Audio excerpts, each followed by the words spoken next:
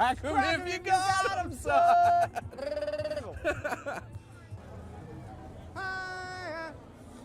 Let's go. How about them Cowboys? Crack him if you got him.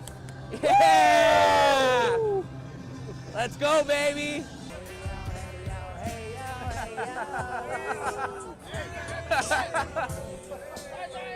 Please hit him.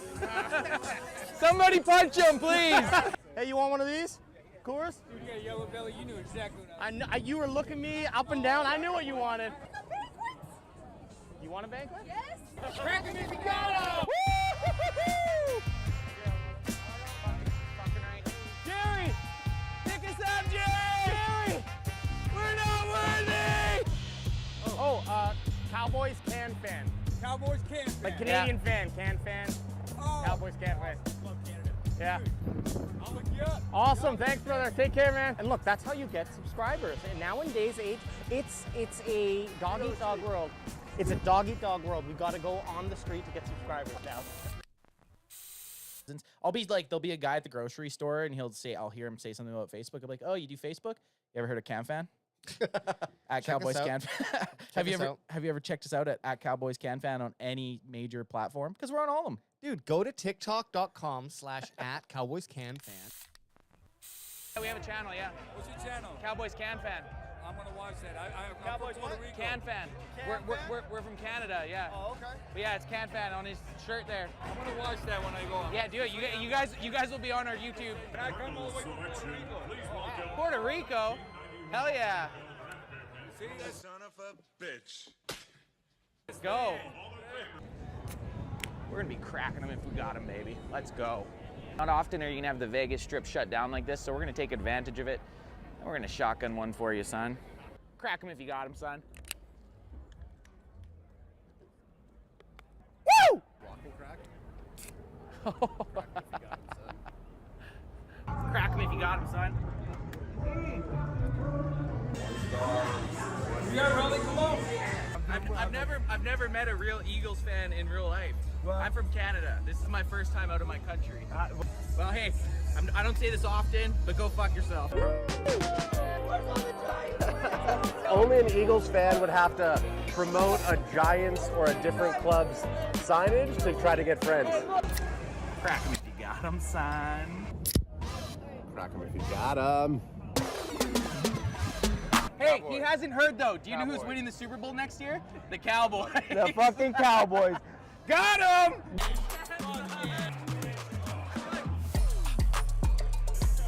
9 a.m. out in Thailand, and Zion Johnson just got picked by the Chargers, which kind of sucks because I was really hoping that the Cowboys would.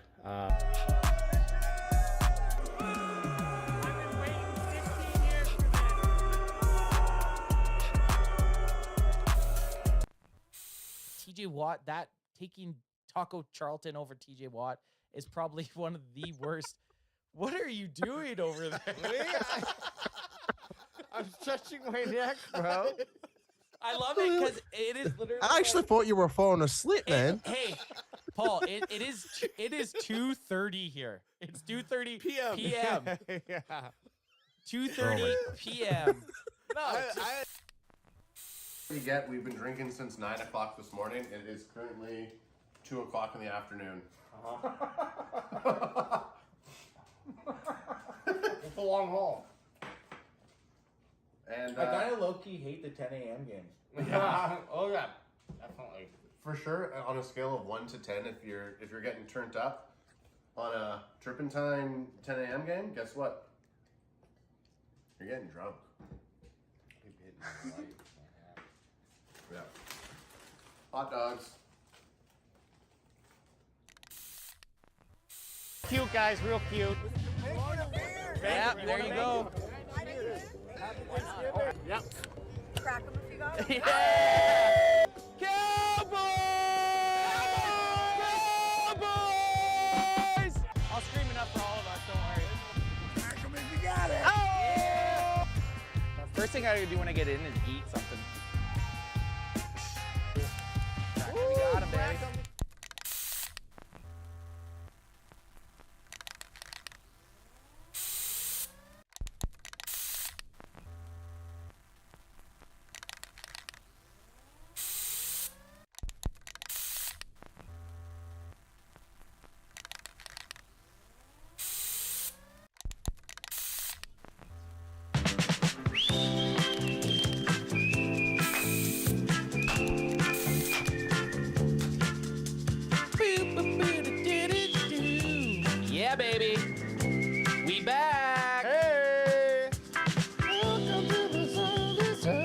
on technically- Friday.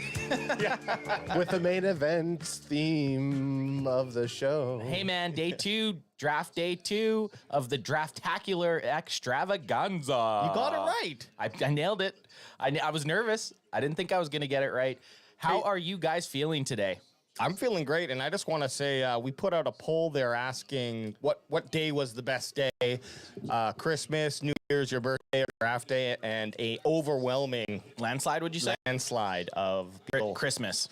Yeah, it actually went in order: draft day, Christmas, birthday, New Year's, and Christmas and draft day. Christmas put up a good fight. The other Christmas was the kind of the ringer, second fave. yeah. But maybe that's because Cowboys play on Christmas, do they? Yes. No. Well, they round Boxing it. Day, But do rather. you know what's also interesting, or the reason that yesterday's draft day could feel like a Christmas day is how crack it if you got him, son. Oh, I didn't even get you on. Here, I'll get you on camera. Crack 'em if you got it, baby. Crack 'em if you got 'em, son. What were you? If the reason yesterday's draft was so exciting and the reason that people love this shit is there was a lot of drama. There was a lot of trading. There was Will Levis sitting in the green room falling. Them showing Joey Porter Jr. falling. Trades happening left, right, and center. Eagles getting a lot better. Like there was just a lot of stuff for football fans to enjoy. Like it was a good event, and there was a lot to talk about. So we got to match Eagles with Mozzie for their first pick. They selected Jalen Carter. Yep. And I'm just trying to find their Nolan Smith at Nolan 30. Smith, right? There it is, Nolan Smith. So poop on that. Yeah, they definitely got two. Well, a lot of people had Nolan Smith going top 15. So for the Eagles to get him at 30 is wild. Nate Dogg showed up in the chat. Nate Dogg. My sound bar thing isn't working. Not working. But Nate says it's nice to see that I've been easily replaced by a plastic bag on the couch.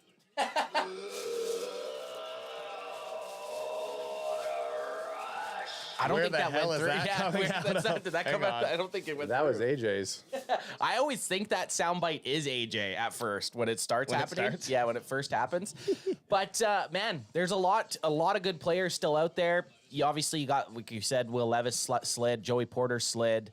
There's big surprise with Jamar Gibbs going 12 to the Lions. That was surprising. Yeah. It's surprising, but only because I don't love the size for him to go that that high up.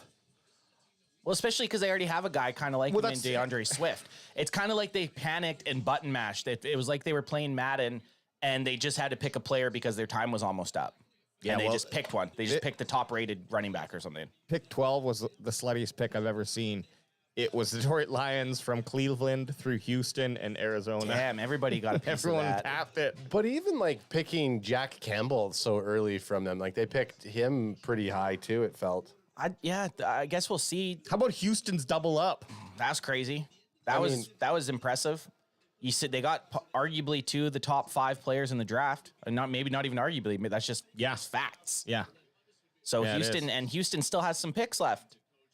So I don't know. As far as the Cowboys go, we ended on a kind of a rough note last night. We all were I think we were emotionally charged because we had seen guys we had taken on the board still that we didn't expect could be there. That's the problem. That right. I think that was the initial thing, is that there was so many dogs that we wanted, that we talked about, that we never thought was a possibility. Hey, just wait till the second pick comes, guys. Yeah. And the third, there's going to be even our draft. That our meat is in the third round. Yep. So that's where we're going to be like. Well, what do you think? Probably have a list of 10 guys that will be pissed off because they draft someone else. Yep. Do you think we're going trenches still, and we're gonna get a guard? I would like to go trenches. I would like to go trenches with the second round, 58th. It's tough to say what's going to happen. Like, is there going to be a run on O-lineman? Like, we're a decent ways away from picking, so there's going to be. We just got to hope that teams aren't targeting guard, and I would love to go guard with the 58th pick. What I don't want is us trading up into the second round, because I was watching NFL Network and they were kind of going over scenarios where the Cowboys could possibly trade up. to trade up into the second round, we pretty much have to lose our third round pick. I don't want that. I want both picks because I think there's value in both those picks. So we should see 2 picks tonight, though, 58 and 90. Not if we trade up into the second. But if we trade up, then we're gonna lose the 90, 90 and the 58 to get something. Yep. So it depends on who we get, and that's obviously it's pretty clear that the Cowboys were targeting Dalton Kincaid, and the Bills hopscotched. Mozzie was next on the board. So I watched Jerry Jones, Stephen Jones, Will McClay, and Mike McCarthy's interview or press conference, and they pretty much said they had 3 or 4 guys that were pretty much neck and neck with that grade, like on the board. So my guess, they probably had Nolan Smith, Joey Porter, and then one other guy, and Mozzie Smith, and they went, which defensive tackle is a need, more so than edge rush or cornerback. Well, I was thinking about this too. How much is this going to help LVE in the middle of the field now? Exactly. Right? Like, just think about it, and I'm trying to make a blue sky. Not that this is a gray pick, like a shitty pick. He might have been playing how he was because he was always hesitant to leave that middle open. Now, if he can feel a little bit like when he sees something that he can move, take a chance at it, and feel confident that big body's going to be there to. Well, now you have Hankins, Osa, and Mozzie all in a rotation. Like that makes me feel pretty happy. There's not going to be that fall off when Osa or Hankins are off the field. Yeah. There shouldn't be. There shouldn't be. And think about this. It would be great if Osa ends up being the third best out of those 3 guys. Yep. And that's not a slang on Osa. I think he's awesome. But if he's the third best, that's good. That's a good problem for us. Yeah. That's what we want. Because Hankins is pretty much a stopgap this year, right? Hankins is pretty much with this pick of Smith, you're pretty much saying Hankins is gone after this year, which is fine. Which I expected anyways. I didn't expect them to have Hankins again for another. Yes, that's pretty My loud. bad, guys. I mean, I can't hear. I mean, I when we start to go. It's Oh, yeah, nice when to we have start it to go. loud. Yeah, but commercials. Hey, look, when commercials we don't and shit. need to hear this Lexus fucking. Experience amazing commercial. Yeah, we do. All right, well, today we got EJ Savage, our boy, coming on about an hour or so, or a little less than our good friend, Tony Goat Romo. TGR. Calling in, hopefully. We'll see how he's doing. Maybe the pick doesn't go right, doesn't feel like calling in. But we got Landlord from Alabama, who we've been trying to get on the show or link up, so this is going to be good. He'll call in sometime. I'll figure that out. And then Ricardo Morales, also. He is just, I was in a call. I don't know if I told this story on the draft yesterday, but Tell I it told again. you guys, I was on this call on Twitter, broadcast, whatever the fuck it's called, and it's like a group of 40 or so Cowboys fans is chatting it up, and I was just listening to what they were having to say, and so reached out to a couple people, and Ricardo was nice enough to say, yeah, sure, I'll give you some time. And we'll have to shoot Adam Yanez from Talking Right. Boys with the Boys and invite, because that's my fault. I didn't really. He was supposed to be on last night, but we'll get it. He said he's good to hop on at any point. today, Okay. So Well, yeah, we maybe in between EJ and Tony Goat, we can have him on because there's a nice big split there. that's what I like to hear. nice big split. spread. Nice big spread them. Spread them. Spread him if you got him. Hey, question Spread for them you. if you got them. Question for you, Anth. What's up, dude? Did Cowboys Chris or Armando call you back today? They sent me a pic. Cowboys Chris was with J Tuck, who's another kind of content creator who's at the draft. So Cowboys Chris sent me a picture of them both at the draft. And I asked Chris, well, what'd you think about the Mozzie Smith? And he said, at first I didn't like it. He's like, J Tuck's kind of talking me into it. So Chris seems like he's kind of bought in. I guess they don't have the greatest sales reception when they're at the draft. They said, because last night they tried calling into us. okay. He had no bars. Well, last we might night. that might be an issue then, but whatever. We just roll. And we just roll with it. We tried. So a little backstory to Ad's question. We tried FaceTiming Chris. It was 9:30 here, so it would have been 11:30 in Kansas City. And I'm sure Armando and Cowboys Chris were hitting the brewskis at the draft. So, Oh yeah. And They dogged you. so if the cell service isn't good there, I mean, not that we would be live streaming when we were there, but we'd be filming some stuff. Question for you guys now that we've had time to kind of reflect on our 26th overall pick of defensive tackle Mazzy Smith. Out of 10, I was pretty hard on the pick last night. I said 3 out of 10. I got flamed hardcore about that. Yeah, just curious, what would you guys say? I mean, we don't even have to do it 10. We could do it out of how the PFF does it. We could give it a grade. Sure. But what are you guys feeling like out of 10 or out of a grade?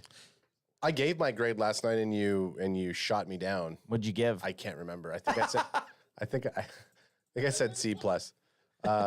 You're trying to get that working. Trying to get that. So while AJ's technically troubleshooting his computer, I mean, he has a direct cell line to his CTO. I mean, you could just ask me; I could fix it for him, but whatever.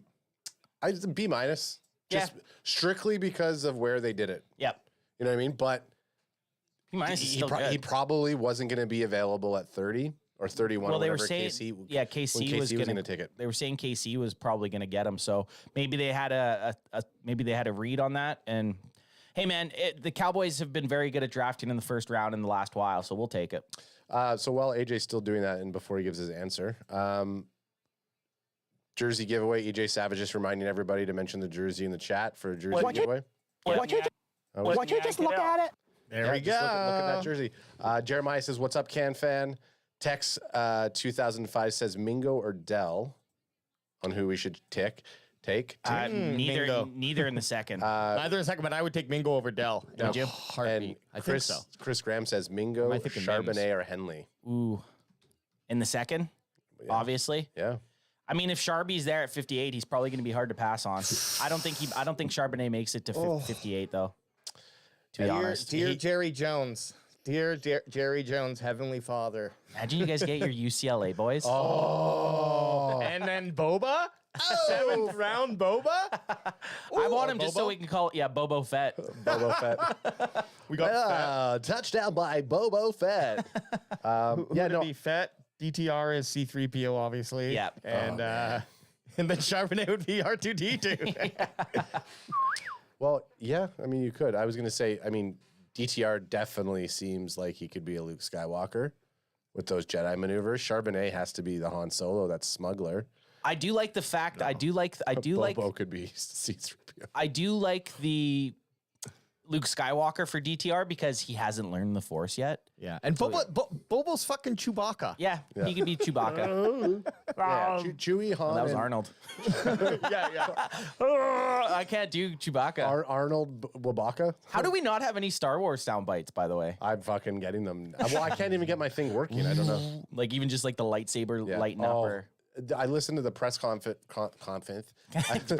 listened Yes, to Nate, we did get enough booze. Oh yeah, Nate. We went through a lot of booze yesterday.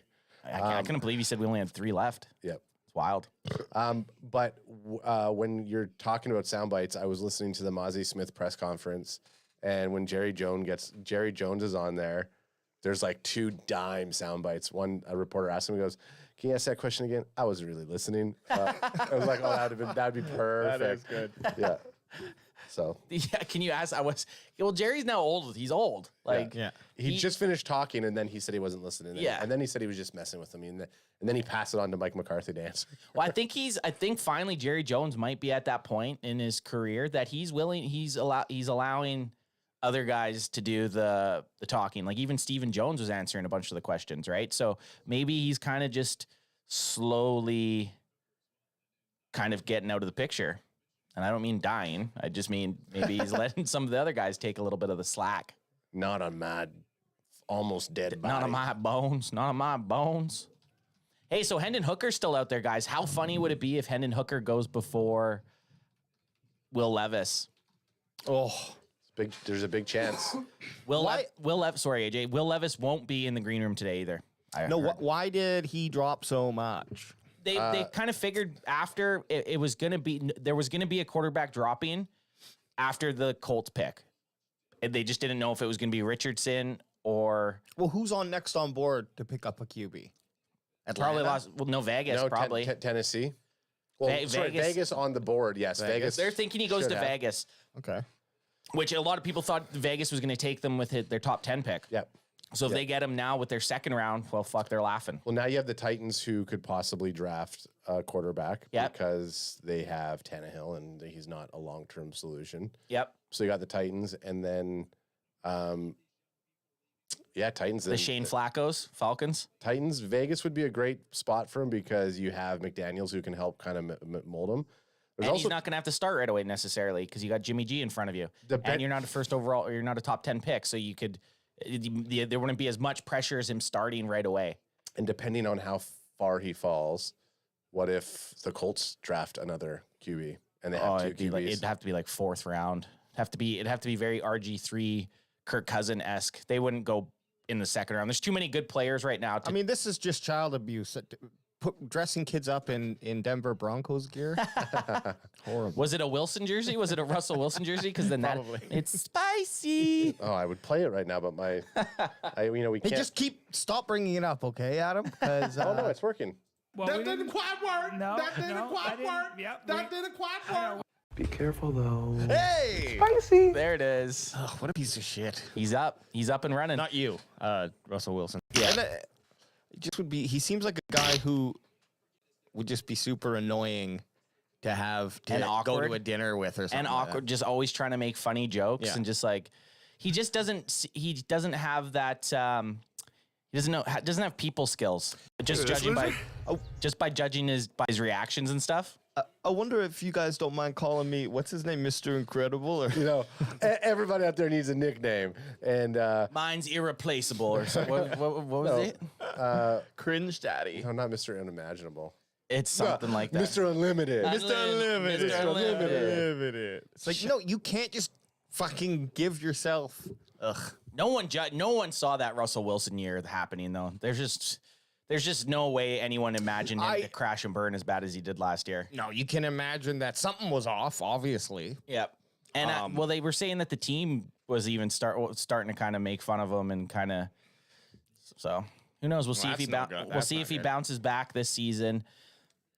Did you last thing on Russell Wilson? Did you see the video of him fake high five or like fake giving the hand claps when he's running out of the tunnel? Like he runs out of a tunnel and it's like shows him like imagining that he's giving his teammates fives. Well, oh yeah, he just goes through a game like, yeah, I've seen him do that. Well, he was also the dude doing lunges down the aisle on the airplane. Yeah. Fucking like, weirdo. Sit down, you fuck. Like, just stand in one spot and stretch. You don't need to be doing lunges down the entire aisle. You don't need to annoy everyone by doing that. Yeah, it's like you wouldn't even be able to concentrate if you were trying to watch a movie on the plane. And fucking this doofus is just dipping and in and out of your view. This feed we have on right now, this will just go into the draft once it's right. Yeah. This is NFL Network. Do they have the draft day on different networks? Yeah, like they day one and day two. Oh, I don't know. Okay. I just we have it on DAZN now because it was a better feed than ABC. Yesterday I don't even know if they have as much coverage for day 2 as they do day 1 on like ABC. Like the round 1's an actual TV event now. Like it was probably more tuned into than the NHL playoffs in a lot of playoffs in a bunch of places, I imagine. Which is pretty fucking wild if you think about it. Ooh, got a fan. Oh yeah, get that fan going. That's nice. It's warm out today, man. I know. It's like sweaty hot. Yeah, it's definitely. I'm wearing shorts. First short day of the year. Yeah.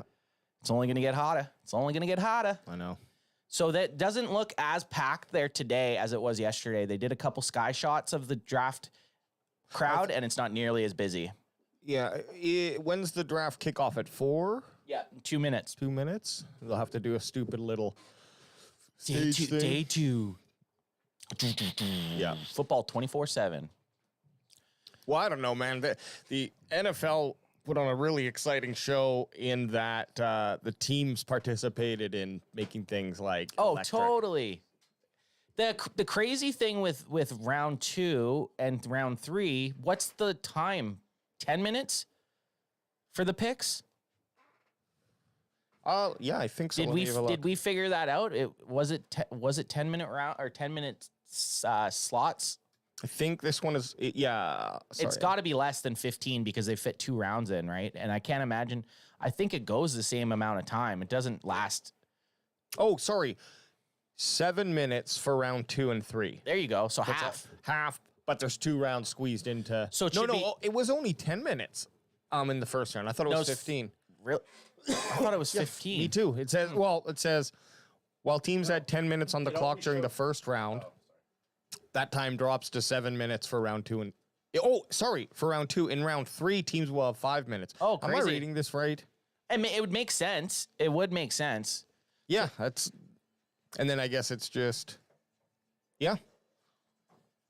So rounds 3 to 6 are 5 minutes, and then round 7's 4 minutes. Round 7's 30 seconds. Let's just fucking Come on, go, let's get in here. 5 minutes, that's not bad. So It's going to be rapid. It's going to be rapid. Yeah. Which is good. Yeah. It's going to keep things exciting for Saturday, which is a long day, but we are here, and we're going to put in the hours. We put in that work. There will be no Sunday service. There will not be a Sunday service this week. But I think, without a doubt. so, what's his name? Jerry Trotta from the Landry Hat wasn't able to make it on, but he said to make it up to us, he'd come on to give us his recap. So I'll see. That's cool. See about him coming on for the main event next week. That'd be sweet. That'd be awesome. What a cool! I will say this though, that is a cool venue. They got the World War I museum right there, and then you got the old Union Square. It is pretty sweet. And it definitely looks more comfortable there than it did in Vegas as far as weather-wise. Because Vegas, when Adam and I were standing out on the big parking lot for 8 hours or whatever it was, it started to get a little toasty. Toasty. I'm just going to give this a little bit of sound. It's not like we're going to be able to hear these jokers. Who's going to be the first player taken, Joey Porter or Will Levis? Who's going to... You think they're trading? So Pittsburgh has the first pick, round 2, pick 32. Be interesting to see what their move is. I was just picking your jacket up for you. And I don't know, Mike Tagg, if you're out there, I hope that the power stays on today. Right? What a But trooper, if not, though. we'll be giving you live updates. What a trooper, though. I know. AJ gave me a hard time yesterday for not having this on. I'm going to try it for a bit. I already don't like it because it's kind of in my periphery. You'll learn to love it. Look how cool it looks on Okay, that camera. one didn't work in then. Oh, what are you doing? I'm trying to get a camera for a behind baseball camera. Adam is so happy with the starship we have here. He wants. It does look like you guys are flying in the Millennium Falcon. Hey, another Star Wars reference. That's how we do, baby. That's how we do. I bet you say that to all the boys. So Cody Mock, they're saying Cody Mock is the I'd be 39, happy with Mock. but they're saying he's the best available, and he's at 39. So it's going to be tricky. It's going to be tricky to get Best a guard available here. at 39. That's doable. It's doable. Here's the thing. Torrance, I know Torrance is still on that tier, even if he's dropped down to the bottom of it, and Mock and Avila are above him. Yep. 3 guys there who I'd be happy with. I know we said linebacker, O-line and running back. I'm still high on a tight end. Yep. Although, I don't think Mayer's going to be there. No. If he is, Oh, definitely. if Mayer, Charbon, and Charbonnet are there, I'm going to have a really hard time if they don't pick one of those 2 guys. I'd be happy if either of those guys is there because it's Sharby. He's the next best running back. There's a team that's when did the Eagles pick 60 and 60, 62 and 66, I think. So they hopefully if they're thinking running back, we can beat them to the punch. But they're going to be able to trade up the Eagles if they want. Yes. Eagles have. There's going to be a few guys that get picked here that we haven't talked about either. Yeah, Eagles only have 1 pick in round. I thought it changed. I heard something on the interweb today. They have a 62nd pick. And then something had happened that forced their pick up from 70 something to 66. Oh, okay. I'm just looking at round 2, so let me look at round. Yeah, it'd be start around 3. Yes, they're at 66. Yeah. So they got 2 quick back-to-back picks. That was the tampering or something. Yeah, and they just made an agreement and swap picks basically. Fucking Eagles. It just seems like rich get richer, doesn't it? Yeah. That's all I've been hearing today is that exact phrase. Well, it's how it feels. They were only gonna have one pick early today, and now they got two pretty much back to back, late second and then early third. Nate Dogg gets edged the entire draft, and then San Fran gets 99, 101, and 102. I know. That's so funny. Which there's still going to be good guys. Yeah. There's still going to be good guys there. Essentially, you can pick three top guys because Vegas is there, but is that their first pick? Or do they have a second round pick too? They might. Let me go back. So Vegas picks at 38. Who are you looking for, AJ? What team? Because they're scrolling it on the bottom right now. Green Bay, 42 and 45. Wow. Washington, 47. So the Steelers actually have two picks in the second round. So do the Green Bay Packers. Yeah, no, I was just looking at Raiders because they pick Raiders. Chicago has two picks in the second also. There's quite a few teams with multi picks in the second. Yep. Wonder if that's to do with a bunch of the trades that happened yesterday. More than likely. Oh, yeah. Well, we've got one. The first three are all changed. So Pittsburgh got theirs from Chicago. Arizona got their second pick today. Second of the second round. Yep. Through the Houston trade, and the Detroit from Arizona. So, yeah, it's Arizona, Detroit, Indy, Los Angeles Rams, Seattle, Las Vegas, Carolina, New Orleans, Tennessee, Green Bay, New York Jets, Atlanta, Green Bay, New England, and Washington. Yeah, and then the Seahawks got theirs from Denver, and Green Bay got theirs from Cleveland through New York Giants, their 42nd pick. So there's quite a few trades here. Which, if the thing you got to start to think about, too, is with these teams that have multi-picks in the second, if they see a guy they want, they're going to be able to jump ahead. Yes, they are. They'll be able to give up a second round, still get up there, or give up a third round and still have another second round pick. You know, there's a bunch of wild shit that teams can do with those. That's why draft capital is so important, and having stashing picks away is so important because it gives you the ability to move around how you want to. That's why if you have the ability and you have the room and it's the right player, picking two quarterbacks isn't. First and second round, though?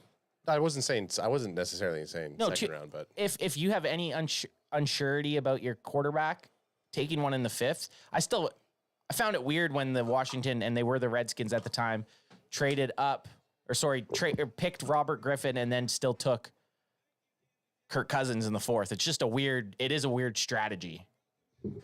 Hey, look at these guys. These are Goodell's boys, and I guess girl. You hear that? Last night in front of 125,000 people. Double what was at Vegas. Will Levis dropped out of So that's double. That's 125,000. That's double what was at Vegas. Probably a lot cheaper to go to KC then. Well, once you're in the venue, the booze would still be just as expensive. I mean, this guy on the left just needs to fucking shave his head. He looks like he needs to go to sleep, too. Look at that big doofus. So you got Army, Navy, Air Force, Marines. Some ex-NFLers. What is it called? Salute to service. Salute to service, yeah. Got the USA chant going. USA. USA. I love a USA. We'd never do Canada.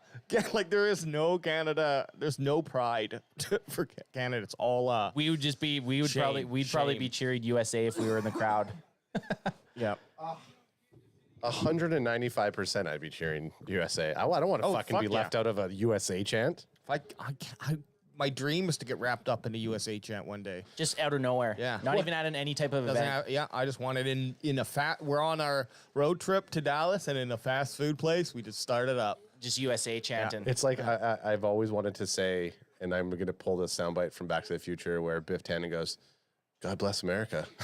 Surprised you don't have that. I know. Fuck. Do we have any Back to the Future? Man, come on. You're lacking. You're lacking on the sound bites. Are you sleeping over tonight? No, I'm not. Good thing, because I would have came into the middle of the night and punched you in the face. This fucking Goodell. Hey, he's the best commissioner. I don't hate him as much people. Like it was fun to boo him. I think he plays along with it. You know. Steelers are on He's a the good clock. sport. Steelers are on the clock. And they're off. Here we go. Day 2 has begun. Steelers war room. Well, they got the 23rd ranked offense, so I wouldn't be shocked if they bolstered that up. They don't need a tight end, I don't think, right? No, they drafted a tight Fearmouth Yeah. last year, yeah. the year before. Yeah, and So he's they pretty definitely decent. I think he was a 2nd-round pick even. So I can't imagine them going tight end. Could they go Sharby? So they're showing Daniel Jeremiah's best available, which is Levis, Mayer, Porter Jr., White, Branch, Washington, Tittman, Ojulari, Avila, and Musgrave. Damn, there's some good players still up on that board. There's still starters. There's still guys that are starters left. Like dudes that you pick right here, and they will start right away. 49ers pick up 5th-year option on wide receiver Brandon. On who? Patrick Peterson? Or wait, I read that. Brandon Ayuk. 2 straight seasons with 1,000 rush yards for Najee Harris. Yeah, so they ain't going Sharby. Who even? Do they go Joey Porter Jr.? They're not on the. They're not on the clock. They're not. Sorry, they're not on the phone with anybody right at the moment. Terrible towels are out. This guy, he's gonna fly away. He can barely get going. The Steelers have found a little crew, and they are all waving their towels. Yeah. Stick together, boys. Find a shame. Find a Steelers shame. Nation. Terrible. Get your towels up and start waving them. I really love that Micah Parsons clip. Yeah, it's Let's good. go. He's Come stoked. on, man. Didn't I know DQ. Didn't that make you kind of be like, okay, if he's this stoked about it? The fact that he said that he made the message too, I like that. That he texted DQ? DQ and just said that tackle from Michigan? Michigan tackle or whatever, yeah. I like it, man. It's also going to benefit him and you know, D-Law's not going to is just as good, so well, like, or just he's not. I don't think he's waning. I think D-Law is still. You don't have to put them in the middle of the field now. Yeah, they can get their one-on-one. At least one of them will be able to get their one-on-one matchups. Yeah. Oof. I mean, look, you got to spin it positive. Okay, it's happened. It is what it is. We still got a bunch of our players on our big board here. Do you have the big board up? I'm gonna bring it up right now, and I also will bring up EJ's. Joey Porter Jr.'s got to be the pick here, though, for the Steelers. It would just be very surprising if he wasn't. Yeah. Oh, they're talking. They're on the phone. They might be wheeling. So there it is. I bet you they're making a trade. Is that too loud, or can I have that there? Oh, I encourage you to have it that loud. Maybe I'll go one down. Kenny Pickett, 7-5 in first season as a starter, 7 pass touchdowns, 9 interceptions. This is, oh man, if they trade back here, who's trading up? Someone's either trading up to get Will Levis or Joey Porter Jr. Oh, you can't see anyways, hey, Ant. So no, matter. I just wanted to know if you just kind of read it out, who's still on our big board. Yeah, well, we got tier 1 is Torrance.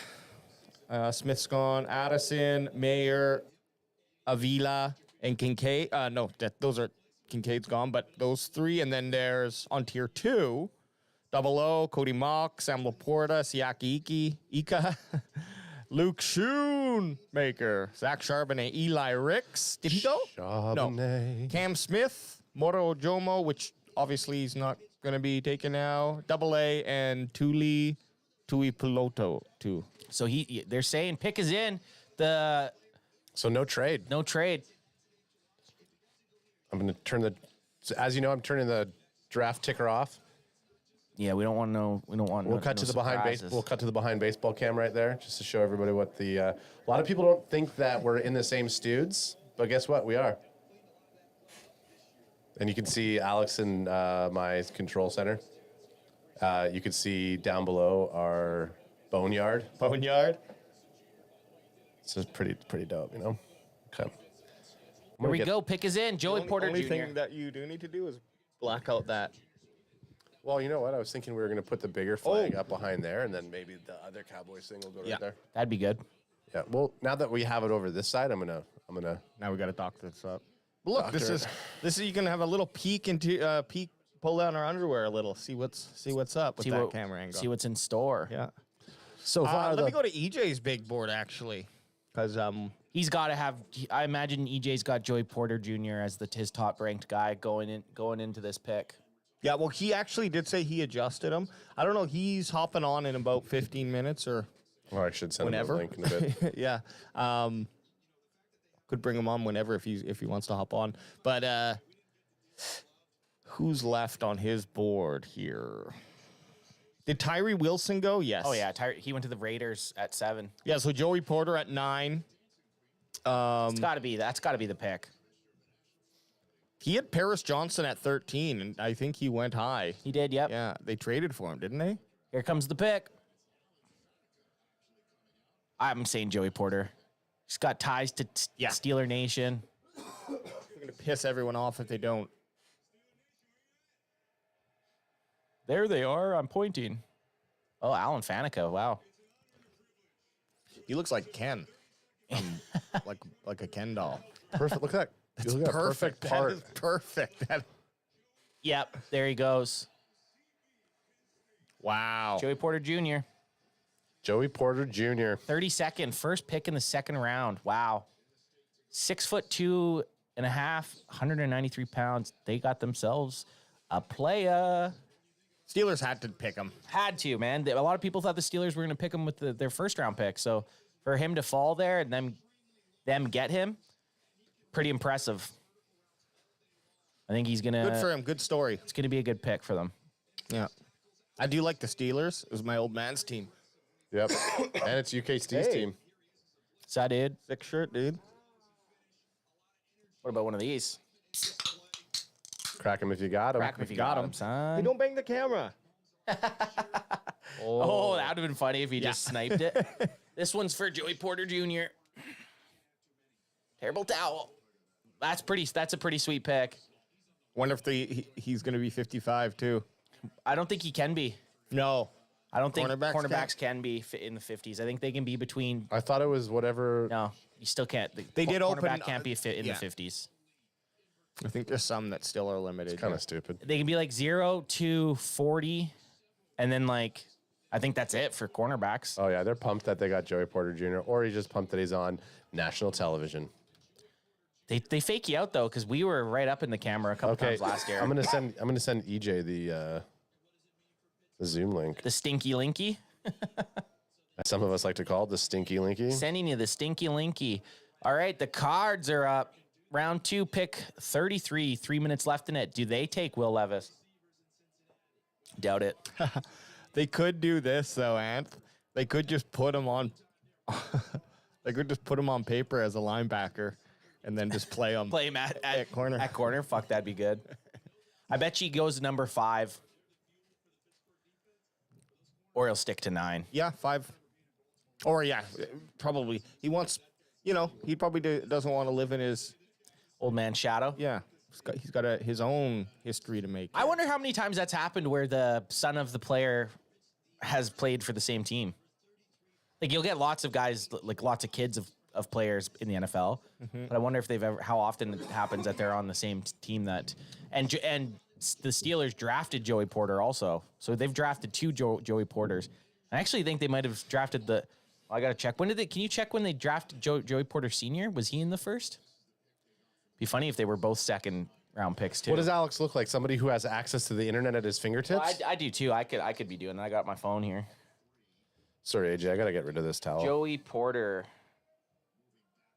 It's restricting my senior though. I don't want another 3rd round. So third. So he went up to his old man. Yeah. In 1999, did you say? Yeah. Crazy. Hey, don't forget if you're in chat and you want to win a jersey, just comment something. Comment anything. Say, hey, give me that jersey, fools. Yeah. And you're entered. You will be entered. Yeah. Yeah. So the Cards are up.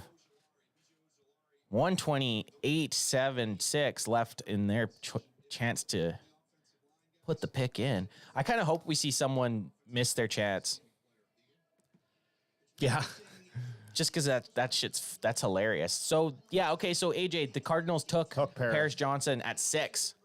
Wow. Which was surprising to a lot of people because a lot of people thought Skoronski was the best tackle in the draft, and he went for Paris Johnson went first. Yeah. And Darnell Wright, I think, even went ahead of Skoronski, which is wild. Tennessee traded up. We got a trade. We got a trade. Who do you think they're going for? Will Levis. You think so? Well, Yeah. who? Okay, so Yeah. who? No, wait. Who's the quarterback in Tennessee? Fucking, what's his face there with the hot wife? Tannehill. I mean, I'm assuming every NFL quarterback has a hot wife. It's not very good. The pick is in for. Pick is in. Tennessee, they're talking to their guy. Oh, he just said Will Levis. I've read his lips. Yeah? No, I don't know.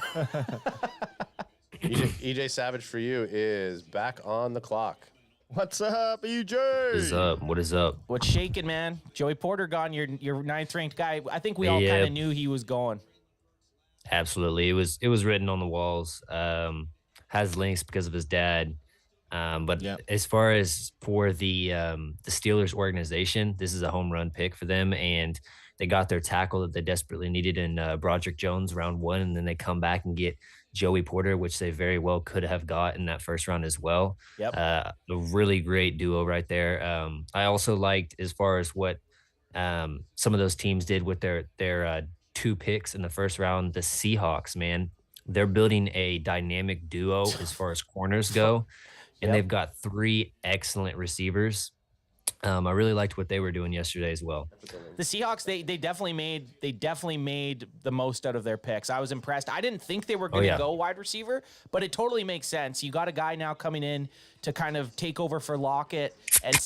We got him. I looked over at the bandwagon boys thinking that was them for a second. Oh, no. It was EJ Savage. I was like, that was a spicy one. Spicy.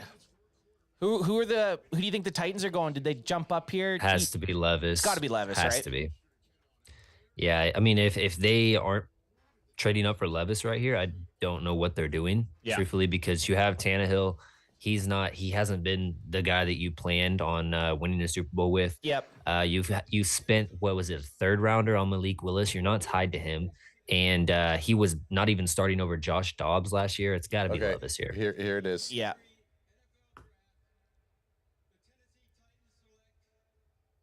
Yep. Will Levis. There you go. So both slides are done. Joey Porter and Will Levis. The slides are done. Look at that. Would you look at that? Would you look at that? I mean, I like Kentucky's jerseys. I know Kentucky Alex. Fried Chicken. No, Alex doesn't like it. What? Oh, I thought you those. Yeah, they're all right. Baby blue. Is that baby blue or is that royal blue? More of a royal. Yeah, I'd say it's. That's Levis blue, baby. So I honestly thought the Raiders were probably going to get him, but this is good for Titans. Yeah, good for the Titans. Hey man, is already in for the Lions. Just keep these guys out of the NFC. Yeah, unless they're dog shit, then we would want them in there. Yeah. Wow, the pick's already in for the Lions. The Lions know what they want. Well, this is going to be... Whoa! He just undressed that guy. I mean, the Lions... And then hopped the guy. The Lions, this is going to be an interesting pick because obviously with them picking Gibbs and then... With their button mashing, just selecting a player. Yeah, and then Campbell, it's like, what do you think they're going to pick here, EJ? I love the guys in the background. Well, I would like to say that I knew, but the Lions have been doing whatever they want. You know, they're picking Gibbs at 12, and then what was it for Campbell? 18 for Campbell is just crazy. So I have no idea what the Lions are going to do. If I had an idea, their coach is an ex-tight end, Dan Campbell. He used to play for the Cowboys. Yep. Tight end is a sneaky need here for the Lions. They traded away Hawkinson, so be on the lookout for that. But do you think they're going to take Double M, Michael Mayer? Or are you it's a good chance. It's Eminem? a good chance. Eminem. They also, I mean, you think about getting Gibbs, getting Campbell. They want a hard-nosed player. So I think it's either Michael Mayer or Darnell Washington here. But sneaky need or a sneaky pick would be Sam Laporta. Yep. So I think tight end is the pick, though. I liked it when we picked Porta. And there's Musgrave too. Musgrave's kicking around. The one thing I did hear on NFL Network today with Darnell Washington is that he has possible health concerns, and that's why he's been. I did hear that. So it'll be interesting if he starts falling out of the second round. Then it's probably there's some merit to that. So I'm getting the terms of the Levis trade. So Titans get the 33rd pick. They picked Levis in the 81st pick. Cardinals get the 41st pick, 72nd pick, and a 2024 third rounder. That's not bad. So yeah, I like what the Cardinals are doing because they have so many holes on their roster. Trading back and acquiring picks is going to pay dividends in the future for them. So for sure. I like it. Yeah. Selection's up. We're flying. They're flying through these picks. We like it. We like it. Hey, for the record, Mozzie Smith on CBS Sports, the pick got an A from Pete Prisco. There it is. So yeah, and that was some. Oh, sorry. Laporta. They took Laporta. Good wow. call. Yeah, they are just doing what they want. Hey, Mayer's having quite a fall now. He's probably the last guy on the board that people had, possibly between 10 and 20. And now he's got Sam Laporta being the second pick at the tight end position. Interesting. Yeah, I did not think I was going to hit on that pick. You did, though. You fucking nailed her out of the park, son.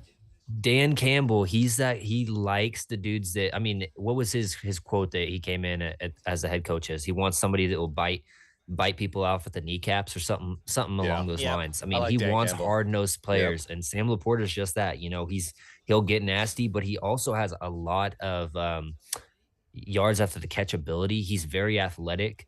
And I think it's a good pick for the Lions, and they're building up their offense, and we'll see what happens. So the Lions, the Lions aren't like a shitty team. They just missed the postseason last year. They're on that cusp, so they're making moves to be explosive. And just before you hopped on, I don't know if you were listening.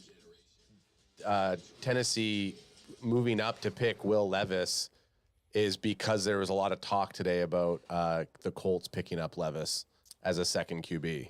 Really? I saw that their That's so owner, fucking dumb. Jim Irsay, was saying something about that. I think he's kind of just trolling. Smoke but screens, boys, man. trade.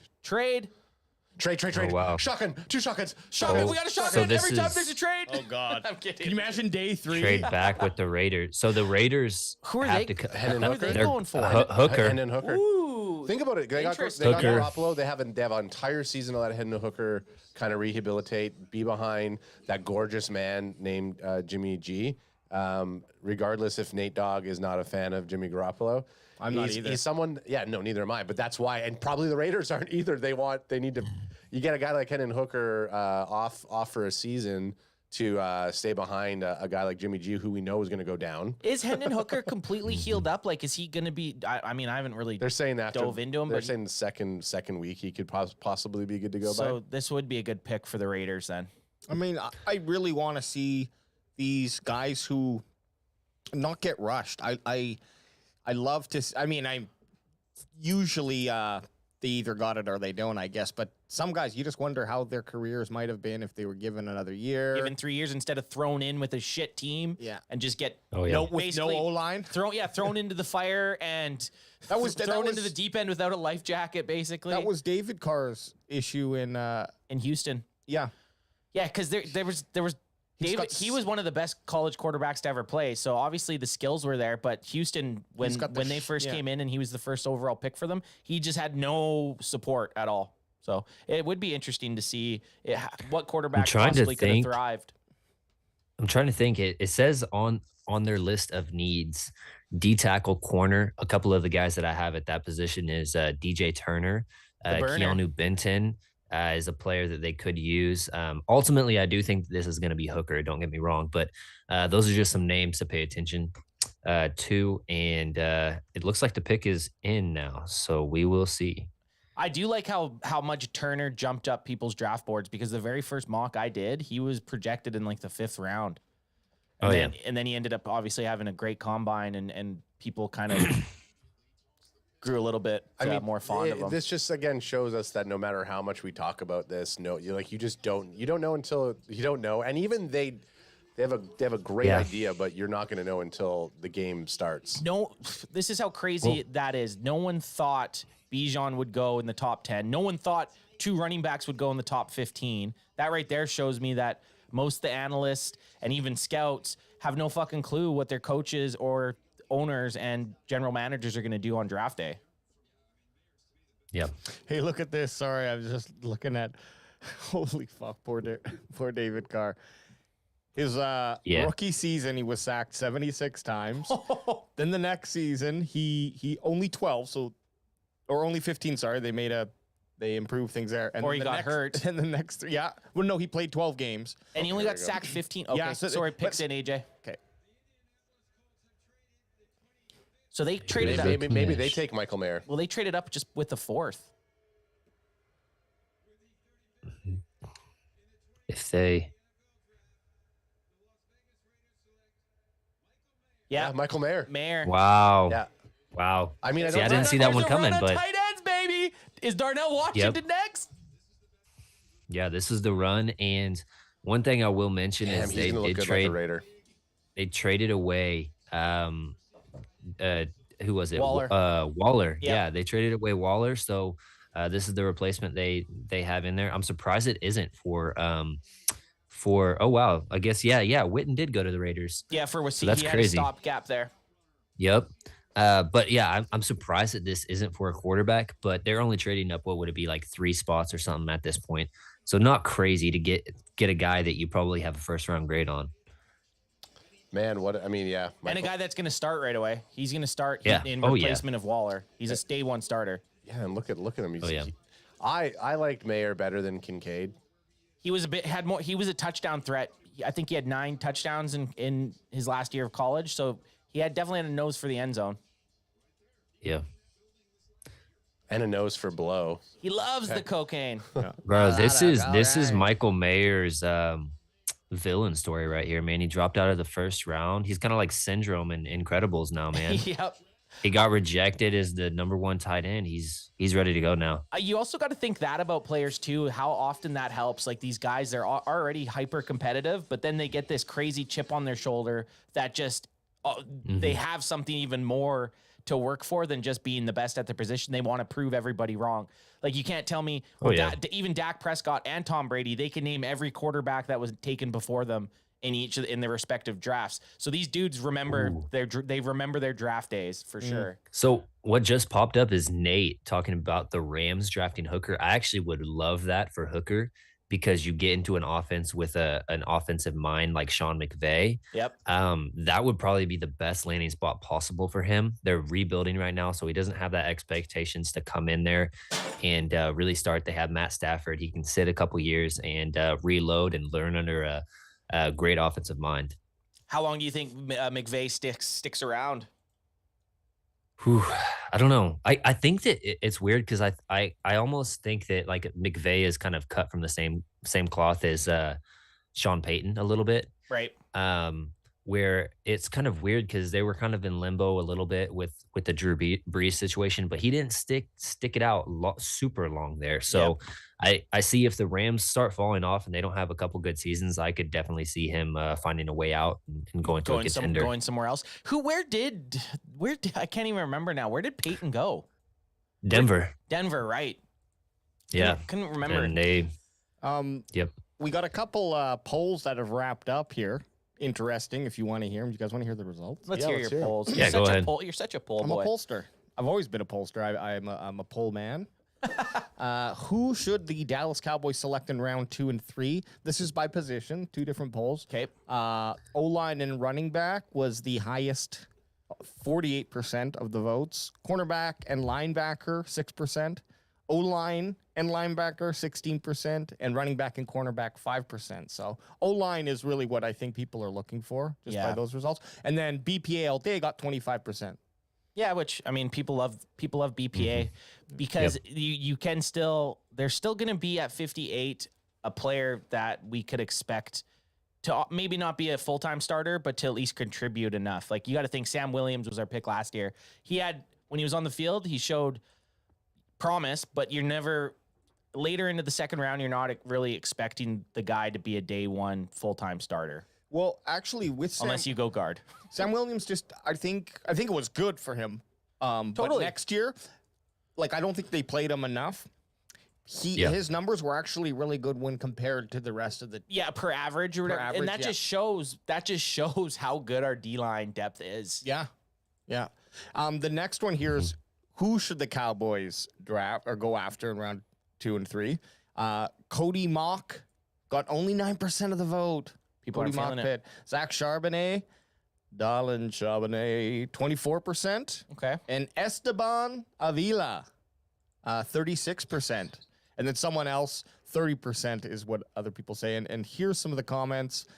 Saunders or Mock is a guy. Obviously, he wanted Mock, but he also likes Saunders. And then Tank Dell or Laporte or Mayer, who are now off the board. So, and also Schmitz. Schmitz is a sneaky pick. I want Schmitz. Yeah, he's over a any sneaky of those. pick that guys have been talking about. And then Torrance. I like Bergeron, Avila, but yeah, I think that the Rams could also be looking for O-line here. Definitely. Hendon Hooker's an option, and then they got rid of Ramsey. So do they want to take DJ Turner? Is this the slot for him? Well, this could be interesting if the next O lineman to go could start another. They took Avila. Oh my goodness! How do you know?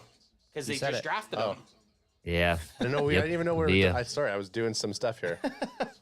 I was trying to get there you go. EJ Savage's name up on the screen. How do you know? Yeah, Because I'm a savant. Avila is a good pick for the Rams. They had a poorest offensive line last year at all 5 positions, not just just tackle because they lost Whitworth. All of their offensive linemen were garbage. So this is a good pick. He has that guard center flex, and the Rams don't have a lot of picks just because of that whole trading and going for it a couple of years ago. So I think this guy's a plug and play starter, and to get that in the second round is a good value. Well, yeah, because people even had the Cowboys going at him at 26. Mm-hmm. Started 35 of 46 career games. Pick is in. Hey, I love it. We be flying. Hey, when you know who you want, you just gotta go for it with all your heart. Yeah, you don't want to be that guy sitting at the poker table holding aces that bleeds the time. Just put it in. Put the chips in. All in it. You son of a bitch. I like bold moves. I feel like every year there's like a new batch of teams that are just very aggressive in the draft. It's not necessarily like a consistent team. Mm-hmm. Steve Carroll's looking more and more like a billionaire.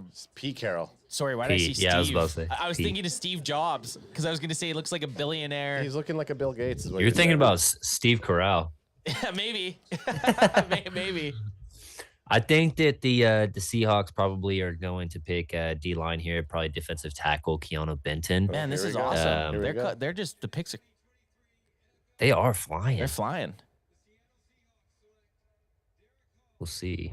Derek Hall. Okay. Edge. So defensive line, yeah, but not D tackle. No. But this is what the Seahawks do. They like to build in the trenches. They like to draft corners late. We saw a little bit of change in philosophy in the first round whenever they went Witherspoon. But they're looking to build up their defense because that was what they needed last year. The guy we never talked about. I don't think we ever talked about Derek Hall one time. Weird Yep. spot. He probably landed in a weird spot for us that we just never had him in our range ever. Yeah, Derek Hall was he's a good pass rusher. He's he's more along the lines of the solid pass rushers. He's not going to give you super elite traits, run or pass. But this guy, he does show some pass rush savvy. Big hit. He's going to get the run. Oh yeah, man. He looks that was a good play. He looks like a 3-4 linebacker to me. Just his size. Like he looks like, obviously that's what edge is, but he definitely doesn't look like a 4-3. Indy's trading back. Indy's trading back. Wow. Falcons coming up. Falcons coming up for Hooker. Aiming for Hooker is what I'm thinking. Oh yeah, who knows? They also have a good offensive mind as their head coach, you know? So if they feel like who's there now? Ritter. If they don't have that trust in Ritter, they come up for Hooker. I wouldn't hate it. And honestly, I would probably pick Hooker to win that job in the offseason. And they got now their running back and quarterback for if they get Hooker here, they're running back and quarterback for the next, who knows, 10 years. Look at how happy AJ is. Why? Because on one of our blogs that I wrote, I predicted the Falcons drafting a QB In the second? And I predicted Hendon Hooker. Oh, shit. I didn't predict the trade. Imagine you would have. Let's see. Hey, I know. Yes, you did. Jeremy Nilo is saying it could be Hyatt. Wow, you think so? Well, that's what Jeremy Nilo is saying. And Nate Dogg's saying 62 more picks until the draft actually matters. Because that's what San Fran's first pick is. And they could package up some picks though and come up. If they see someone, definitely. They have like three in a row or something like that. Yeah. Let me get one of these in here. Crack 'em if you got 'em. Crack 'em if you got 'em, son. Get rid of that nasty hangover I had today. we originally were thinking about saying peel it open, baby, but crack 'em if you got 'em. Let's just Were we actually? no. Oh. Peel Peel it it open. open. Peel it open, baby. Oh, that's funny. I was like, really? Did that conversation happen? Peel it and wheel it. Peel it and wheel it. Yeah, then you say peel it if you got it. Peel it if you got it. I've never heard anyone reference a beer as peeling it open. Well, I was just trying to think like a I banana. know it's funny though, because you could technically use that. Peel it. Okay, here we I'm go. wondering if this could be Drew Sanders right here. Ooh, let's hear it. Oh, John this Abraham. is Brian Branch. This is Brian Branch. It has to be.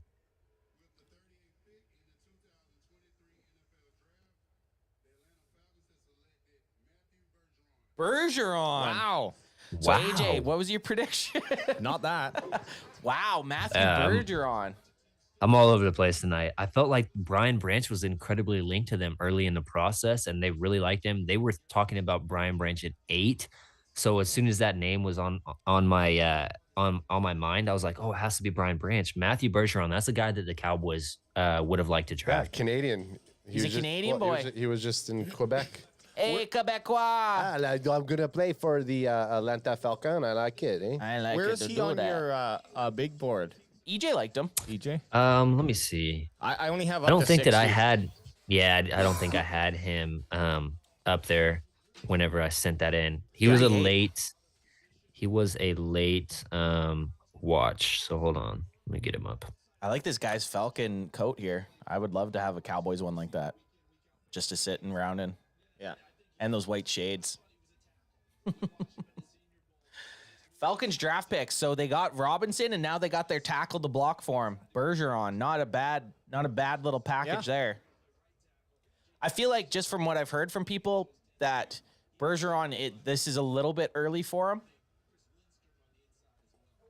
And that's just me basing off of what I've seen on NFL Network and read. I'm liking this reprisal of the turtleneck. So I had him just outside of the 60. I had him at 67. Crack me on him. 67? And that was probably too low. I only really got around to watching one game of his, so probably too low. But I did like this guy. He's nasty. You know, he's the guy that would fit in with going toe-to-toe with some of the guys that the 49ers have on their defensive line, the Eagles. Would you kind of say he's like a Lael Collins-esque type? Yeah. He's got that dog in him. And a lot of people didn't project him to be a tackle, but I think that he would be good enough to still play tackle if he wanted to kick Tyler Smith in there. But obviously he's gone in this realm of whatever matrix we're in right now. So in this multiverse, the Cowboys have not got Matthew Bergeron. In the next one, maybe we pick him up, but I did like him. Like I said, I was probably a little bit too low on him. You were kind of thinking he was late second, early third. Yeah. Yep, definitely. Which I think that was kind of in everyone else. Most the analysts, I think that's where they had him roughly too. At least like late second. So here's the trade. What the compensation was. The Falcons moved up from 44 to 38. They dealt 110 to the Colts. That's so not in bad. case anybody was All these in trades, case anybody was wondering that. All these trades, it doesn't seem like anyone's really getting fleeced. No, and Bergeron was only was rated a C grade. Oh, those are live, AJ? Yeah, this is live. I'm just looking at CBS. Oh, that's cool. Yeah, That they do a live grade. That's cool. That is cool. That is cool. They also said he OT in college, maybe OG in the NFL. Yeah, EJ Yeah. kind of said that, had mentioned that a little bit. I find it fun. It's like when you draft your fantasy football team and you sit there just waiting for the email. What was my grade? What was my grade? Yeah. And then you get like an A and you end up going 2-14 or 2-12. I've gotten your team's projected to go 3-11, and then I ended up going like almost all the way. Almost all the way. Yeah. Just like grade 10 all over again, eh? Almost all the finish. way. That's what we used to call him. Almost all the way, Adam. Almost all the way A. Actually, isn't that's the girl's name from League of Their Own? All the way May. All the way May? All the way, May. Why? Does she? Because she goes all the way. Isn't it because she hits home runs? And that too. Speaking of, So who do we think that the Panthers are going to get here? so you just invested in your quarterback for the future. Get someone on that line. Well, I'd think maybe the best offensive lineman here. Or Charbonnet. They have Miles Sanders. Charbonnet. Yeah, I think they're good at running back. I'm wondering if Keon White would be an option here. What position is he again? Keon White. He's an edge, isn't he? He's an edge. DJ Turner. I'm gonna keep on saying that name just because I like the value of this kid. I think that he gives you elite athleticism. And if you ever need to challenge anyone to a race, you have him. One sneaky name that just hit my head would be Cam Smith. Because you get this two South Carolina corners in there, pairing him with J.C. Horn. Could be an option. Brian Branch could be an option as well. So we'll see. I know that if I just took the first overall pick at quarterback, I'm taking whatever position can block for him. Panthers have way too many people. Blocks or a pass catcher. A pass catcher is a sneaky need for them too. They have old guys right there. Yep. Now. Yeah, they kind of cleared out all their good wide receivers. Here we go. Panthers selection. Jonathan Stewart, man, he was a beast running back too. Oh yeah.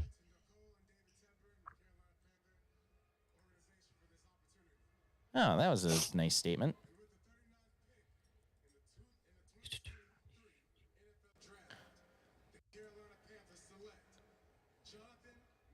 Hey, Bingo. Wow. They went. That's early for him. That's a guy that I had in the third round, so I'm not mad at all about it. A lot of the Cowboys media guys and content creators really like Mingo. I wasn't necessarily that high as far as like a second round grade on him, but he's a late bloomer, senior. I think he had like 900 yards past season. He's a good player. He has that my ball mentality, which is something the Cowboys were lacking last year. Yep. But he's off the board here. So just push those other players down, in my opinion. Yeah, get us someone that we were never taking Mingo, the Cowboys. Yeah, I didn't want him at 58. So this is perfectly fine for me. Like AJ said, how many fucking people do you need in your draft room? Too many. That's too many. And all these fucking people. I look for the people who are gonna be. I love looking at the background and the guys who are rubbing each other. Like they're like second. They're like second or third level sitting. So you know they're not important. We did it. And they're like, "Good job, good job, Brian. Good job, Greg." That was a pretty nasty grab. He caught it on the back of the defender right there. Yeah, he had some nice highlights there. For a second there, I thought you were talking about when Alex grabbed my shoulder, and I was like, "Oh, that wasn't that nasty." He was just reenacting. Okay. Yeah. He saw the aggression. Saints are up now. Second pick 40. Saints again. I think the Saints have quite a bit of holes still to fill. Yeah. Trying to think what the Saints would want. They went Brian Bracey, so defensive tackle's off. They did lose Marcus Davenport in free agency, so Keon White could be a Drew Sanders. Yeah, Drew Sanders or Keon White would be a decent pick here. Blast out, get a guy, get someone that's either going to help with Brian Breesy on the line or get someone that's going to use Brian Breesy as an advantage and be able to flow sideline to sideline. Sorry, the Saints pick is in. Saints war room is what Alex likes. There's when they five cut people, when they cut back, five people, a fucking GM's wife. Yeah, 5 people, a desk that you set up, like one of those ones with the foldable legs. Yeah. Like the Bills Mafia table. Yeah, but not even like the full solid one. It's the half piece. The half piece one. Oh, that's all. That's what AJ's draft room would be. Fuck yeah. Is it? Sorry, excuse me. Is it saying what their needs are on your guys' screen? No, it doesn't. I actually What have. feed are you using, AJ? Are you using NFL Network? I can show you right now. The needs. They're saying for the Saints. D tackle, so they got that wide receiver. So Jalen Hyatt possibly here. Tight end would be Luke Musgrave, somebody like that. The best fits from CBS are Drew Sanders, Cam Smith, and Osiris Torrance. Ooh, spicy. That's Yeah. spicy. I'm not sure if that's good. If that's true. Those are all good players. Those are all good players. Man, I'm really hoping that Torrance falls down into that sweet spot where the Cowboys can trade up because if we get Torrance, man. I want a big boy because you're thinking about dealing with Jalen Carter, Davis there, Javon Hargrave for the Niners. Like those are nasty dudes, and I think that Osiris Payne also. Yeah, Payne. I mean, those are nasty dudes. I'm hoping that we can get him. Yeah, that's I agree. You got to be drafting to play the Eagles and the 49ers. That's the Yep. that's the competition, man. So we'll see what they got. This guy's suit looks slick. I like it. I heard that too.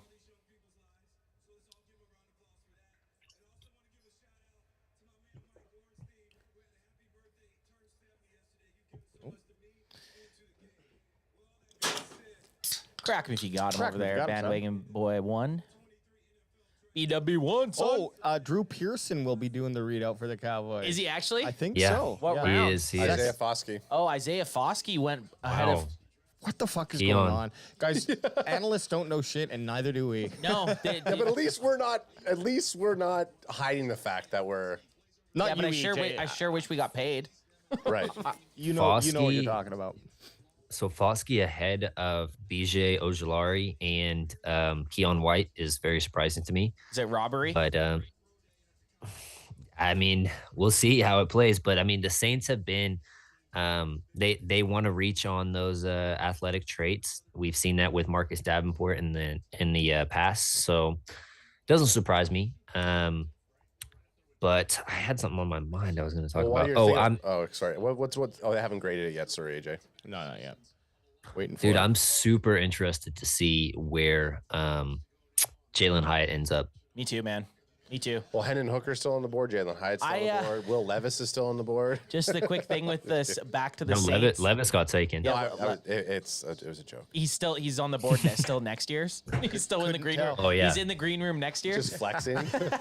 I do like how the Saints war room all decided to wear their black polos. They were all wearing their black polo, looking very uniform. Yeah. In a nice tight knit community. Oh yeah, actually no. My war room would be 100 people dressed all the same, just standing at attention, while I sit by myself at a table Wearing something completely different. Yeah, the opposite. On the color spectrum, it'll be the opposite. Shit, pick is in already, man. This is crazy. Well, you got to remember, pick is in, so now the next one starts right now. Oh, is that how it is? Oh yeah, like they'll start as soon as the one team delivers their pick. The next team is on the clock. It's not when they come up and read Now, it. This is why I tune into Oh no, CanFan. maybe it is. Well, now you're confusing me. No, because the NFL teams must get told who got picked before we do. I see what you're so saying. that they can start the. Otherwise, they'd have to wait till the guy finishes his fucking speech, which could be a couple minutes. Like, Do you they think just so? keep it. Can we fact check that? Sure. Because that's actually very interesting. Because it seems. Well, that might be why it's so quick, right? Today, like, it Or would make sense. actually, what AJ's saying could be. It sounds accurate because it does take them a bit to come out to the stage to announce it. So there's all the telephone games going in about who's being picked. probably gets transferred to a bunch. Or do you I think they're on that a computer. I think they all have a computer. Do you think that every single war room has to have an intercom that says you're on the clock? You're on the clock. Well, yeah, Minnesota would, as AJ let us know, they've missed multiple picks before. Yeah, I'm gonna go. Cardinals. Wow, so they're this is their first pick in the second round because they traded back, correct? I believe. Oh, man, What do you think? What do you think the internet's like in those war rooms? Do you think it's perfect, or do you think? Could you imagine? I imagine they have so many backups, so much backup that if something went down, they have ways of. Oh yeah. Fucking Jerry Jones just throws a shoe at their IT guy for fucking up. So in 2003, the Vikings missed their pick twice in a row That's so fucked up. to the Jags and Panthers selected before them. Someone's got to get fired right there on the spot, fuck yeah. right? What rounds were they? 'Cause that does make a difference. First. What? Yes. And second? Yeah. No. The first round twice. They missed their pick. The Jaguars went, and then the Panthers went right before, or before they could get their pick in again. That's crazy. Yeah. What is this commercial? The schedule's out? No, that's next. Schedule release. When is the schedule release? I think it's in May.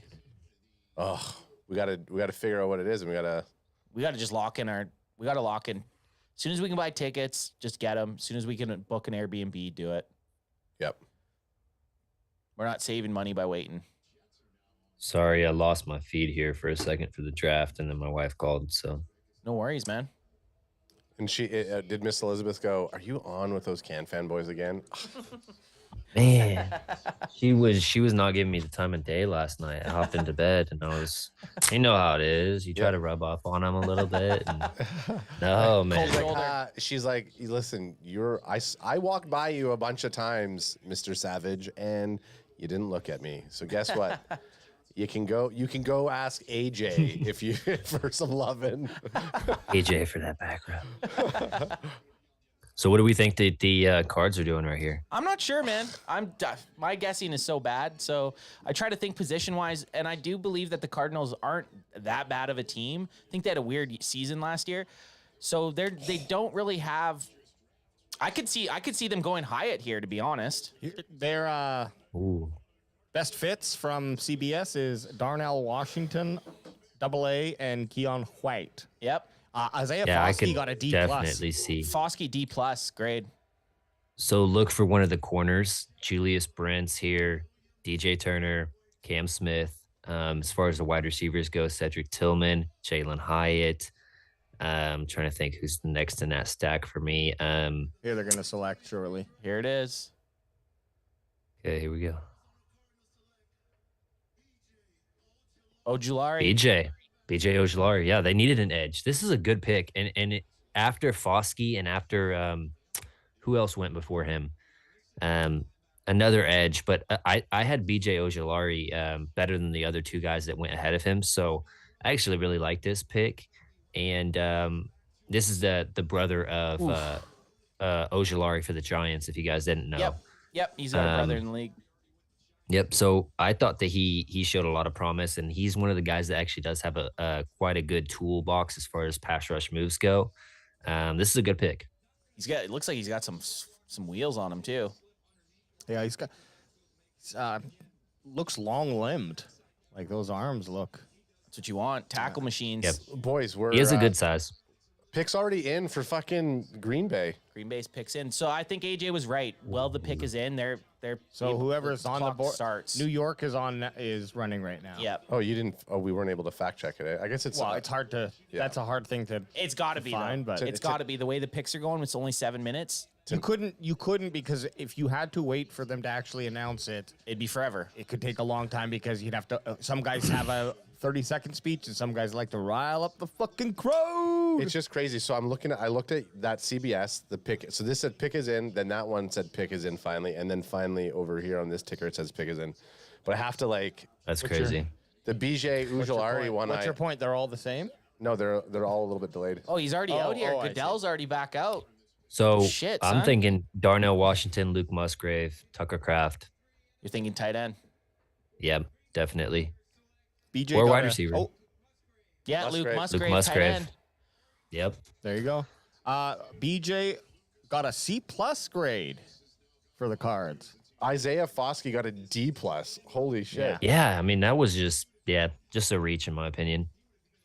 Unnecessary. What does PFF give him? Does PFF do a live ranking? Probably not. PFF's too busy writing how Trevon Diggs is in a good corner, so they haven't actually. Watch this kid's highlights though. I mean, this kid, he's 6'6" and he runs routes like a unicorn, man. Yeah, you were hard for Luke Musgrave for a bit. Oh shit! Yeah, the production is just the only thing about him and the injuries. Oh shit! What? But Fuck! whenever he was on the Sorry, mute me. No way.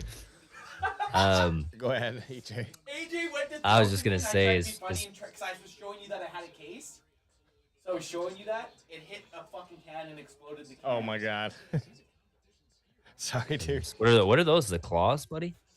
Those are nudes. Nudes. Shotgun Never is even heard of that. Vodka sodas. Oh shit. Oh, okay. Show it on cam. Hey! Show it on cam. Look what that fucking did. Sorry, hang on. Show it on cam. And I'm wearing it. Jeez. And you're spilling it. Oh yeah, it's dripping. Just make sure you don't get on the remotes. Man, the Jets need to draft Schrager a chin. Well, you might as well just drink I'm it. wondering. There, bro. I'm curious what the Jets are gonna do here. Could this be a Hyatt spot? You have the potential with Rodgers. That could be a nice pairing. Well, that was funny what just happened there. Yeah, so sorry. Who did you just say that you think they're going to pick for the Jets for Rodgers? A guard? I don't know if they're going to pick him. I was just saying that Jalen Hyatt would be fun here. But I do know that the Jets do need tackle help. And who did they pick round one? I'm trying to think. Who? Yeah, who was their first pick? Who? The Jets? Yeah, who was the Jets' first pick? It was Will McDonald. Will McDonald, yeah. So they definitely need to go O-line here probably, but I was just thinking pairing with Jalen Hyatt would be a lot of fun if because Rodgers is one of those quarterbacks he can throw off any platform and just throw it up to Hyatt and he'll run under it. So Luke Musgrave got a C+ on that one. I mean, They're being a little harsh. They're being a little harsh. What are you doing over there with your own case? You know the rules here. AJ throws them to you, and now you're over there damming it out like you. That's what happens. pick is in. Just let him do his thing. Go. He's building a nest. He's building a nest. I do like Jets fans. They get those Hulk hands, man. That's pretty tight. Yeah.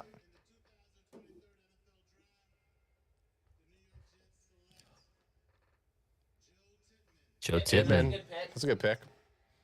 Yeah, so O-line, like I said, this is a super good pick. This guy's really athletic, can get to the second level. One thing I will say about Tippmann is he's a huge center. He's like 6'6" or something like that. So it's interesting, but Aaron Rodgers shouldn't have a problem seeing over this guy. But yeah, he just gets to the second level. He's really athletic. He's good. And I think he's a guy that can grow and continue to get better.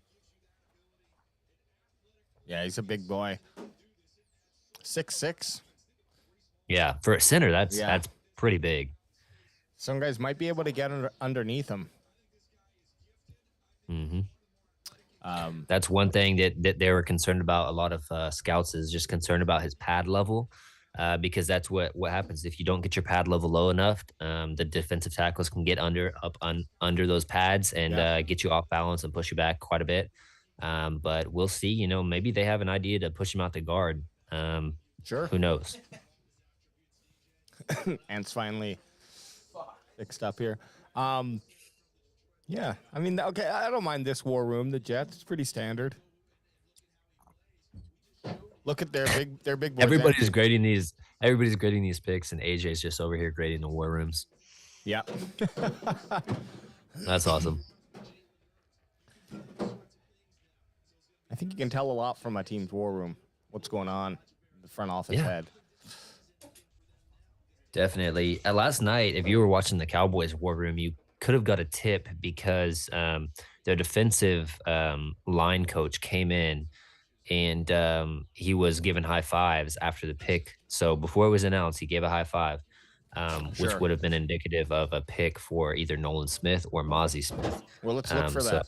Let's look for that when they come up here. You know, Jerry has the finest of all the war rooms.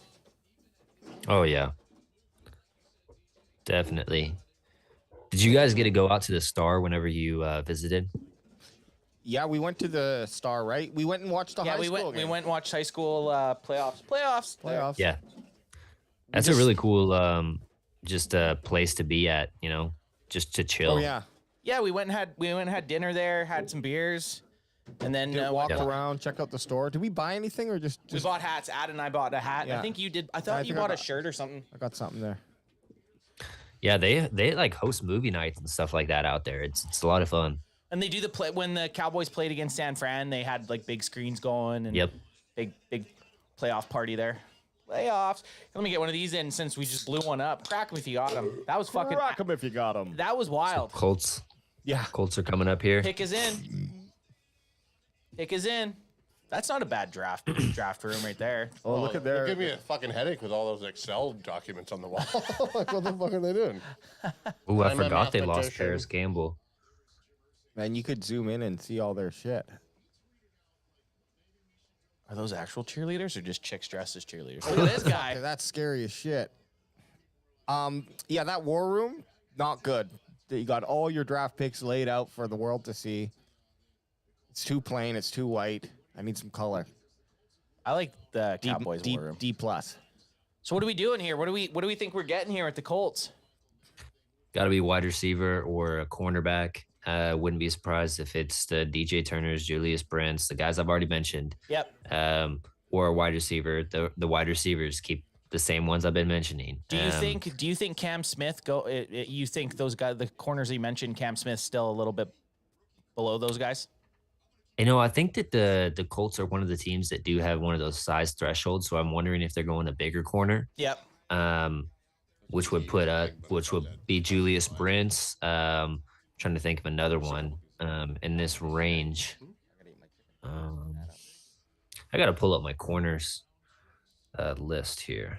Colts selection. Oh, is he coming out? I like this pace though. I do like this pace. Yeah, he's coming out. Holy cow. Shiver me timbers. Keely Ringo? Could it be? Ooh. Could be. Tippmann still has not been graded. Get up.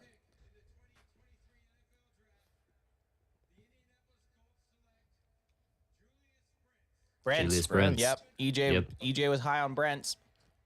Yeah, so that's just the Colts. They like those bigger corners, so it was probably between Julius Brents and Keely Ringo. I think one of my draft philosophies, or not philosophies, but just like funny. I don't even know how to say it. One of your quirks. Well, I just think it'd be hilarious if Keely Ringo went to the Eagles, just because they're trying to build that defense from Georgia in 2021. Yep. So if they do that, I just think it'd be hilarious. And plus, I don't think that he's great, so it would be awesome for me because I didn't scout a player that was worthy of a second round grade. Trade. But is what it is. Detroit's trading? I mean, it makes sense. Detroit traded with GB, Green Bay. They moved up. Who are they taking? Interdivision trading. Settle down, Green Bay. I don't like it. I don't think you should be trading interdivision. Yeah, but your enemy of your enemy is your bigger enemy. It's like settle down, Green Bay. Who are you going to take? So Green Bay's, I think that this is their wide receiver spot right here. Is that old dude from last year? Hey, that's a good war room. Now that is a good war room. The wolf on the back? A little bit of or is it a lion? Probably a lion. It's a lion. Yeah, they get a wolf instead. Yeah. Well, I feel like a wolf mentality. Grizzly bear, polar bear. They have a polar bear on the fucking wall for some reason. What? You guys are lions. Yeah.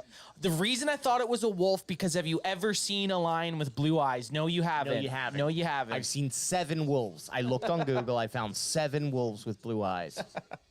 I chat GPT'd it. I said, how many wolves have blue eyes? I tell you this though, lions are my favorite animal.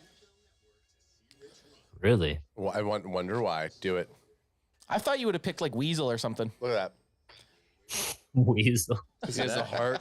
He has the heart of a lion. See that? Dude, that is a sick Micah Parsons tattoo. Yeah. Why? You have Micah Parsons on you? That's dope. Hey, I didn't know you were that big of a fan, AJ. I took off my shirt. I got all their faces all over me. Some are good and some are not. He has digs like going up for a snag. One-handed Odell Beckham Jr. in. And then I turn around. I got a full Jerry Jones on my back. Like the Steve-O tattoo, but it's Jerry Jones. You guys see like all those Cowboys players on Instagram going to that tattoo artist or whatever it's like AJ has that on his Instagram, went to the same dude, just all Cowboys players. That would be epic. Oh, that guy's good, man. CeeDee Lamb. Who else got it? Trevon Diggs. But Diggs, Pollard, Alex gets a tattoo of all of them together getting a tattoo in that place on his back. It's like this mural tattoo party featuring Alex and the Cowboys. Alex and them boys. Yeah, I got that tramp stamp. We're just waiting for a good cause. So Jerry Jones. Lions. Jerry Jones. Sorry, Lions. Sorry, go ahead. No, you're good. Lions just got look like 149 to drop back a couple spots. Yeah, that's all right. If you're not hungry for any player, let it pick up a fucking pick. Hey, we traded in like over 60 or 80% of our draft, and it's seeming pretty. Yeah, this has been a lot of trades. I could see the Cowboys making a move when it's not going to take more than a 4th round to move up. And there's someone there. I could see them moving up, but I can't imagine them getting rid of that 3rd round pick. 90 is just, there's too many good players still at 90. I think ideally what you'd want to do in that case, if you had to move up, is you'd want to package like your 2nd with your 5th, and then try to get their 5th too, or another pick. Yep. Probably couldn't do their 5th, obviously, but like an early 6 or something like that. Is there any possibility the Cowboys trade back at 58? I don't think so. Possibly trade up to like 50, maybe. Shazam was a good movie. You see it by yourself? The 2nd one? Yeah, I saw it by myself. Yeah, the 2nd one. It was silly, and I like silly. Here we go. I just like the guy who directs it. So they traded a cornerback. Crazy. Hey, what's up? KC, woo! No hate for KC. They're just a kind of a fucking team. Sorry. Anyways, never mind. Adam just had a full-on internal argument with himself. Yeah. No, I don't accept the apology. Yeah, now tell us what you fucking were gonna say. Fuck you, God. Spit it out. Spit it out. Spit it out. So after AJ. Oh, sorry, EJ, go for it. No, I was just gonna see. Did Byron Young get drafted? Could you search that up for me? It's like so far. He has not gotten drafted yet. He has not. Okay. No, Byron Young's not gone. I'm just trying to figure out some of these players. Bryce Young's gone. He actually went 1st overall in the entire draft. This guy, huh? Jeremiah wants to know, could you ask the crew how they would feel if we got Darnell Washington, because I would love it. At 58, tight end's a spot, but the thing that makes me nervous with Darnell Washington right now, there's a reason teams haven't taken him yet, and there's word that it's because of health, something like health issues. So it scares me a little bit. He's got if Washington was cleared with his medicals, I honestly believe that he would have went to Green Bay whenever they picked Luke Musgrave. But let's say that he drops down a couple more rounds or picks, to 90. If he goes all the way to 90 and the Cowboys picked him up, I absolutely would love that. If you tell me that their doctors were okay at 58, I would love it, because this guy is the difference maker. He's a red zone threat immediately and a plus blocker. Brian Branch. Brian Branch, EJ. Brian Branch. Hey, yep. That was also a good breakdown. That's a good pick. He was rated a top 20 prospect. EJ Savage. He was 14th for me. Yeah, so it's CB or so. This is a question because they have him at CB, but he's kind of like a Swiss Army knife hybrid, isn't he? He's a hybrid. He has 3 missed career tackles at his time at Alabama, so he was a very sure tackler. This guy can play in the slot at the corner position. He can get up there in the box in the and play safety. You know, I can't say enough about the kid. He's one of the guys that Saban raved about their leadership, and he's going to be a good player for Detroit. Out of all of the Detroit picks thus far, this one's probably my favorite. Hey, and I got to give this fucking guy respect. All these other little bitches that slid didn't stick around. He stayed. He went into the green room. Yeah. He manned up. Well, day two, and when you're I love it. And when you're a second rounder, you don't need to fucking wear a suit or a tux. But imagine, I mean, you got to feel embarrassment. You thought you were going in the first round. This guy still stuck it out and said, "Hey, no, I'm walking across that stage." I was listening to his jeans are a little too tight though. Yeah, it's not the mid 2000s. I thought he just had blue legs. He's got to loosen those jeans up just slightly. Hey, Brian Branch, you got blue legs. Patriots. You got blue legs, Brian Branch. So the ratings here, just to reiterate, Musgrave got a C+ for the Packers. They're just giving out C+ across the board. Oh, sorry, AJ. No, Tipman for the Jets C+, and Brent's for the Colts C+. Thanks, CBS. Like, what the fuck do you know? Yeah, they're just saying average. So I have a feeling he's getting an A. Yeah. Is for the Patriots, have they or not the Patriots, but for these are the guys I wanted to know if they went off. Adetomo, Adebare. I don't know if I said that correctly. And then Keon White. Are both of those guys still They're left? still available, yeah. Look at Dan Campbell just coming into that war room and just give me that phone. Just shoulders like a fucking god. Look at him. Both of those guys, do not be surprised if they go to the Patriots, one of those two. AA or Keon. Yeah, or Keon. Those just seem like Patriots picks. I could see them going corner. They're picks in. But they already got Gonzalez, so it depends on if they feel like that's a big enough weakness to go double dip, you know? Yep. But we'll see. No, AA still available. He's ranked 38th. Alabama, four selections in the top 45 picks. I bet you AA goes here to New England. The New England Patriots. The New England It'd be a good Patriots. pick, man. They probably got one of the best picks in the first round, Christian Gonzalez at 17. Oh, yeah. Value-wise, that was an amazing pick. And they traded back and still got him, too. I mean, that's just great value. Because they were thinking about taking him at 14, still traded back, picked up another pick, and still got the player they wanted. Yeah. Well, I heard just a little story about that. They were thinking about trading up for Christian Gonzalez. To get him. Crazy. Yeah, I mean, so then they trade back. They still get him. It just had to be meant to be. So super great player with Christian Gonzalez. I see either the pass rusher here paired with him or possibly a double dip. I mean, they got Jones there, but they love to have versatile secondary players at the Patriots. So we'll see.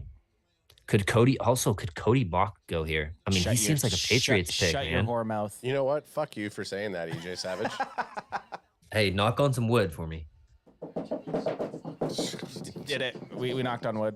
I knocked on AJ's wiener. Oh, okay. I thought that was Drew Sanders still sticking out there. You know, if Drew Sanders falls to 58, I don't care about the offense. I'm taking Drew Sanders. I'm running to pick up, but we're going defense, man. Are you surprised that he has made it this far?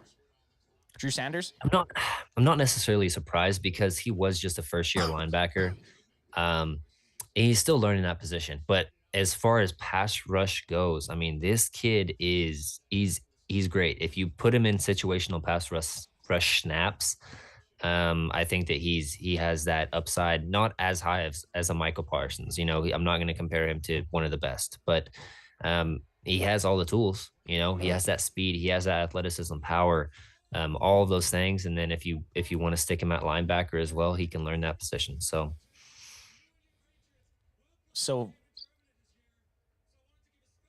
is he German? Brian Sounds like Branch, A. An A, yeah. Yeah, you were right on that. yeah, that had to be an A. That had to be an A. Oh, who?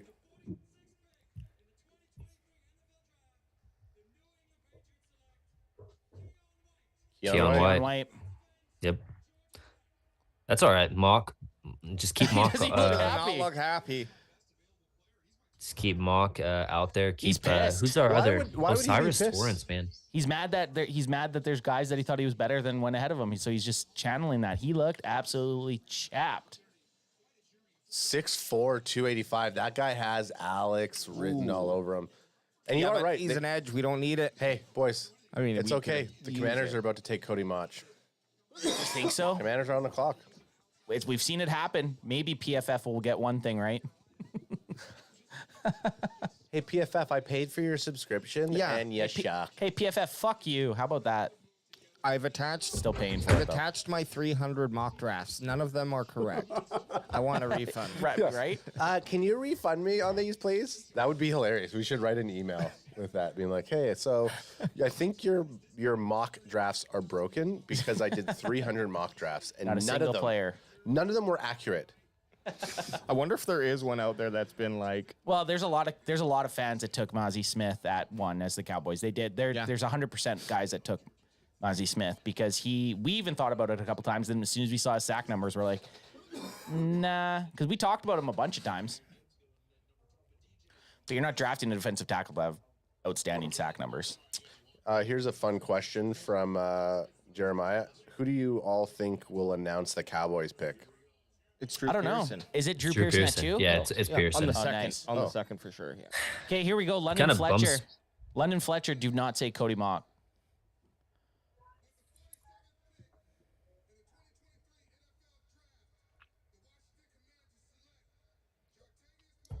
Ooh, Never even Jartavius came through Martin. our words. Davius Martin. Yep. TJ, because we've never talked about him. Tell us about him because we don't know. I mean, I like to watch didn't the get a- highlights here. Yeah, so I didn't get Plug an and play guy, official they're scouting calling him. report on this guy, but he's a good safety. I've heard a lot of good things. The thing is, I didn't scout safeties like that because I feel like we're good at safety. Yep. But I do have this draft guide officially from the Dallas Cowboys, and I can read what they have if you guys are interested. Yeah, let's hear it. Let's scroll back. Jartavius here. Martin. We're not going to take Do you him. need one or do you have your own case? No, I dumped him in there. Okay. I dumped him in there. Toss me one, son. Oh wow, so they actually picked the opposite safety because I was thinking about Sidney Brown, so they took Martin. Wow, okay. I don't know if they have anything on Jartavius. They don't, so he's not even in their top 12 safeties. So Kind of a we'll weird see. one. He's a cornerback, though. Yep. Oh, was that a corner? Yeah, he's a corner.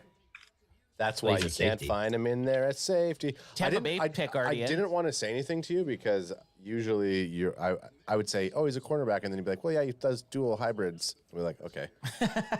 Since you couldn't find him there, he probably won't be in their pick. Let me Round see. 2, pick 48, Tampa Bay. What does Tampa Bay need? Could they be They- going? They need a bunch. They could go Torrance. They could go Mock. They could go.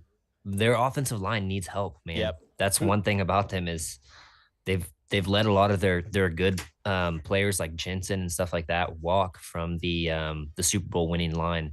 So Who's their they definitely quarterback? could be in there for guard. Winston. Right now Sorry. it's no Winston's no, for it's Saints. right now it's Kyle Trask or Baker Mayfield, I believe. Hendon Hooker pick coming up. Could be. Hookers. They missed out on Will Levis. I think that they should have traded up for Will Levis. So Hooker's Hooker's in. possible here. And this is I kind of feel from now to about like Hooker could go. Oh, here we go.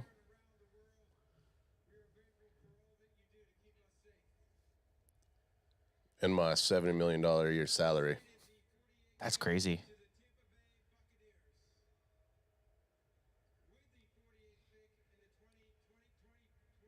Just fucking spit it out, Junior. For real. Fuck! Moch pit. The No. mock dream is dead. No. The mock dream I didn't is want it. dead. I didn't want it to be. Now suck my cock.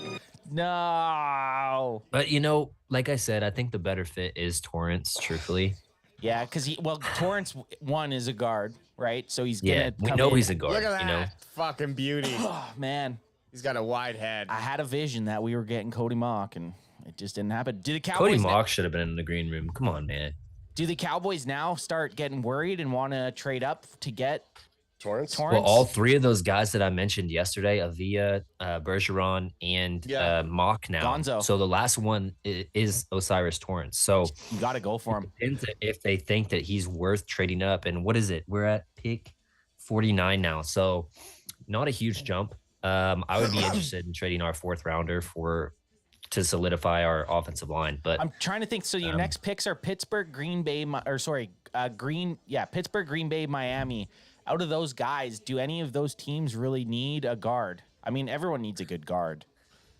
Keon White Pittsburgh. was a C- rating, and Jartavius Martin a B+. So why was Keon White so pissed off? Probably because he saw a CBS rating. He couldn't have. You know what? It could be that he was just like, finally, and hey, I gotta go to the restroom real quick. Yeah, go for it. Take your camera in. Oh yeah, bring us with you. But it also could have been that he just was pissed off to go to the Patriots. I don't know why. I think you would want to.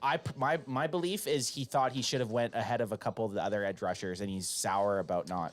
I bet you there's stuff online already on Twitter. That was Check a the meme. Twitter sphere about That was Keon White. that was a meme. You just became a millionaire. Yeah. What do you look like? Yeah, I might have to bring Stan here tomorrow. The boys like each other. Yeah, I know. They're best friends. Shit, my phone's almost dead. We got a charger kicking around here, Ad? Cody Mock a B. I mean, I don't know about this CBS. We give it an A. More we like give it an A+. More like CBS. Yeah, dude. I said it. That's all you see is BS on this website. So I like it. Keon White was the guy that was invited to the green room, so that's probably why he was so mad. Did the Steelers pick already or no? No, not yet. Hey, AJ. Pick us in. Okay. Pick us I'm in. just on Twitter. Sam Leaf gave you his phone number. Okay, thanks. Just saying. Just so you know. Nope, I appreciate. I was just checking the socials. You didn't keep it open. My fucking sandwich is in there. That's why. Okay. Well, I think the reason he's waiting out there is because he can smell the sandwich. Who do you guys have coming in next as far as guests? I don't know. That's the wizard over there. Today we have Tony Goat Romo, Landlord, and Ricardo Morales. Are any of those guys close to being on? Or I'm not sure. For you, EJ, if you want to stick around, stick around. If you have other shit to do, jump off. There's no time constraint, really. I'm fine with sticking on. I just want to eat, but I don't really want to eat on camera, kind of a thing. Just hop off and hop back on whenever, man. No worries. Yep. No worries. Okay. You have the link. You have the link. And yeah, Tony Goat Romo's coming on at 7:45 ish. So still like. I'll make two sure that I'm hours on away. for the Cowboys pick. Maybe, How about that? Yeah, definitely. Maybe shoot Adam Yanez link then, AJ. I'll message him right now. Yep. Okay. Sweet. All right, each. Sounds good. I'll see you guys in a bit. Yeah. Yeah. Thanks, EJ.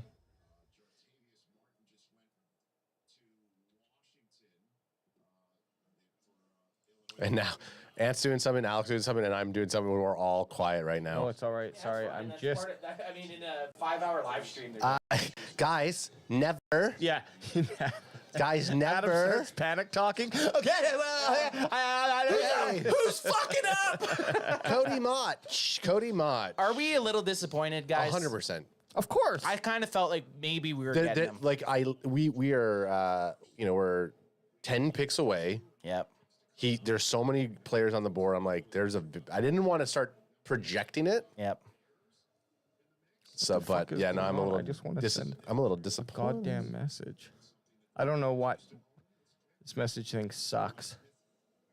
Bummer, eh? You can see how much I don't use my messaging on my phone. I don't even know how to do it. So Steelers selection's coming up here, guys. Oh, it's a kid. It's Alan Faneca's kid, maybe. No, it's Joey Porter Jr.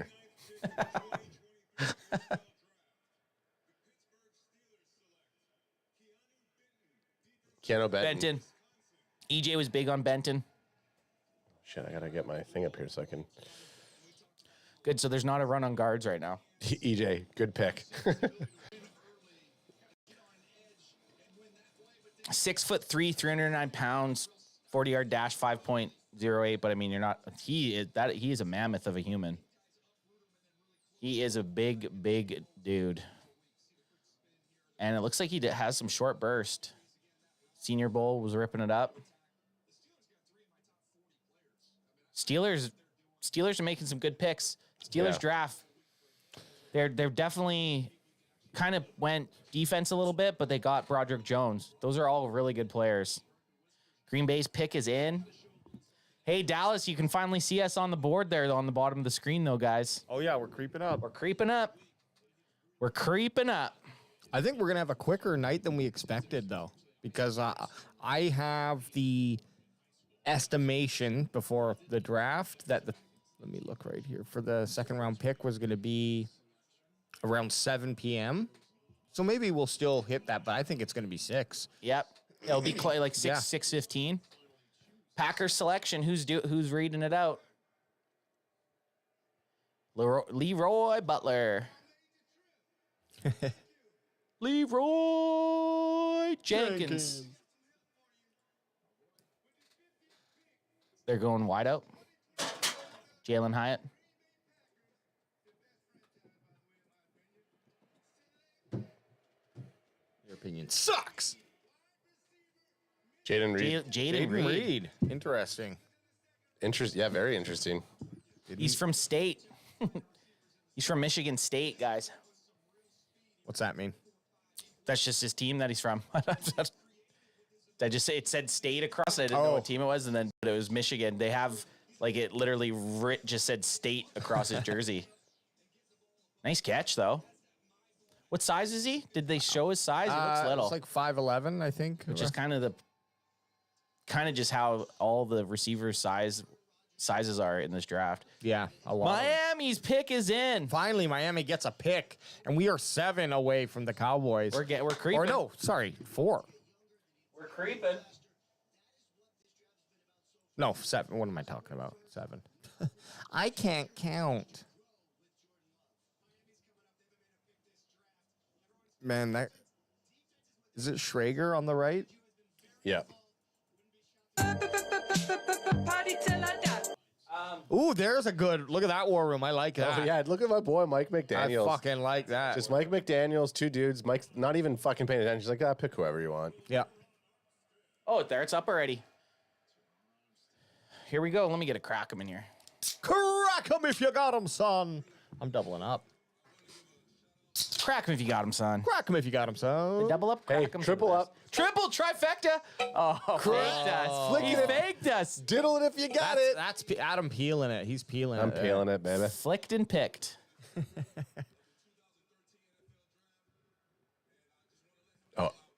I thought he faked us out. He just faked us. Hey, are like you guys getting a little excited? I like his drip. I'm getting excited.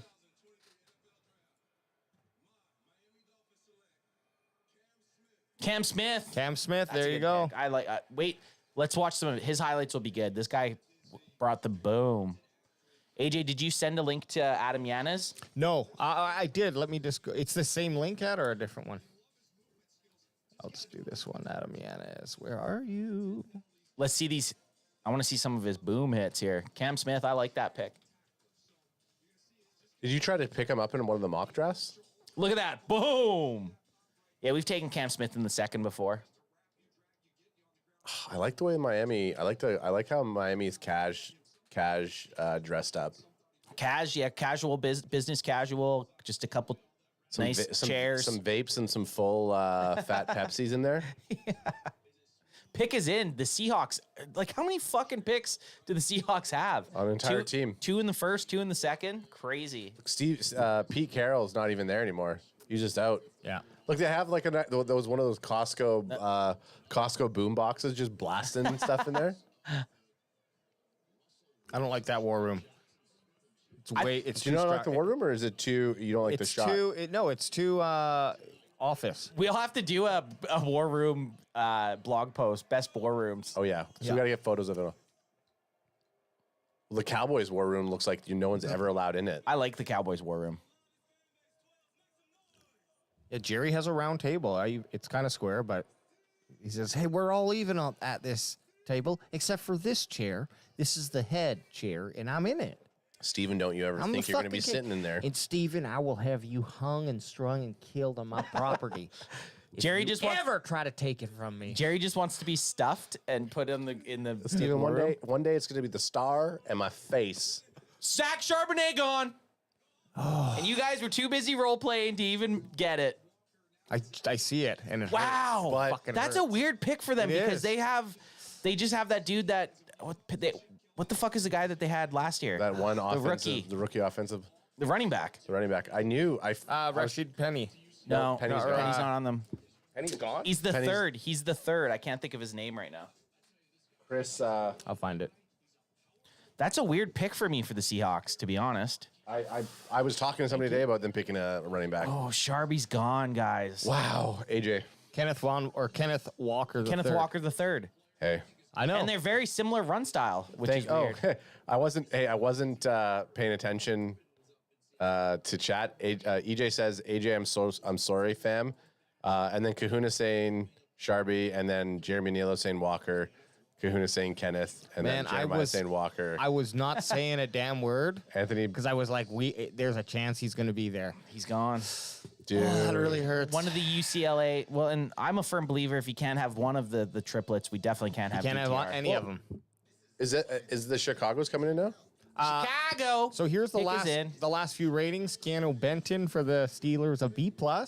Jaden Reed for Green Bay Packers, an A. wow. And Wow, Cam nice. Smith for the That's got to be Dolphins, an A-. And Yeah. Charbonnet, a C. They gave Sharby a C. Why? I think more so because of the fact that they have Kenneth Walker.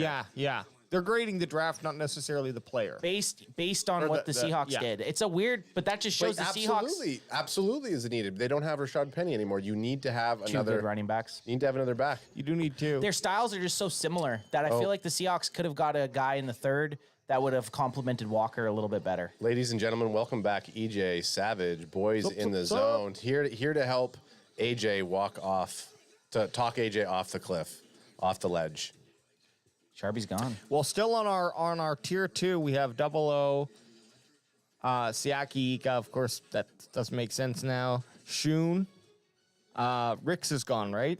Eli Ricks? Nope. No, okay, so Eli Ricks. Cam Smith is gone.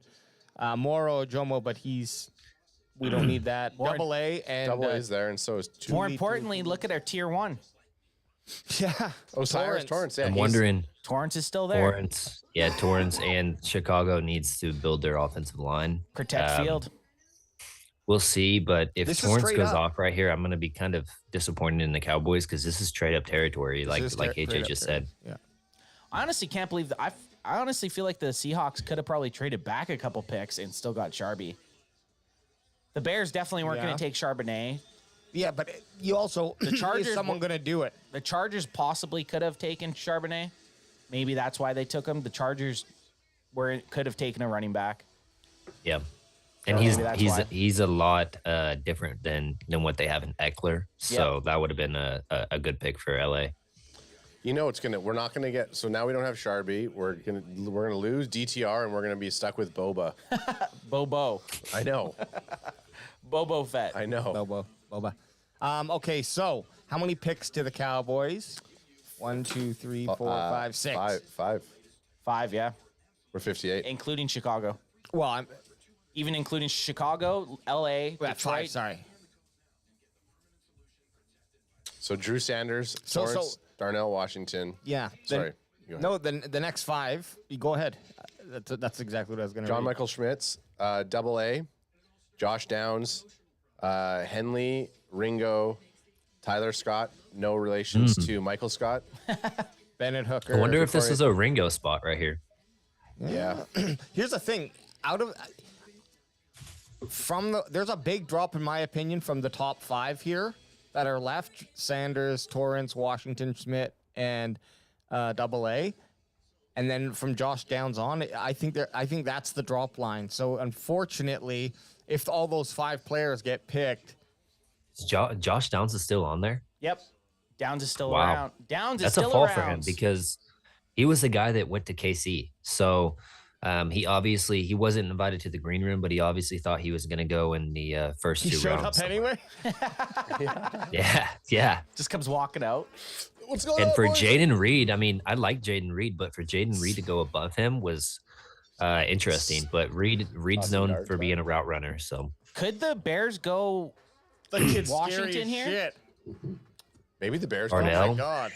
Yeah, could the Bears go tight end? That kid is scary. That kid looks like Chucky.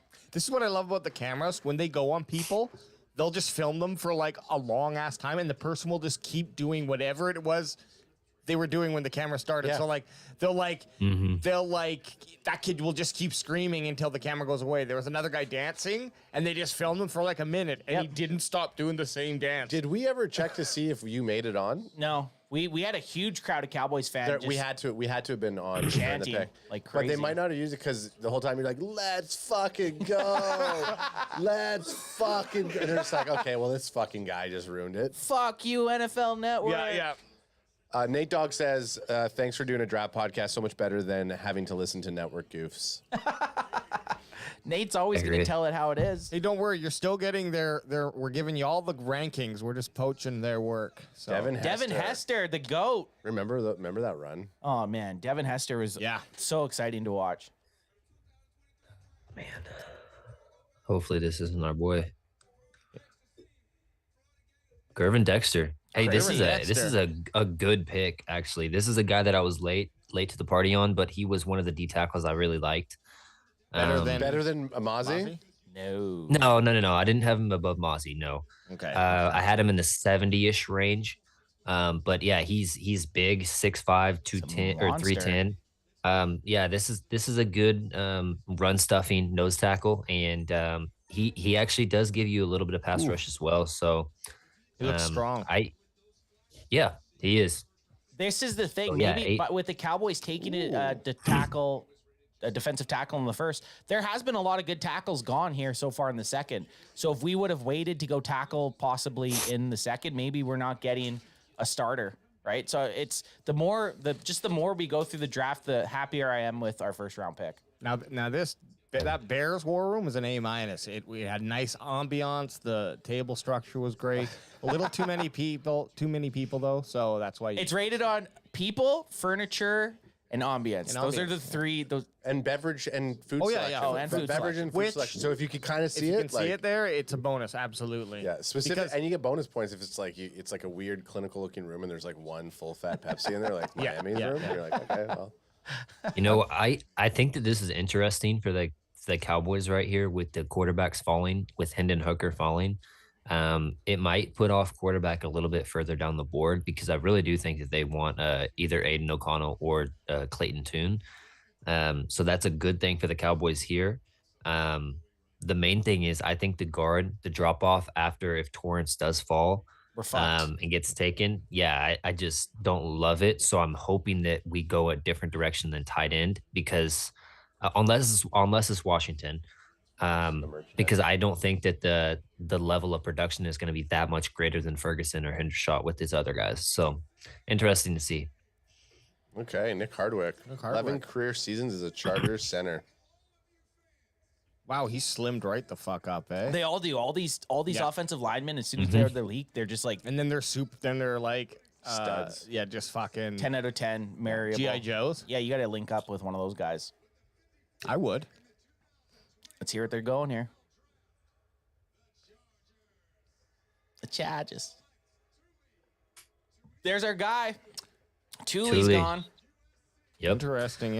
I'm feeling really good. The selection is good for the Cowboys. We're gonna have a nice selection here of players. Nice selection, but this is an interesting pick for the Chargers, but just because they already have Joey, Bosa, and then they also have Max still there. So maybe they're thinking for the future, but trying to find a cheaper option, maybe. Yeah, definitely. So interesting to see. I wonder trade what one of those other guys.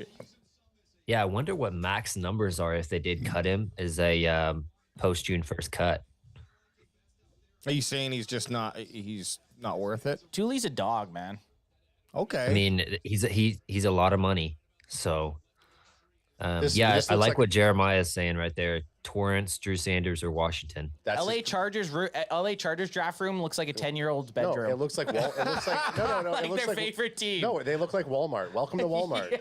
Yeah, it is very corporate. And what I don't like about it is why are you wasting that wall space by putting up fucking letting everyone in your own war room know that you're in the Chargers war room? Like, you're showing off. It's too flashy for me. Yeah, you got to be like, was it the Saints? You The got to tables I liked. You got to have all your draft picks on the wall instead. Yeah. Yeah, put them up. Expose your fucking plans. Chiefs are up here. I wonder if they look for Jalen Hyatt here, because I think that his potential would be maximized in that scheme. Hyatt, could you imagine? Could you imagine Hyatt? They lost that speed with the Cheetah gone a couple years ago. Now you could replace that getting Hyatt. Ooh.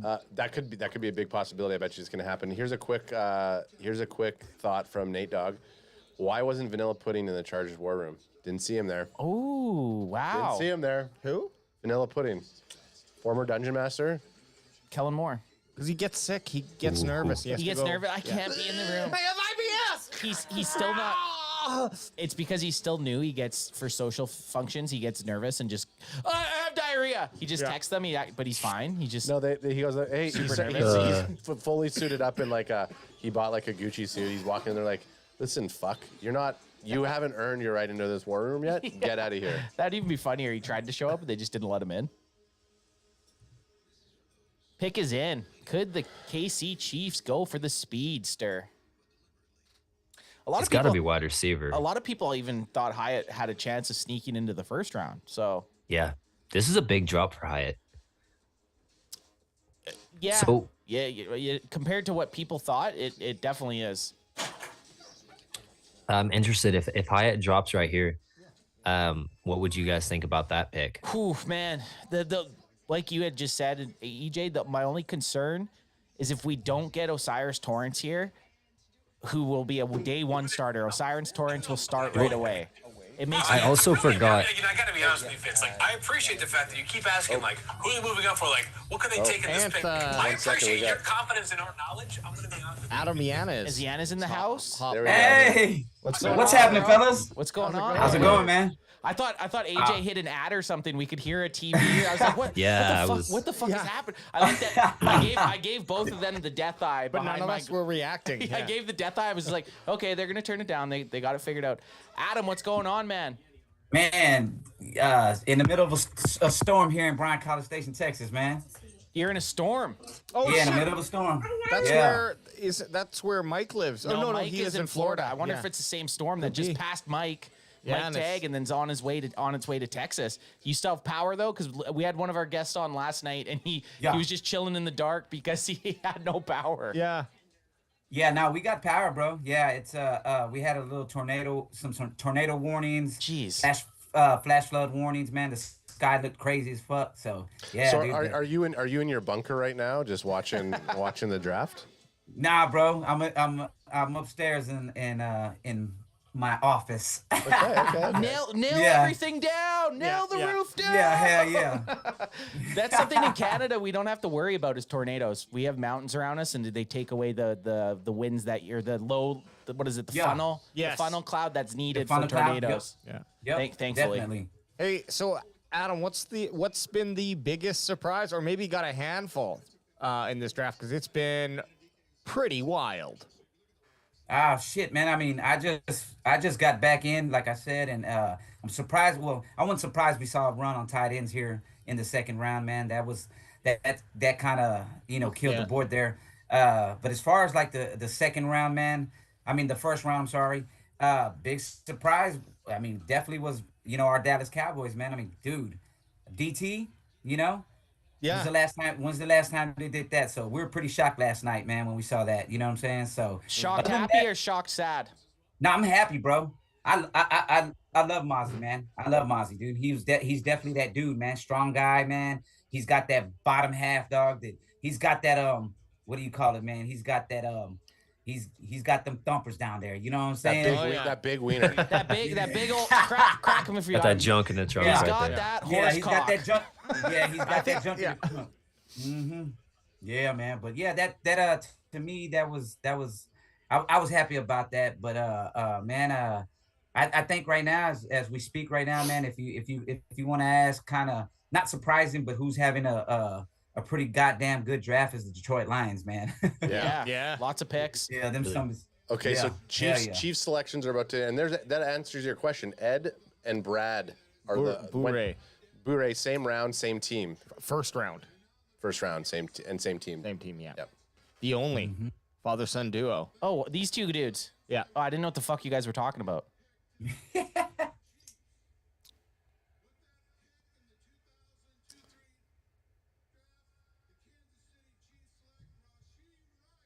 Whoa! Rasheem Rice. They're Wow. bringing Rice another before wide Hyatt. receiver. Before Wow. Hyatt. Wow. Yeah. Interesting. Yeah, I thought wide receiver was going to be the pick. I didn't think it was going to be Rice. That's how Just put it Casey that way. treats wide receivers. Yeah. Bring them Yeah. in, circle them out. Yep. And running backs. Yeah. They're I the don't same mind with it. running backs. It's like they took Edwards-Helaire in the first round a couple years ago, but besides that, they just kind of plug and play a guy who's just as good. Yeah, I think you got to be happy with any new weapon for Patty Mahomes. Yeah, I mean, you mean Frog Boy? Yeah.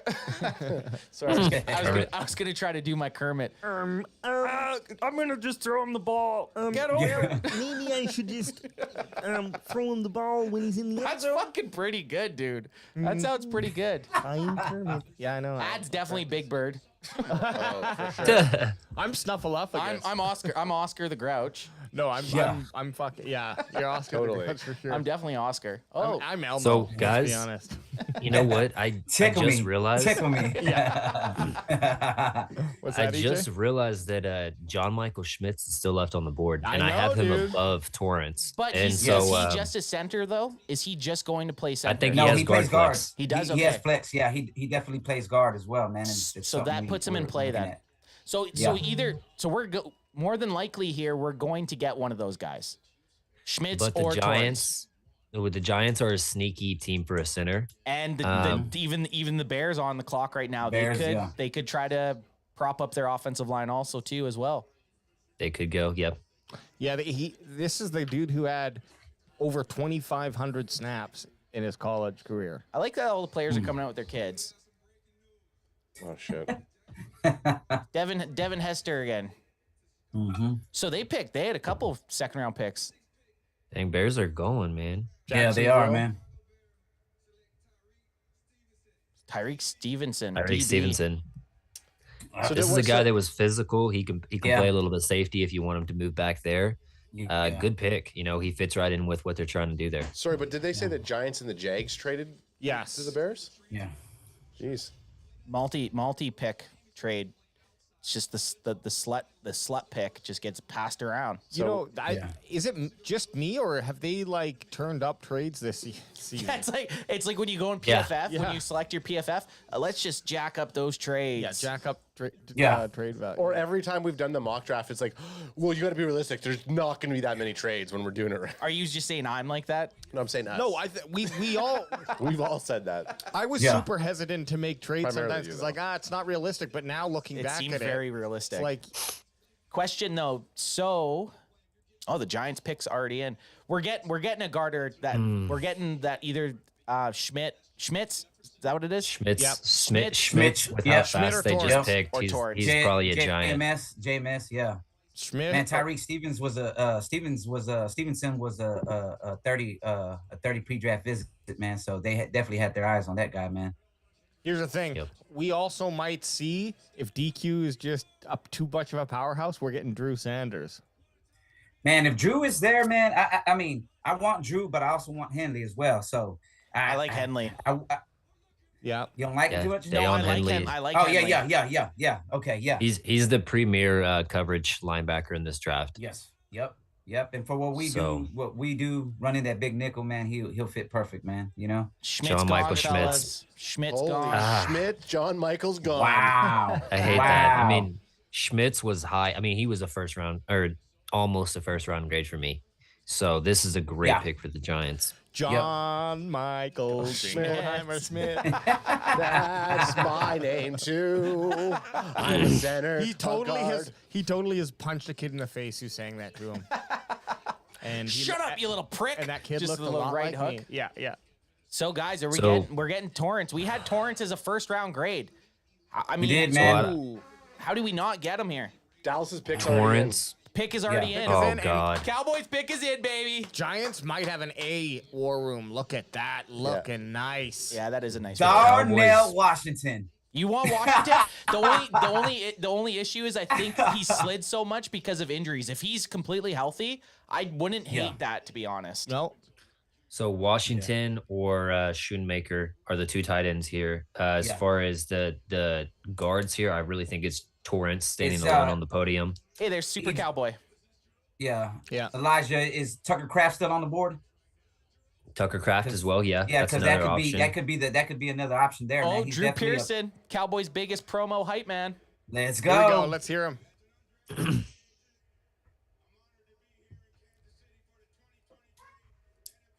Oh, he's keeping it cool. Yeah.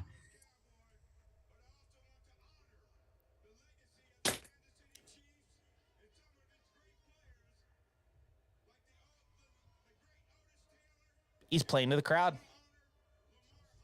Consummate hype, man. Drew. Yeah, that's Drew, baby. Woo! Let's go.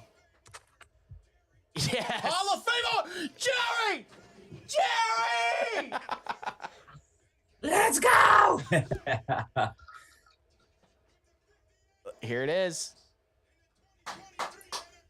Here it is. Come on, Pearson.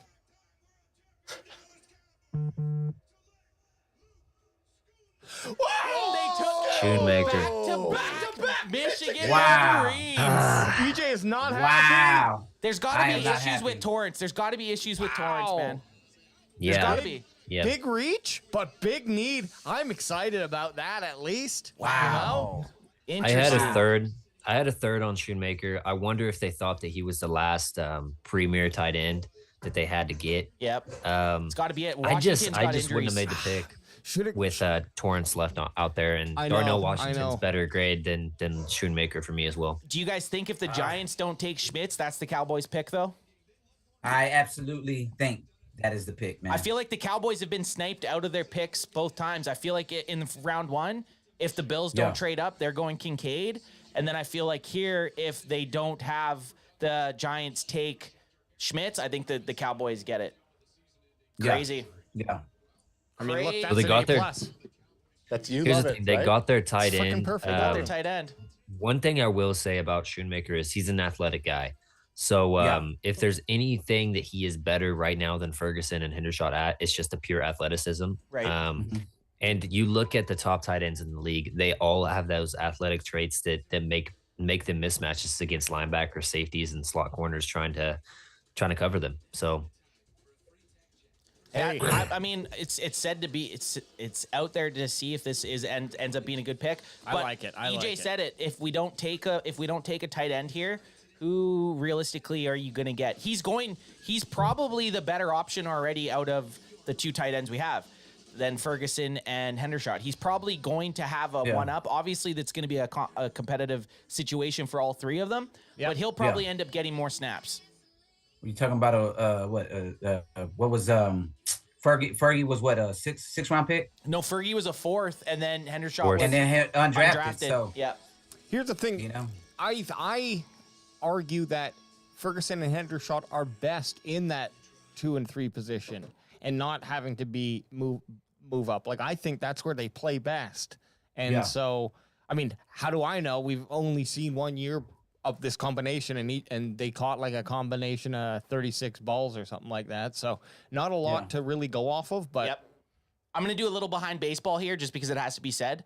I think you should take the recording that we just took of the Cowboys pick. Yep. Just cut it. You don't even have to make an edit of it. Just have the 2 minutes or 3 minutes and just post it directly to YouTube with live reaction of Cowboys fans to their second round pick. Yeah, okay. Instead of the reaction? I didn't want to try to mime that to you and then just derail everything anyways and end up saying it. So I just went out. That was some behind baseball there. Ooh, Dallas Cowboys Chris saying, go blue, the big house of the South. Yeah, so the Eagles are the Bulldogs and we're the Wolverines by the looks of it. the Michigan Cowboys, right? Yeah.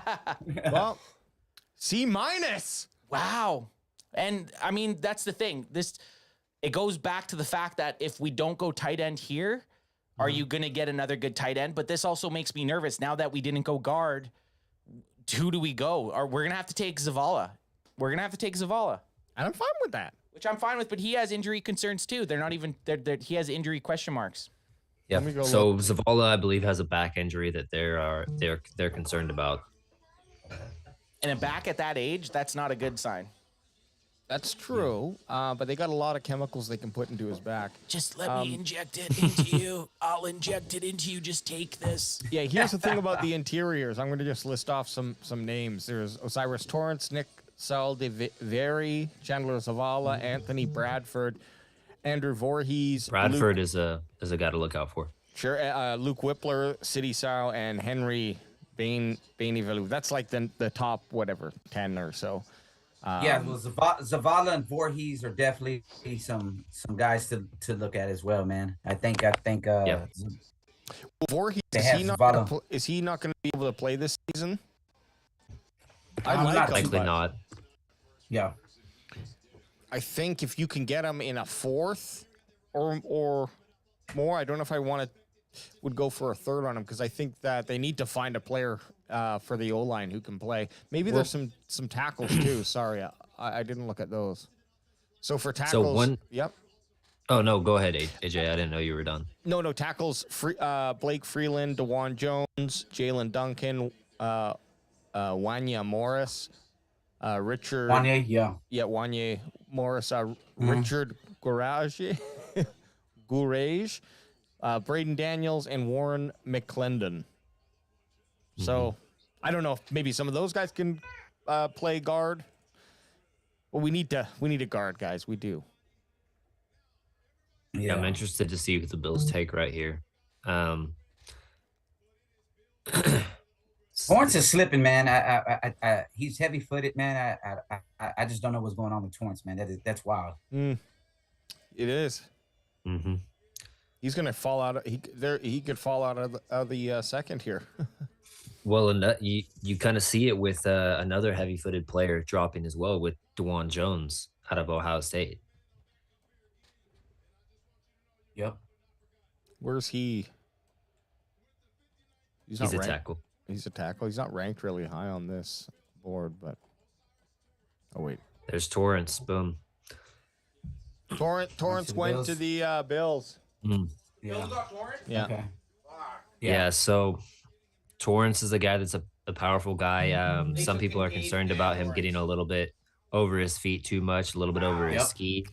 But if you're talking about a power scheme and just getting out there and running, I thought that he did a pretty good job at disengaging and engaging on certain blocks, getting out there and helping on double teams, etc. I thought that this was a high second round grade for me, and I'm surprised that he lasted to this pick.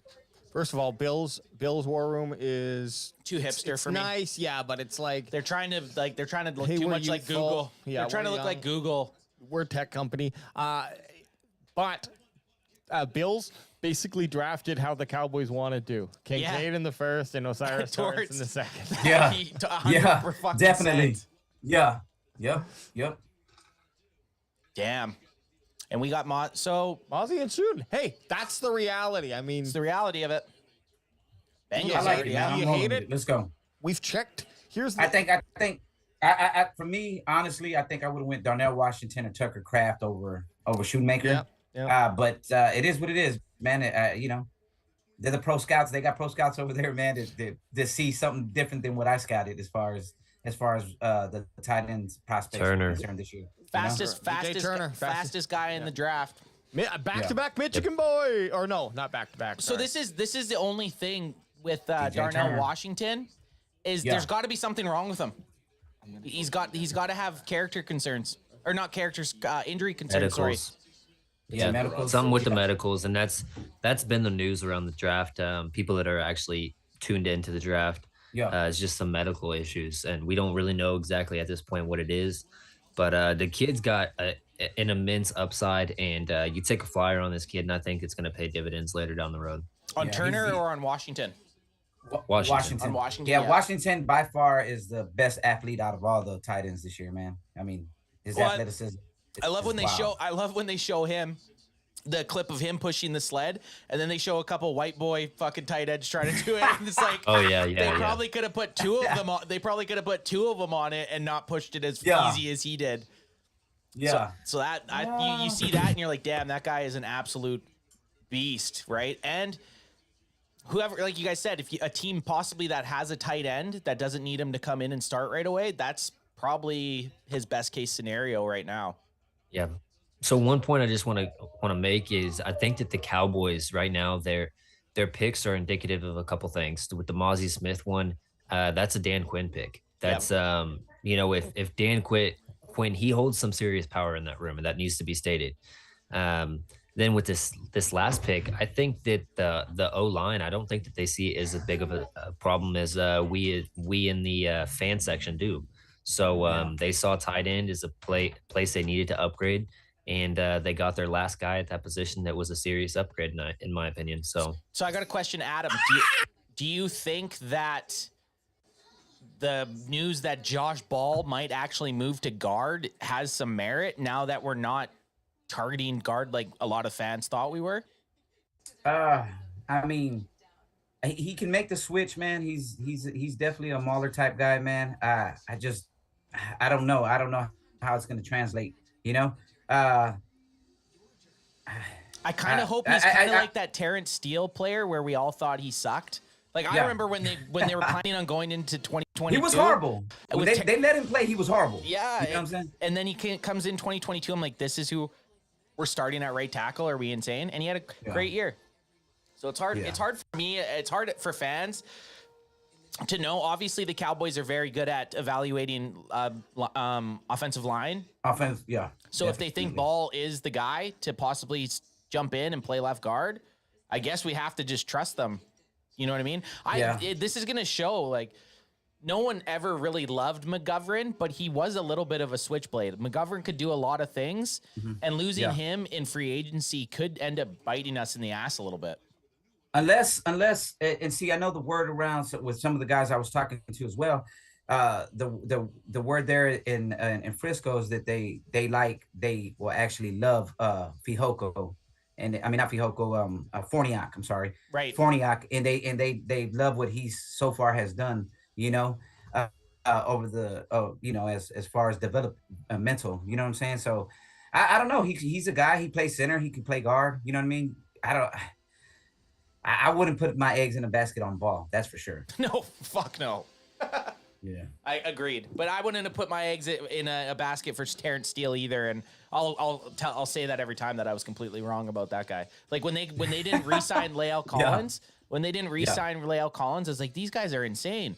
And then Lael Collins possibly could still be a cap casualty. He hasn't been yet, but there's a possibility that the Bengals even move on from him as early as this year.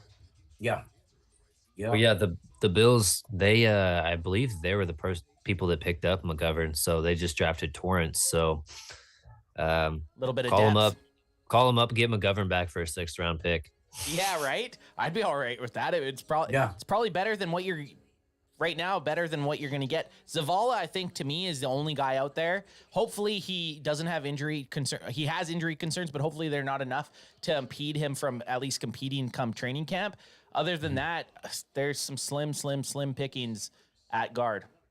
Zavala, if I'm not mistaken, was a back, right? No, Chandler Zavala was the guard. Offensive. No. Offensive guard. North Carolina State. I'm saying, back injury. Yes. Back injury. Yes. My bad. Yes. Yep. Yeah. Back injury. My bad. Yeah. Back injury. Which isn't good. That's not something you want to hear out of a guy that's in his early 20s, right? Back injuries are one of those injuries that they don't really have the medical technology. Like knees, it used to be knees, right? You fuck your knee, you're almost done. Absolutely. Certain back injuries are still super sketchy. You look at fusions and you look at anything to do with any spinal column, that stuff still isn't mastered to the point that it's like, okay, this guy has a back injury, he'll sit out a year and he'll be good to go. So it is a little bit concerning when it's a back. Jags are picking here. Is that Fred Taylor? It is. Mm-hmm. He was so good, man. Fred Taylor was such a good running back. I saw it. I saw the pick. You saw it? You saw it? I'm not going to say. You peeked it. No, I've been doing stuff over here in the room, and I saw it. I'm a little bit behind you, fellas. No worries, man. Yeah. So this is a weird pick. Sorry, it looks like the Eagles are trading the 62nd pick to the Texans. So this is this pick right here. What a strange pick. This pick right here proves that something's up with Darnell Washington. Oh, Got to. It's the only thing that makes sense. This guy had 32 receptions, 362 yards, and 5 touchdowns in 2022. Washington is there's something non compliance with the medical staff on each team for this to make sense. So yeah, the Texans moved up because the Eagles were supposed to pick at 62. Is that So what how late? Yeah, because I had Strange as like maybe my 6th best tight end, man, and that's wild. Yeah.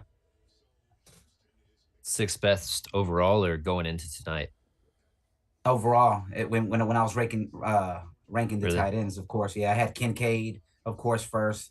I had Mayer second. I had I don't remember my list, but Probably either Musgrave, way, Musgrave. Yeah. Laporta. No, I didn't. I had I had Laporta, Musgrave definitely above him, and Darnell Washington, of course, above him. So Yeah, so you probably had Washington 3rd and those other 2 guys between 4th and 5th. Yeah, we're flying here. Texans are up. Texans are about to announce here. Oh, look, Brian Cushing. I definitely would have took. I would even took a flyer on Kuntz, man. You know what I mean? Yeah, we've drafted Kuntz a few times.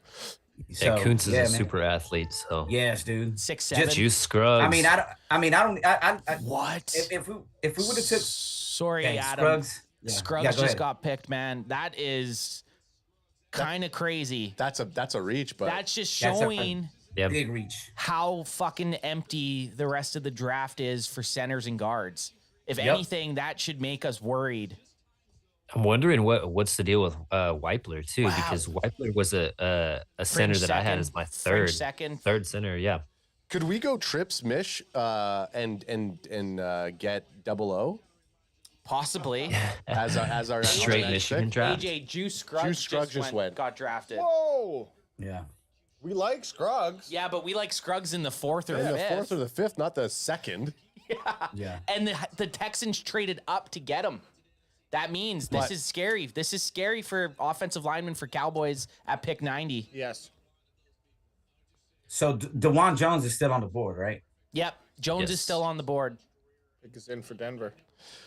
Speaking of Denver, I had someone just message me this, and he goes, "It's now done." So, Broncos get Russell Wilson and Uzarike, can't pronounce his name. Seahawks get Drew Lock, Noah Fant, Shelby Harris, Charles Cross, Boy Maffey, Tyreek Smith, Devin Witherspoon, and Derek Hall. It's crazy. That's the trade for Russell Wilson. I know, it's insane. That Russell Wilson trade is insane. Yeah. It's absolutely bonkers. I mean, it looks like they're... No, that's what they're saying. This is a new trade. This is, I think, a joke. Yeah. I thought that was the players that have been selected through the trade itself. Yeah, through the trade itself. Oh, no. Tyler Lockett was mentioned in there somewhere, so couldn't be. Yeah, true. But I will say, what the fuck is D-Ware doing selecting for the Broncos? I know. You won a Super Bowl with him. I just screamed and I scared Adam's dog. Your dog just... No, Murphy ran when I said Drew Lock, not Tyler Lockett. Yeah, Drew Lock. Marvin Mims. Mims. This is good value for Mims. He is my 50th overall player. Anyways, though, here's the trades between the Eagles and the Texans. So Eagles deal 62 to the Texans for 65, 188, and 230. The Lions deal was for 63 right there. They traded with the Broncos for 183, for 68, and 139. Not terrible. So interesting. Marvin Mims is a really good player. He's showed growth and production all 3 years at Oklahoma. Mm-hmm. He's one of the players that are one of the better route runners as far as wide receivers go in this draft. A little bit undersized, but I think that he can survive outside. Great hands. One thing that I had as a negative is he wasn't great in contested catch balls, but he did have a wide catch radius. So if it was outside of the frame for the wide receiver himself and the corner, he can make those he can make those grabs. But when it's contested and the corner's up there in his grill, gets his hand up, he's not great in that situation. But he's a really good player, and I really like this fit. And we will see if the Broncos are interested in shipping Jerry Jeudy. Yeah. And there was talk prior that Judy could go. There was talk the Cowboys would have possibly traded for Judy, but I think they were asking for something crazy for Judy. I think they at least wanted a first or a second. Yeah. Now we're almost to the third round, or we are to the third round now. Yeah, we're in the third. So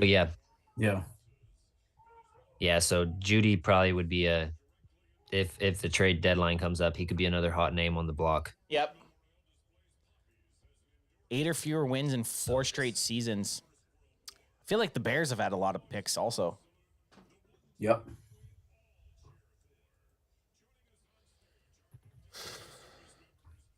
So Bears, they have DeJuan Jones out there right now. If they wanted to go tackle, I actually would like this pick. DeJuan Jones is a player that people had in their first rounds. Yeah, he was sliding into he was jumping to the first in a couple drafts. Yeah. And then and then it's Philly, the fucking shitbirds. Philly gets DeJuan Jones. I will. Is this where Drew Sander goes? He seems like a Chicago guy. Yeah, this would be a good fit. I mean, I think that if you get Drew Sanders here on out, it's a steal. So definitely, I agree. I mean, he was my 24th player or something like that. Why do you guys think Hyatt's dropping so much? That's a question from Marion Cabretti in the chat. Well, I'll let him go first. Go ahead, Adam. Same name. Okay. Yeah, man. I mean, that's I what think, I figured. Yeah, I think. I mean, I don't know why. I mean, for me, I had Hyatt going top of the second. Man, I don't know why we're in the third round. He hasn't been picked. Maybe they see kind of the same things they see out of Cedric Tillman, his teammate. The guy's definitely a burner. He can go get it, man. Great hands. I don't understand why he's falling to the third, but I mean, whoever gets him at this point that's great value. So outside of like the top 5, not even top 10, but top 5. Has anybody gone right where they've been projected so far? Like, it doesn't seem like any players. Yeah, this is a strange draft. That's true. So for Hyatt, to answer the question, I think that he just has a slight frame. Most people see him as a slot only player. He also comes from an extremely spread offense that doesn't typically translate to the NFL. So those are a couple reasons for Hyatt dropping. But like Adam said, he has hands and he has speed, which are 2 coveted things in the NFL. So I thought that he was going to go in the 40 range. But so here you can get him in the 60s. And just for the record, this is the last time we're going to have a guest on this podcast with my name because it's just too confusing for me. Adam, and Adam? Yeah. Let's go.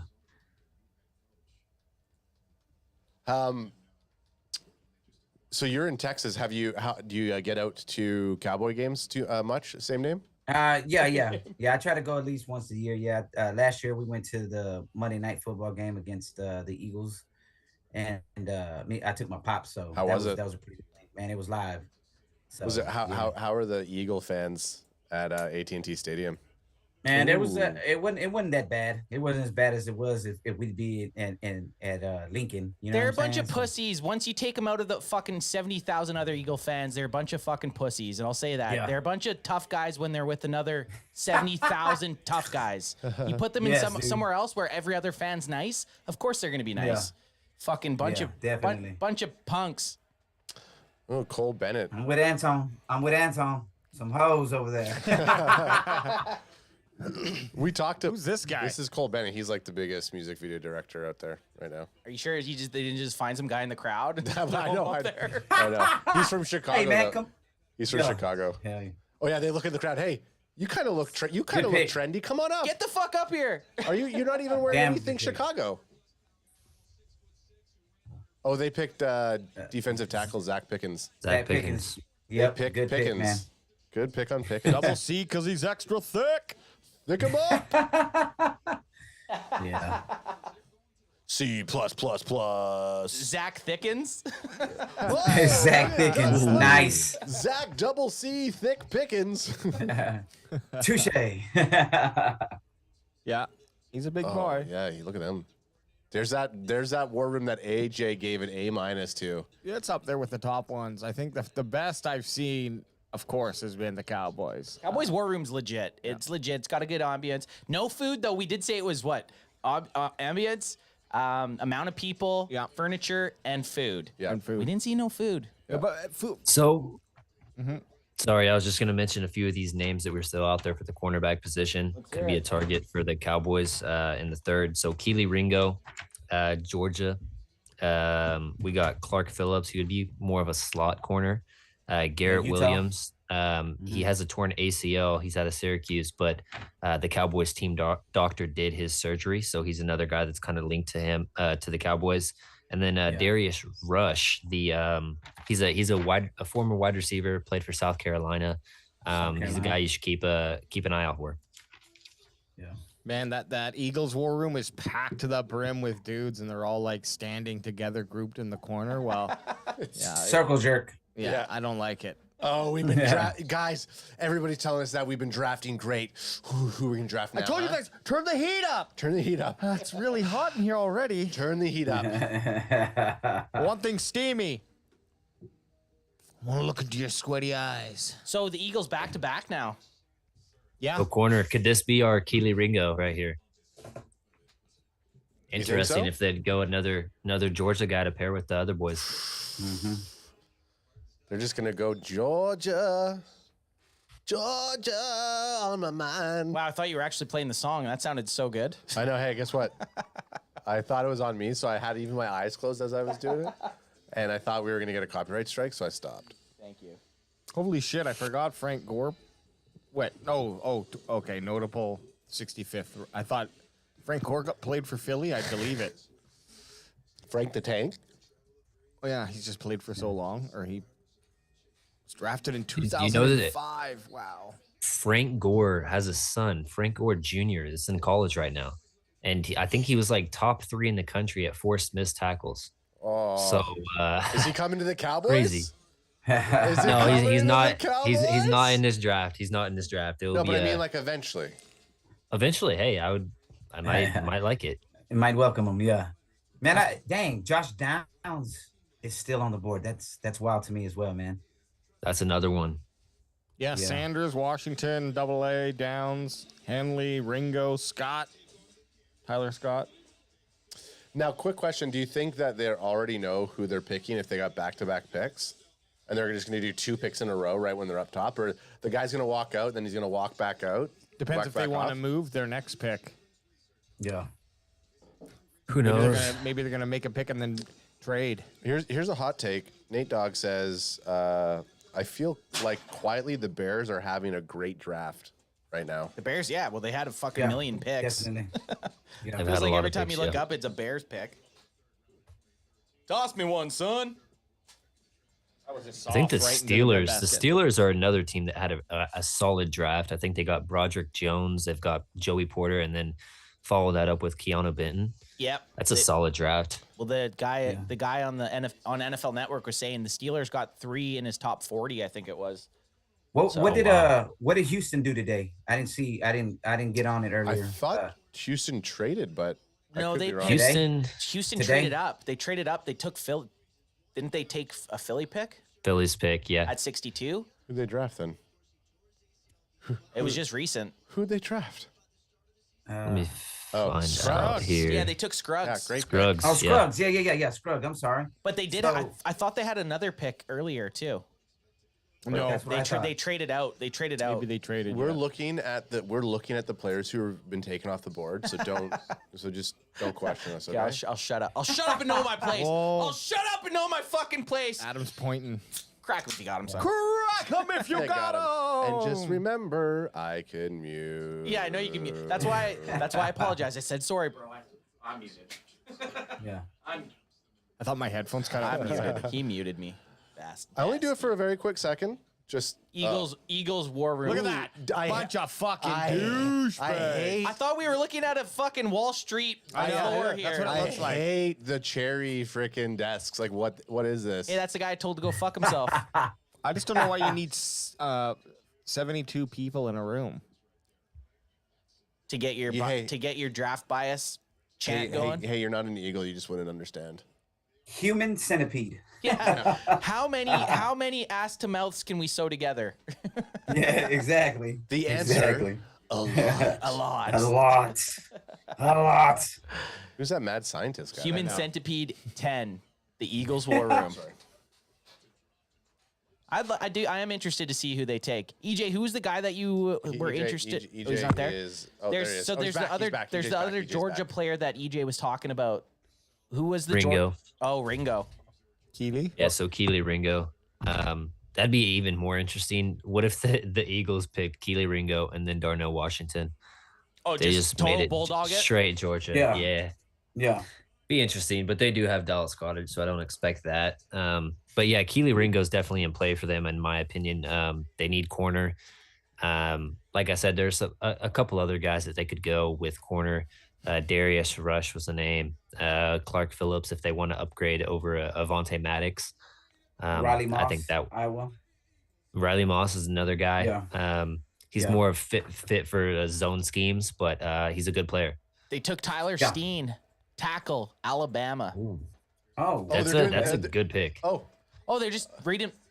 Oh, crazy! He's going back to back. So Tyler Steen, Sidney Brown.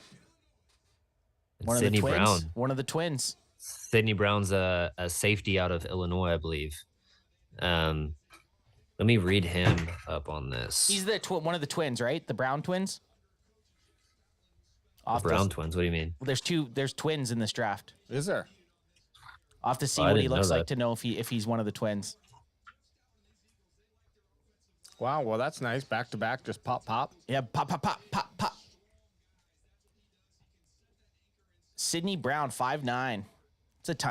But he's stocky. Yeah. 211 pounds.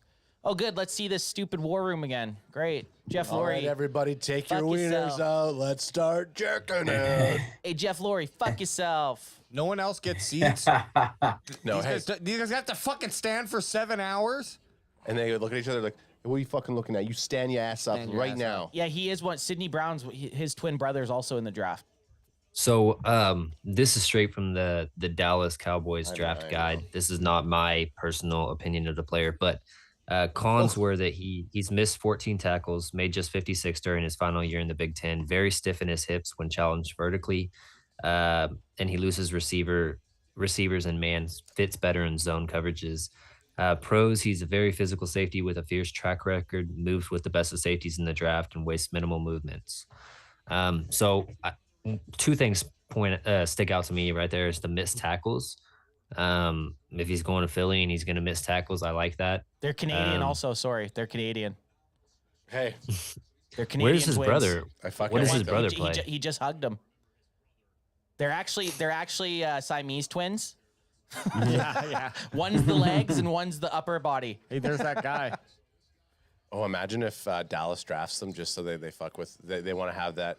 What is with the lineage stories, twin brothers, and then they have some sort of like additional rivalry? Yeah. Oh, I just saw Giovanni Bernardi or whatever. He retired.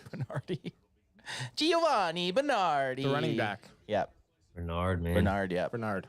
He was fun for a couple seasons on fantasy. He was. The Broncos are up again. Let's get another Cowboys legend out there to announce it. Yeah. Oh, no, let's just get the same one. Ladies and gentlemen, get the same guy. Let's just get D-Ware again. Fuck D-Ware. Come on, man. You're a Cowboy at heart, son. Yeah. Man, on the Cowboys tip, man, Shoemaker's 25 already, bro. Yeah, that's crazy. old. That is old. Really? Yeah, he's 25 years old. Dude. Drew Sanders. Drew Sanders. There we go. That's a Broncos pick, man. That is definitely. Drew I'm telling you, Sanders. that's a steal. I don't care what CBS grades that. That's an A+ for me. Well, we know Let's CBS see. is a bunch of bull ash. Oh, let me get to the third. Man, hey, guess what? No surprise here. The Lions are back on the clock. Yeah, The so Lions need to go Hendon Hooker, in my opinion, man. Yeah, So, I'm with you. Pickens was a B-. Steen to the Eagles was a D+, and Brown, or a D+, yeah. Brown was an A-. Okay. And then Sanders we're waiting on. I'm glad the Eagles didn't get Drew Sanders, to be honest. Yeah, same here. But the Eagles, like I like Nolan Smith a lot as a player, but he's a little redundant as far as what they have with who is it? Riddick. So it's questionable, but it's worked for them in the past. They keep on building those trenches. So Well, who's their other? So they have Riddick, but then who's their other edge? I couldn't even tell you. Boy out of Sweat. Mississippi State. Sweat. Yeah. Oh, yeah. So he's also good, but I could see Nolan Smith eventually taking his spot. Yeah. But then, I mean, if you're rolling with Nolan Smith and Riddick out there, or Reddick, or however you say his last name, you've got two pretty small, slender edges. And I know that Nolan Smith is good in the run game, but I see that as a mismatch a little bit. You basically just want to have both those guys on passing downs, pretty much is what you're saying. Otherwise, they could get schemed out and targeted in the run game. Yeah. Yeah. A little bit. And see, that's one of the things when I was on Space the other day, and when I was doing the other draft show, I asked the guys, man, I was like in this draft, I mean, there was only maybe 5 traditional DNs, and then there's pass rushers, man. And people got to understand there's a difference between a pass rusher and a DN, man. Most pass rushers, they can't set the edge. They're not that great in the run game. You're not getting a D-Law. You know what I mean? D-Law is your prototypical defensive end. So that was typical defensive end. Yeah, that was Will McDonald. That was Anderson. That was guys like that, man. That's why they went earlier than a lot of these guys like Nolan Smith. That's why Nolan Smith fell, man. I mean, he's a small, slender guy. You're probably right. Actually, that's a good point. That is exactly probably why he fell, because they're worried that doesn't have the frame to set the edge. That's a good take that I haven't heard, because I was wondering why Smith fell, and that's probably exactly why he fell. Drew Sanders was an A. Yeah, he should have been. Hey, so there you go. That's exactly what I gave him. Yep. So I'm thinking with the Lions, Jamison Williams, he's a speed threat for them. He has a 6-game suspension here. Could this be the Jalen Hyatt spot? Who knows?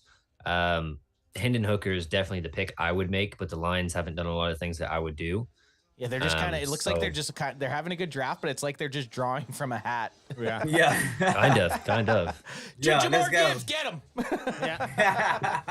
Yeah. Well, they might have had if they felt that was their guy. Yep, but no, they said there was an article that came out today saying someone asked them about what they're going to do with Swift and Gibbs, and they're like, well, yeah, we're not really ready to move on from Swift, and maybe it was a bit too early to get Gibbs, is how I read it in like a monotone. Like they were almost kind of regretting it. Really? Like, damn, what do we do? But I think Adam, Bandwagon Boy 1 in studio, you were the one that said every team needs 2 good running backs. So yeah. And they did lose. I agree with Adam 1 over there. That's right. Well, what's strange is they have symbiotic. They have Swift, but then they also paid Montgomery. So it was a strange pick, but I do like Gibbs as far as getting you 5 receptions out of the backfield. Maybe that's the plan. Well, the thing is, the way that it looks like, knowing that they have so many picks to go through and how close they made it last year, they're probably going to make a big push and a big run, and they want to stock up on those legs. Like it's a long season. You see how unreliable running backs are right now, just based on the amount of games that are being played. And so, I mean, having more solid running backs is not a bad option to go with, in my opinion. It's just funny. It kind of put it to sleep about this whole, running backs are devalued thing. Obviously, they're not. If you have a guy like Bijan Robinson and a guy like Gibbs, who are very good talents, they're still valued. Yeah. I agree. The Lions get their 200th pick. You think at 90 we going RB? I was kind of Roshan. I want Roshan. I was gonna bring that up. I think the Cowboys could possibly looking at running back at 90. Yeah. There was a big emphasis on weapons, man. Coming into the draft, and Hendon Hooker goes to Detroit. Hooker, there it is. Good pick. Good pick. Yeah. Good pick, man. Ooh. Is that his twin brother? God damn, they look like twins. They look very similar. Hooker had the ACL, right? Yep. I think it's a good pick. That's a good pick for them. Yeah. Kind of where people thought he should go around in early third. Some people had him in the first. Some people had him in the second. Well, but I think Ultra Cowboy said that Hendon Hooker was going to be a Cowboy. So he also said tight end, and so everything. well, Ultra Cowboy said. he's going to come back on after the draft and be like, I told you guys they were gonna. If you look, the Bills didn't pick him. Dalton Kincaid would have been a Cowboy, which is probably true. True. We need to get Ultra on here. I know. So, I did message. I tried finding him, but he's in the he's at the draft. Freaking he's just engaged, talking with other crusty Cowboy fans. The way we met Ultra was just at the draft, and I just told him our page, and that he's like, "Oh, I'm gonna check that out," and then he was there every day since that, which is awesome. Yeah, Hendon Hooker B-. He's minus. That's okay. He's literally been on every single live stream we've done since the draft last year. He's been on 100 and some odd. Maybe he missed one live stream. And constant blowing up the chat. Oh yeah. I have a question though for you guys, because we did just kind of say running back possibility. What are the Cowboys now thinking at 90? Is it gonna? Are we going position, or are we just going strictly best guy there? Oh, I mean, I would put a lot of weight on O-line. You know, I'm BPAN. I'm rarely best player available because sometimes it doesn't make sense. Right. Yeah. I'm done. I'm done predicting what the Cowboys are gonna do. I know, right? Yeah. Guess what, EJ? You fucked us the last 8 weeks. Is there a Wolverine that they could take? Jake Moody, baby. Let's go. Let's get our kicker. Jake the Snake, man. At 90, baby. We've drafted Jake Moody on 2 or 3 of our mock drafts, so we're big Moody fans. Moody boys. Yeah, they're gonna. I bet you if they don't go a running back, I could see them reaching for 00, the center from Michigan. Possibly 00. Yep. Remember? I mean, Chris convinced us when he was on. Chris was trying to get us to take him at 2. Yeah. Remember? And then we started trading back, and he was like, still there. We're like, Chris. He's like, he's like, we're gonna lose him. Yeah, and we ended up taking him in the 4th. We ended up taking him like pick 129 or 160 or something like that. Yeah, 129. Houston's up with pick. But with 69.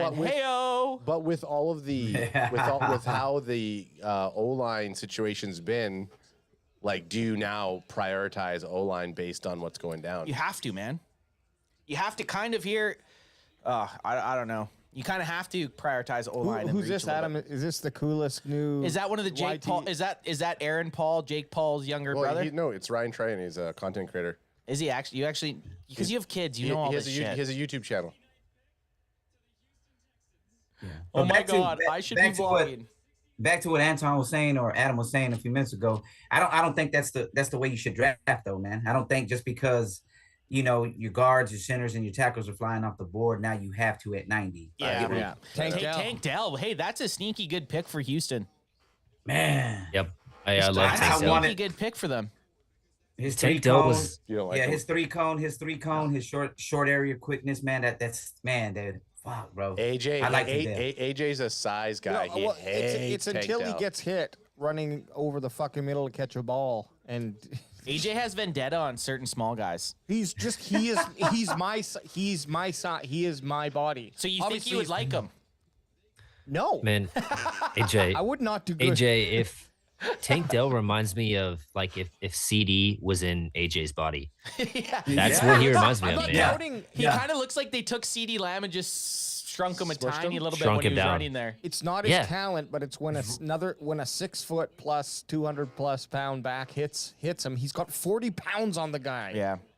So this is interesting. They took Scruggs now and Dell, which could be considered reaches. Yeah. But I mean, even that. Hey. Raiders are Tank already Dell was. Sorry, Tank Dell was a wide receiver that led all college in yards last year. He had a touchdown in each of the last 10 games. He's a great resource on third downs. The only real problem with Tank Dell was just the drop issues that he had a little bit of. But everything else, I mean, this guy, he's shifty. His 40 time.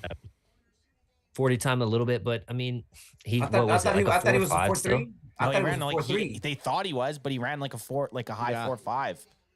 I'll tell you. Really? Yeah. Yeah. He had a very bad 40 time. B- for For Dell, he ran a 4.49. Yeah. Okay, so yeah, fringe 4.9. 4.5. Wow.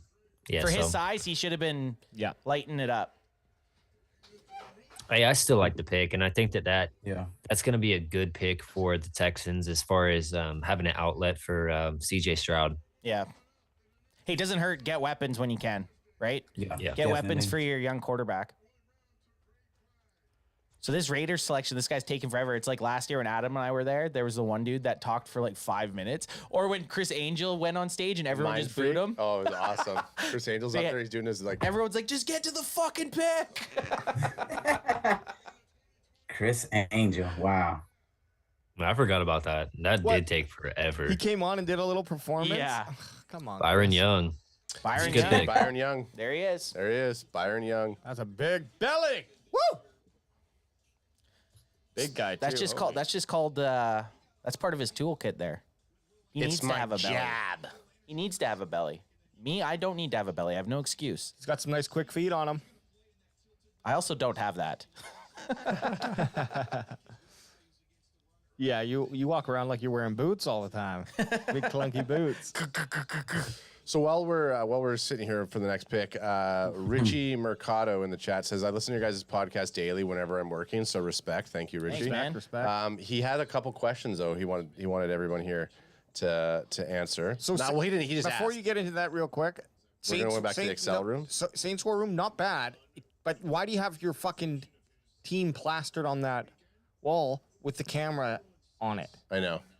Who you're picking? Now I can see, and now I know who you want. Okay, if I the big board. Yeah, I mean you could like zoom in on anyway. Sorry. Oh, their Saints are already selecting. Okay, I'll ask the question right after this one. Saints are selecting Troy Vincent, Executive VP NFL Football Operations. I mean, it seems a little Inside. favoritism. Yeah. Seems like a made-up title.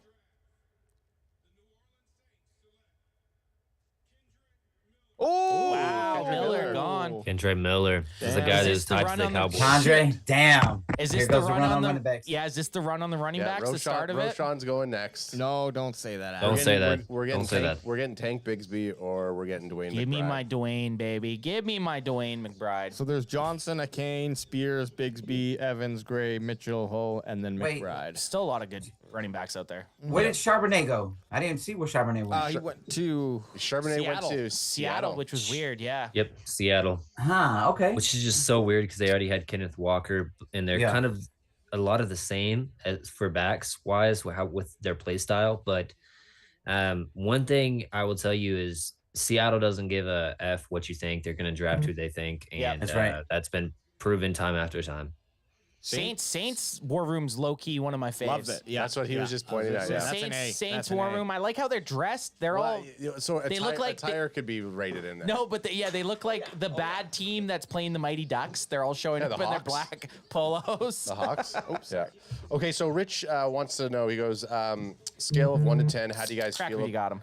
We talked about this a little bit, but just because he tunes in right now, scale of 1 to 10, how do you guys feel about Armazi as our first pick? Well, let's get Adam Yanez from Texas with that because we haven't really. Sorry, that was Brian Roberts' question. Yeah, what's man. up, I Brian? And Brian, you could have just texted us that, but appreciate it.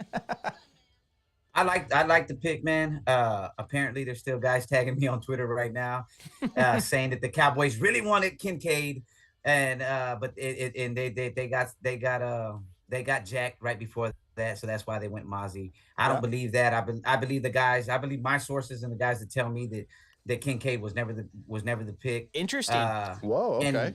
And they said Mozzie was always the pick. They even said the Chiefs try to trade up to get Mozzie because that's who they wanted.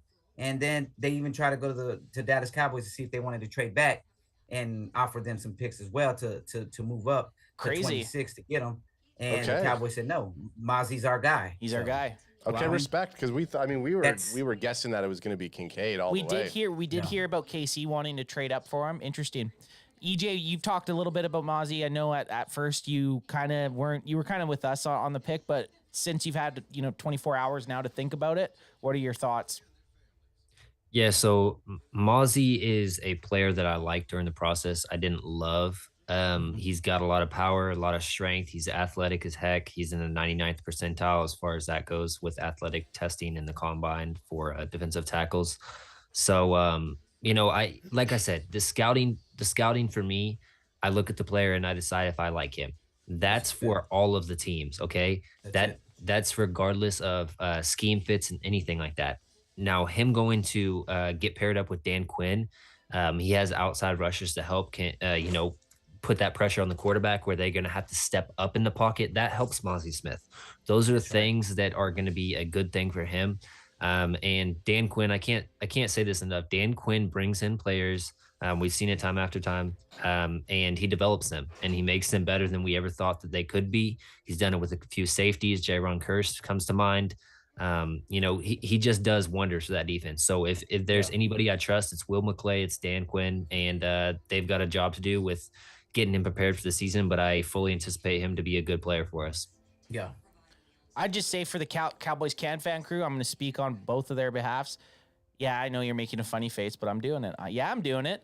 We are 100% more confident with the pick as soon as we were sober this morning, opposed to when we had been drinking for like 3 hours and the Cowboys picked. We were all kind of like, it was just too shocking because it was just not talked about. And you know what it was? It was the realization that what we thought we knew.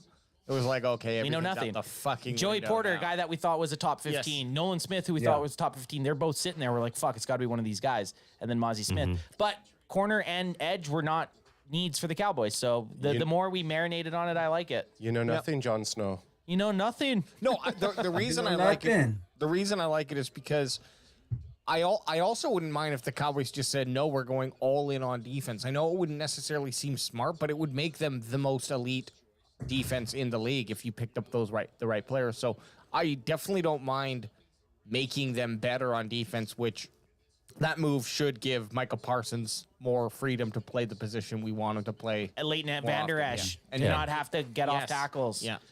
Right. Yeah. So there's a nice trickle down effect. That might actually alleviate that kind of need at linebacker a little bit. But my only, I'll say it after this, or I'll get it in real quick. My only argument for linebacker for the Cowboys is LV's on a 1-year deal. Yeah. Yep. Truth.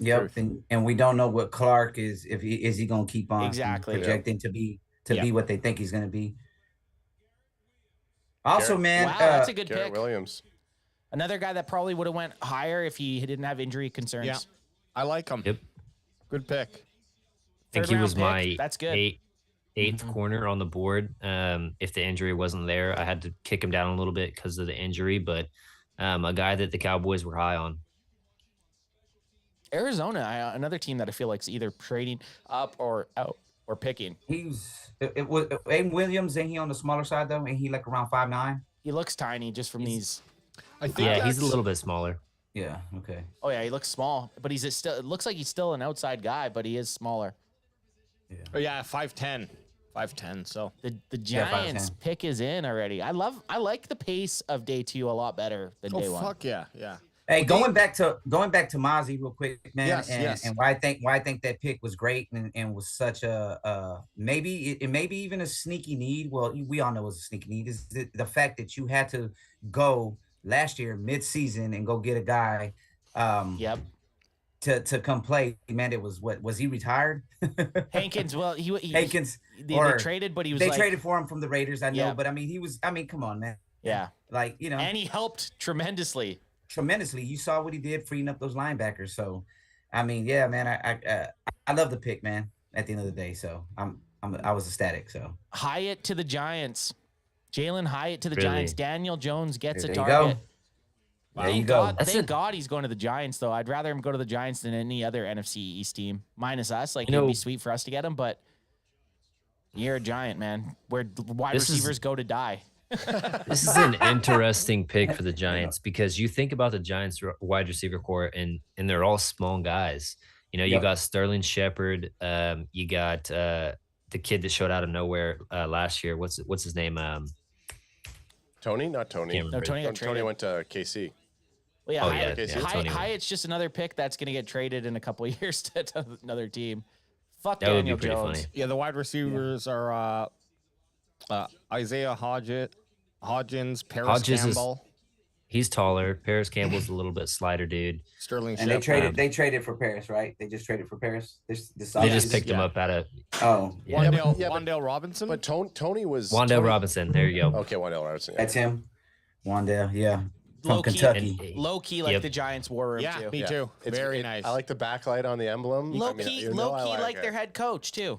I like that they went out on the seats too. They're like, look, we're gonna be sitting easy. Let's give the boys some. Hey, Kevin Costner's in right now. Cleveland Browns are on the clock.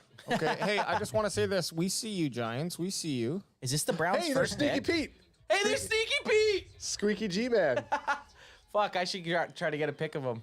Too late. Oh, yeah. That's funny. That's hilarious. That's one of our boys. He's from Dallas, and he's a Giants fan. I know. Pathetic, right? Poor guy. Okay, Browns. Is this the Browns' first selection? Yeah.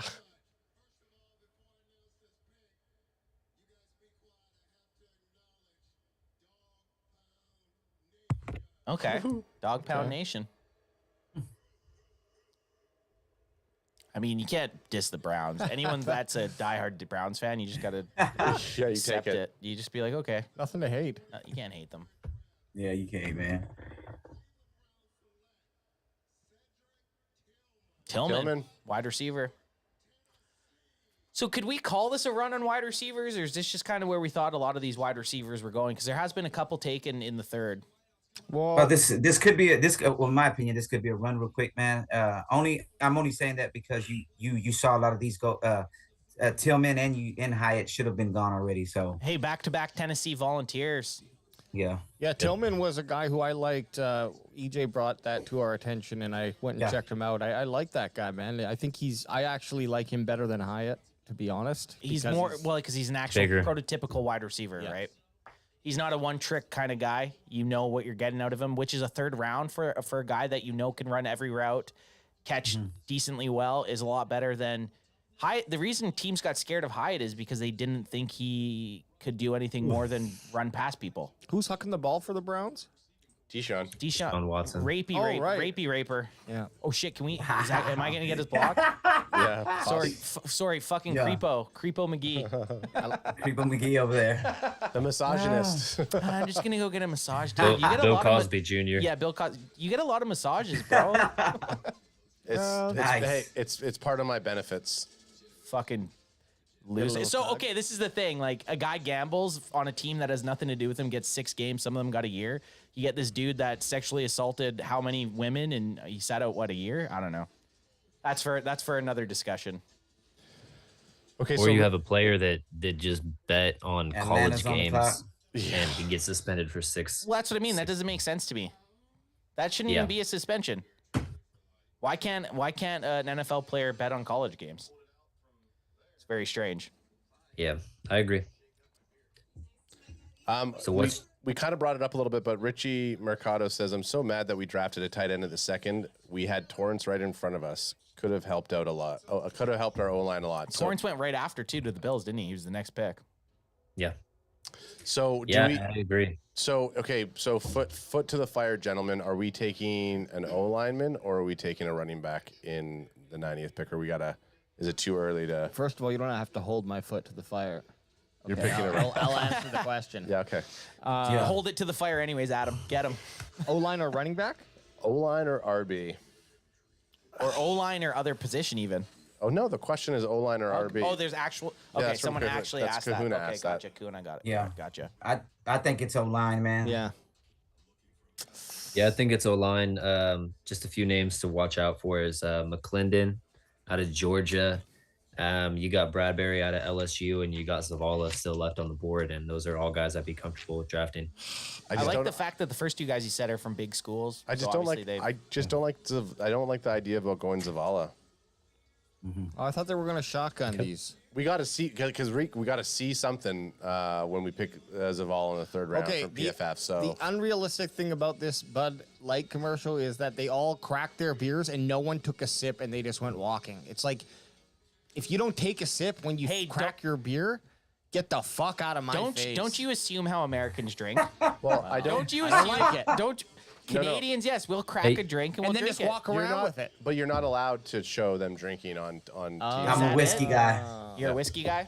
Yeah. Hey, but Same name takes that whiskey shot. When you pour yourself a whiskey, do you have a little quick sip just to make sure everything's right? Oh yeah. One for you, one for me. The old shake. You want to hear the ice a little bit, and then you take a sip. And then you get a little sip just to make sure it's all good. Guys, could I sell you on Adatomwe Adabare? Yeah. Double A. He's still on the board. He's the guy that you guys were high on. We had him a second tier guy, so you can sell us on him. He's been mocked in the first round by a couple bigger media members. So if he rolls around to the Cowboys pick and you draft him, you can use him as a 3-tech. He has a lot of tools there. He's super athletic. And then, like I said, if Dan Quinn's there and he's going to be the person that's developing him, I would like to pick. I like double A. Can you explain to me the 2-tech, 1-tech, 3-tech? I know that's one thing I have a hard time grasping. It's where they line up in between the offensive line. But EJ, give us a rundown on this. Yeah, so a 1-tech is typically your nose tackle. Those are the guys that you want to eat up the double teams. So is Mozzie a 1-tackle then? Yeah, so Mozzie would be considered a 1-tech. Yeah. Yep, he'd be considered a 1-tech. Oso Odigizua is more of the 3-tech, a little bit more of the athletic guy who's a little bit lower weight. So you usually see those guys in the 290s to 300s. But you usually want your big noses to be 330, 350, depending on their athletic profile, if you want them to get some push or whatnot. But think about this. Vita Vea and Kalijah Cansey just got paired up in Tampa Bay. That's scary. If you paired up Mozzie with double A, that's another super good pairing. And in my opinion, that would be wrecking havoc up the middle. You force quarterbacks out of the pocket and you allow our edge rushers to get on the outside. Just build that defense and you build it kind of like the Eagles have in the trenches. So that's the reason. That's the reason Gallimore kind of has fallen out of favor, because they drafted him and then they tried to play him as. Did they try to play him as a 1-tech when he's actually supposed to be a 3? So is that what it was? That is the reason he kind of fell with success a little bit. For me, Gallimore, whenever he came in from Oklahoma, so Gallimore was a guy that I thought was okay against the run and okay pass rushing. I didn't really see him being a great run defender ever, but they just tried to bulk him up and stack him up. So it wasn't him necessarily making the tackles and being able to disengage from a block and then grab the tackle. It was more for just a clog the middle type of a guy. Right. And I don't know that he had the anchor or the pad level to get down under the center's pads and really get pushed there. And so I just don't think that Gallimore's worked out in the way that they thought that he would. Yeah. The Falcons war room there, B+. Adam says A. I liked it. It was wow, nice I just like it. I mean, they had an old ass Samsung television, old TV mounted up there. It looked like Target to Super me. plain. Looks like a Target lunchroom. Like yeah, totally. So there's respect on that, Marty Mapu, I'll say this: we've never talked about this guy. Never talked about this guy.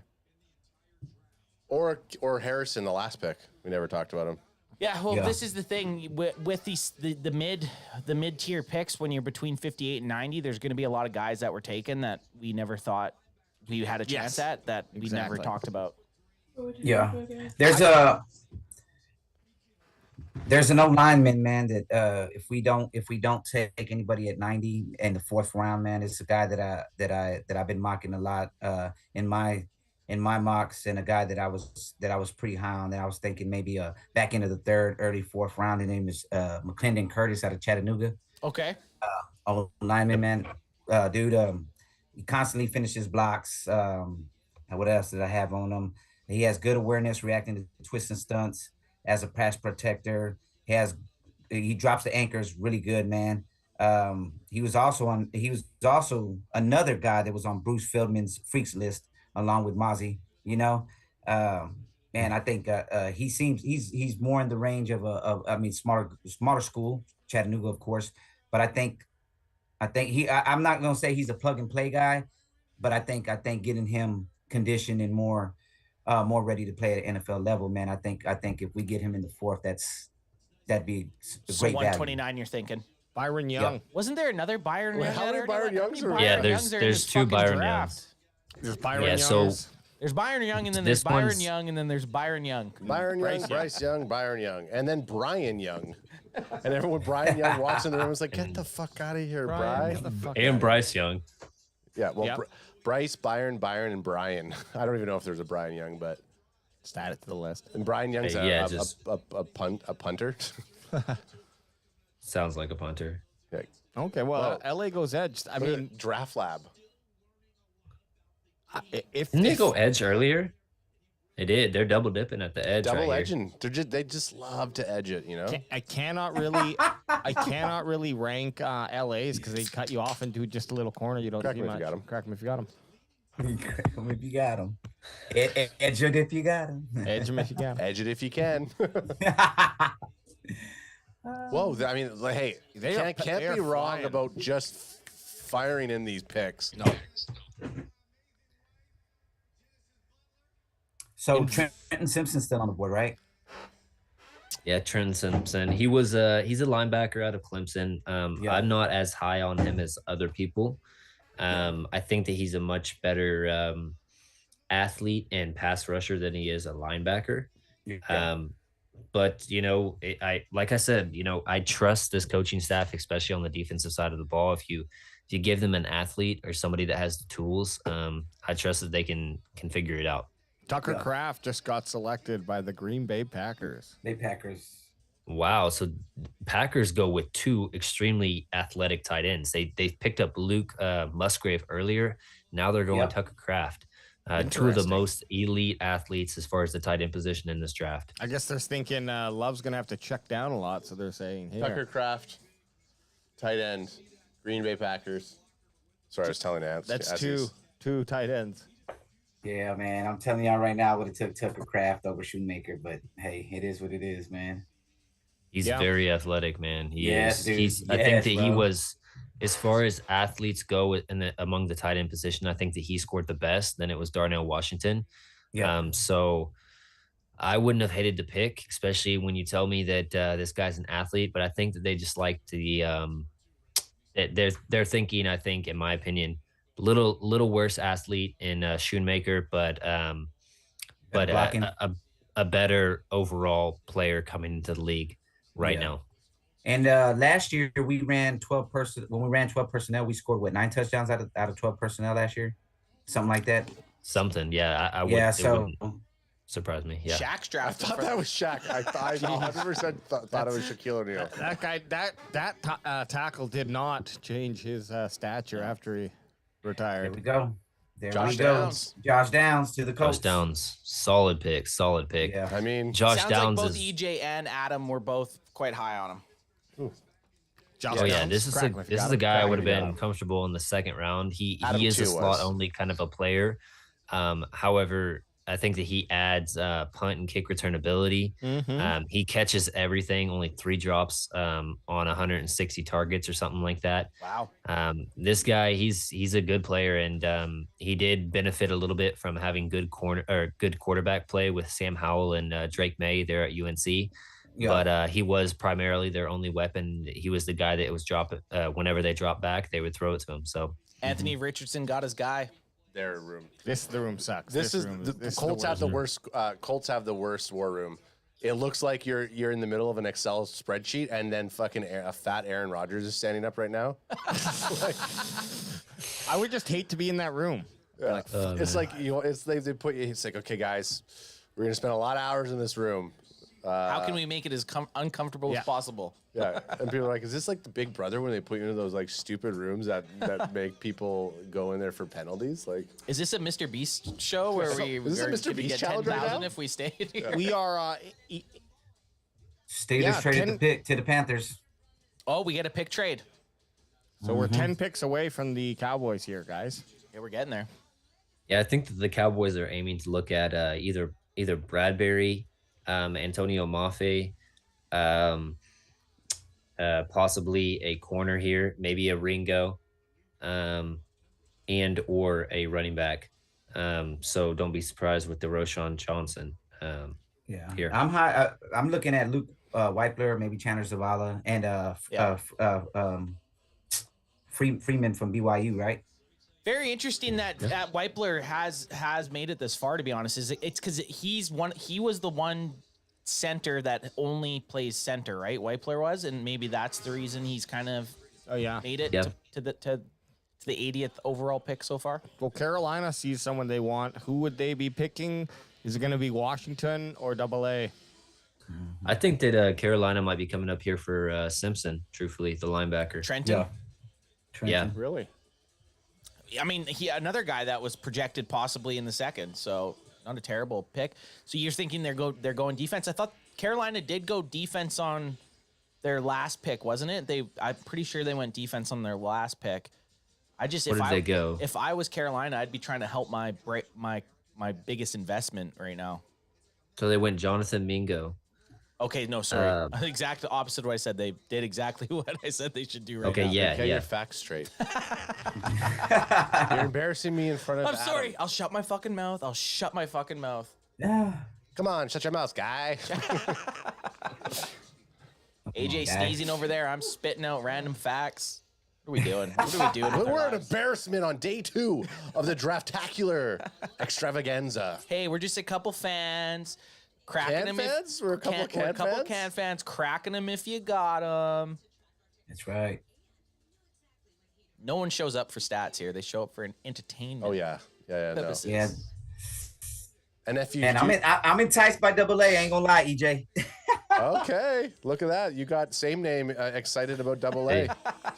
Yeah, man. Yeah. This is a Mexican Adam. Yeah, Canadian Adam. You got Mexican. I was gonna try to abbreviate it, but guess what? Mexican Adam is just totally fine. Mexican Adam, baby. Let's go. So Mexican Adam is enticed by AA. I'm not. I don't hate AA. I think 00, but if we could get 00 in the fourth, I think or fourth. I have a hot what's take. he ranking at? I have a hot take. Do I like Mexican Adam more than Bandwagon Boy Adam? I might. Man, let's go. Let's go. You know, We're I'm all for AA. We're brothers, so we spit this at each other. AA right here, we're thinking? Listen, I'm all for AA. I'm all for 00, but I'm more on for BB. Big Double booties. B. Ooh, really? Yep. Let's get the big booty. Yeah, that'd be crazy. I like booty. AKA a guard. For a second, I thought he was going to say he's into Bandwagon Adam, not Mexican Adam. But whatever. Yeah. DJ Johnson. No. Guess what? Wasn't on my list. Nope. Wasn't on EJ's list. Oregon Duck. 6'4", 260. That's a definitely was on AJ's Panthers? list. That size. This pick hasn't even come across my screen. It's because he's hot and he's cold. They're saying is one of his. Oregon does have cool jerseys, I have to say. DJ Johnson. And we're close enough that we could drive to an Oregon Ducks game. That should be our college team.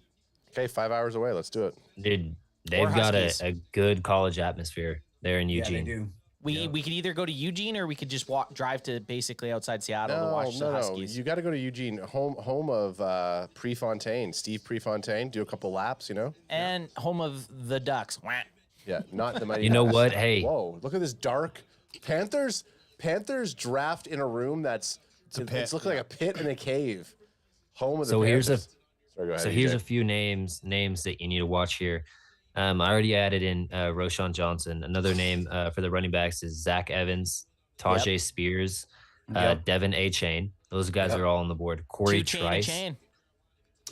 Corey Trice, Darius Rush. Hey, stop. Hey, you can't just say Corey Trice. You got to say Corey.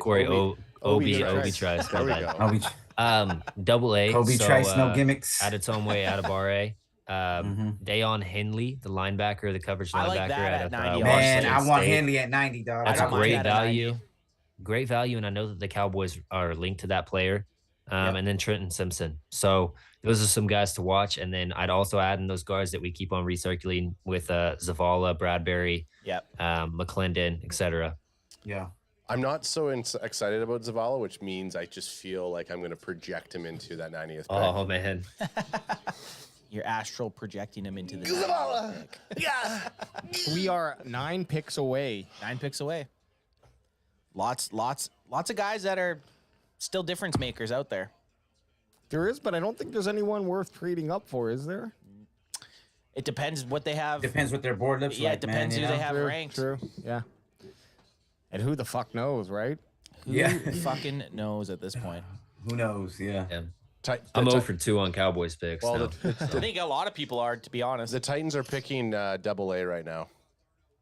That's what you Are think. they? You know what?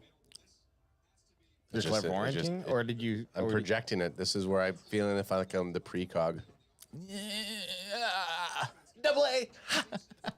Titans. Oh, how do you know that? And it's painful for you? Oh yeah, it hurts. My nose will start to bleed. Yeah. No, that's called cocaine. No. When you do like ancient magic like I do, your nose bleeds. But it's only for Titans picks. It's only for Titans picks. It's like it's super weird that I can't call anything except for Titan that picks. he got Titan picks as his every selection. Every other draft I can call Titan picks. It's just weird. It's a weird thing. So you think double A here? Double A. Double A. Let's see it. Oh shit. Oh yeah. I like so it. this is McCourty. Yep. I wonder if he's gonna hype it up. Oilers. Yeah. Good Morning Football. He's the only guy I Yeah. like on the Good Morning Football. He's the only tolerable person on Good Morning Football. Yeah.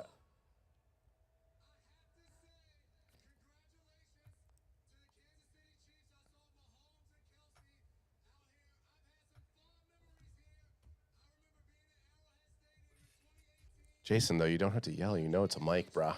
Come on. I was in the Super Bowl here.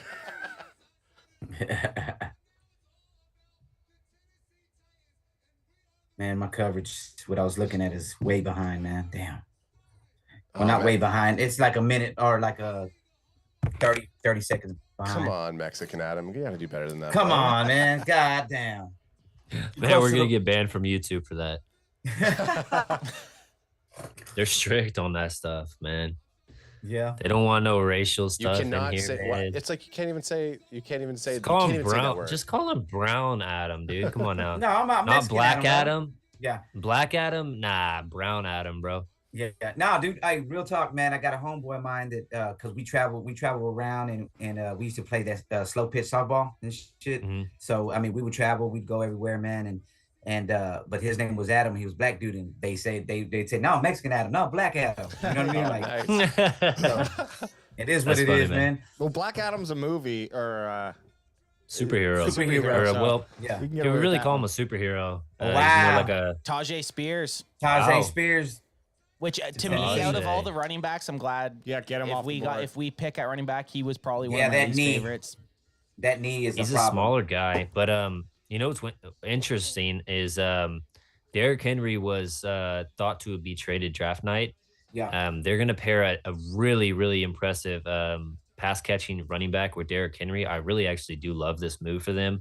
Yeah. Tajay Spears is a littler guy, but man, he can run those whip routes, those little crosses over the middle, and make something out of nothing. They're doing the yin and yang for the Titans backfield. So do you here. think that just says right there that they're not going to trade out Henry?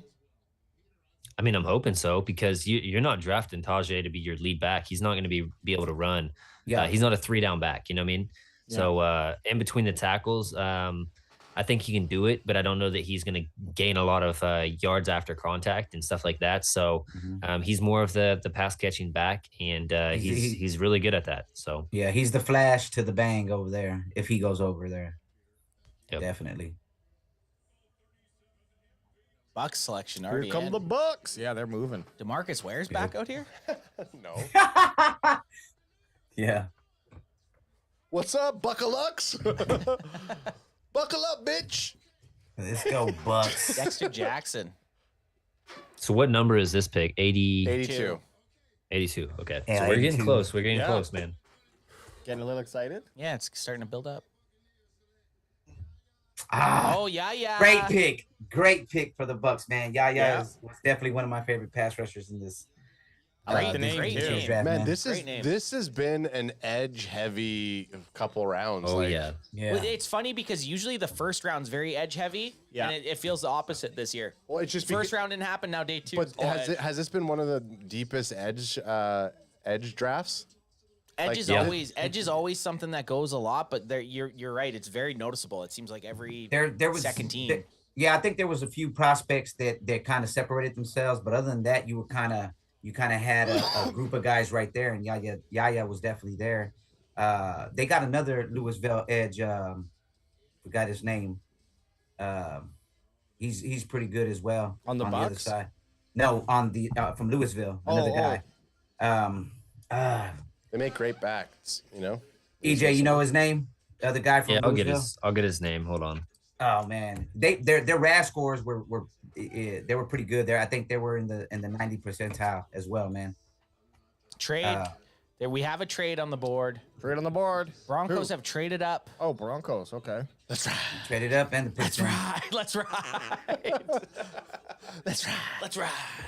Another edge that's one of my pet cats is Vialami Fehoko, man. That kid's got some pass rush moves, man. He's on tape. You can see great burst, great speed off the ball when he's coming off the edge. Good hand movements, a couple of good moves, man. When he's rushing. Thanks, Riker. This is the San Jose State kid. That's him. That's him, bro. Yeah. Is there enough room on the Cowboys for 2 Fiocos? If he's there, I think we automatically cut Simi. Man. Fiocco? Yep. I'll tell you, if we take a wide receiver at any point, Fiogo's probably gone for us. Yeah, gone. Exactly. Mm-hmm. I think it was yesterday we talked about it. You have your top 3, obviously, in CeeDee Lamb, Brandon Cooks, Michael Gallup. Yeah. Jalen Tolbert, they're not done with him yet. I guarantee he's going to be the 4th wide receiver this year. They're going to give him every opportunity. And then you have Turpin as your 5th. So, yeah, if they take another wide receiver, it's not looking too good for Simi. Yeah. Yeah, but they might not be thinking taking a wide receiver then, if that makes sense. And that's what I was confused about. When we did a lot of our mock drafts and posted them online, everyone's like, you didn't take wide receiver. And I was like, well, I don't think wide receiver is a big need, to be honest. Yeah. To be honest, I didn't think wide receiver was that big of a need in this draft. Not with the arrival of Cooks, man. Cooks kind of simmers it down a little bit. So maybe next year, the Cowboys could be going first, second, or third round at a wide receiver. But it all depends on how they feel about Jalen Tolbert. If they don't take a wide receiver in this draft, it's pretty much saying Jalen Tolbert's, it's his time to be that WR4. Yeah. Exactly. And that's a good place to be for any receiver looking to prove themselves with a surrounding cast as strong as the Cowboys have. You're going to end up with the kind of, when he's on the field, he's going to end up with the best matchup. By far. Yeah. He's going to get those Noah Brown matchups. Yeah. You just have to be better than Noah Brown, who, don't get me wrong, Noah Brown, I love Noah Brown, but he was never, he was never going to be anything more than a wide receiver 4. Yeah, he had some great catches, and actually, I think, didn't he finish as the 2nd wide receiver on the team? The team, which is saying a lot. Yeah, I know. Well, you look at the drop off from CeeDee Lamb, and that's why this Brandon Cooks thing, and we need Michael Gallup to get back to Michael Gallup. Yeah, well, he gets a pass, but he definitely needs to start playing football. He was one of my favorite. He was one of my favorite wide receivers. His perimeter game is so good, and if he can just get that, it's one of those things with injuries that is taken for granted. The guys don't necessarily trust their leg, and it might not even. Yeah. It's a subconscious thing. It might not even be a known thing that they're doing, but it takes you a while until you do something enough times that you stop even remotely thinking about your leg. Hey guys, would you guys be interested in hearing the last 10 third-round picks for the Cowboys? Yep, right after this Broncos selection, hammer them out. Okay. Denver Broncos are selecting 83 already. Wow.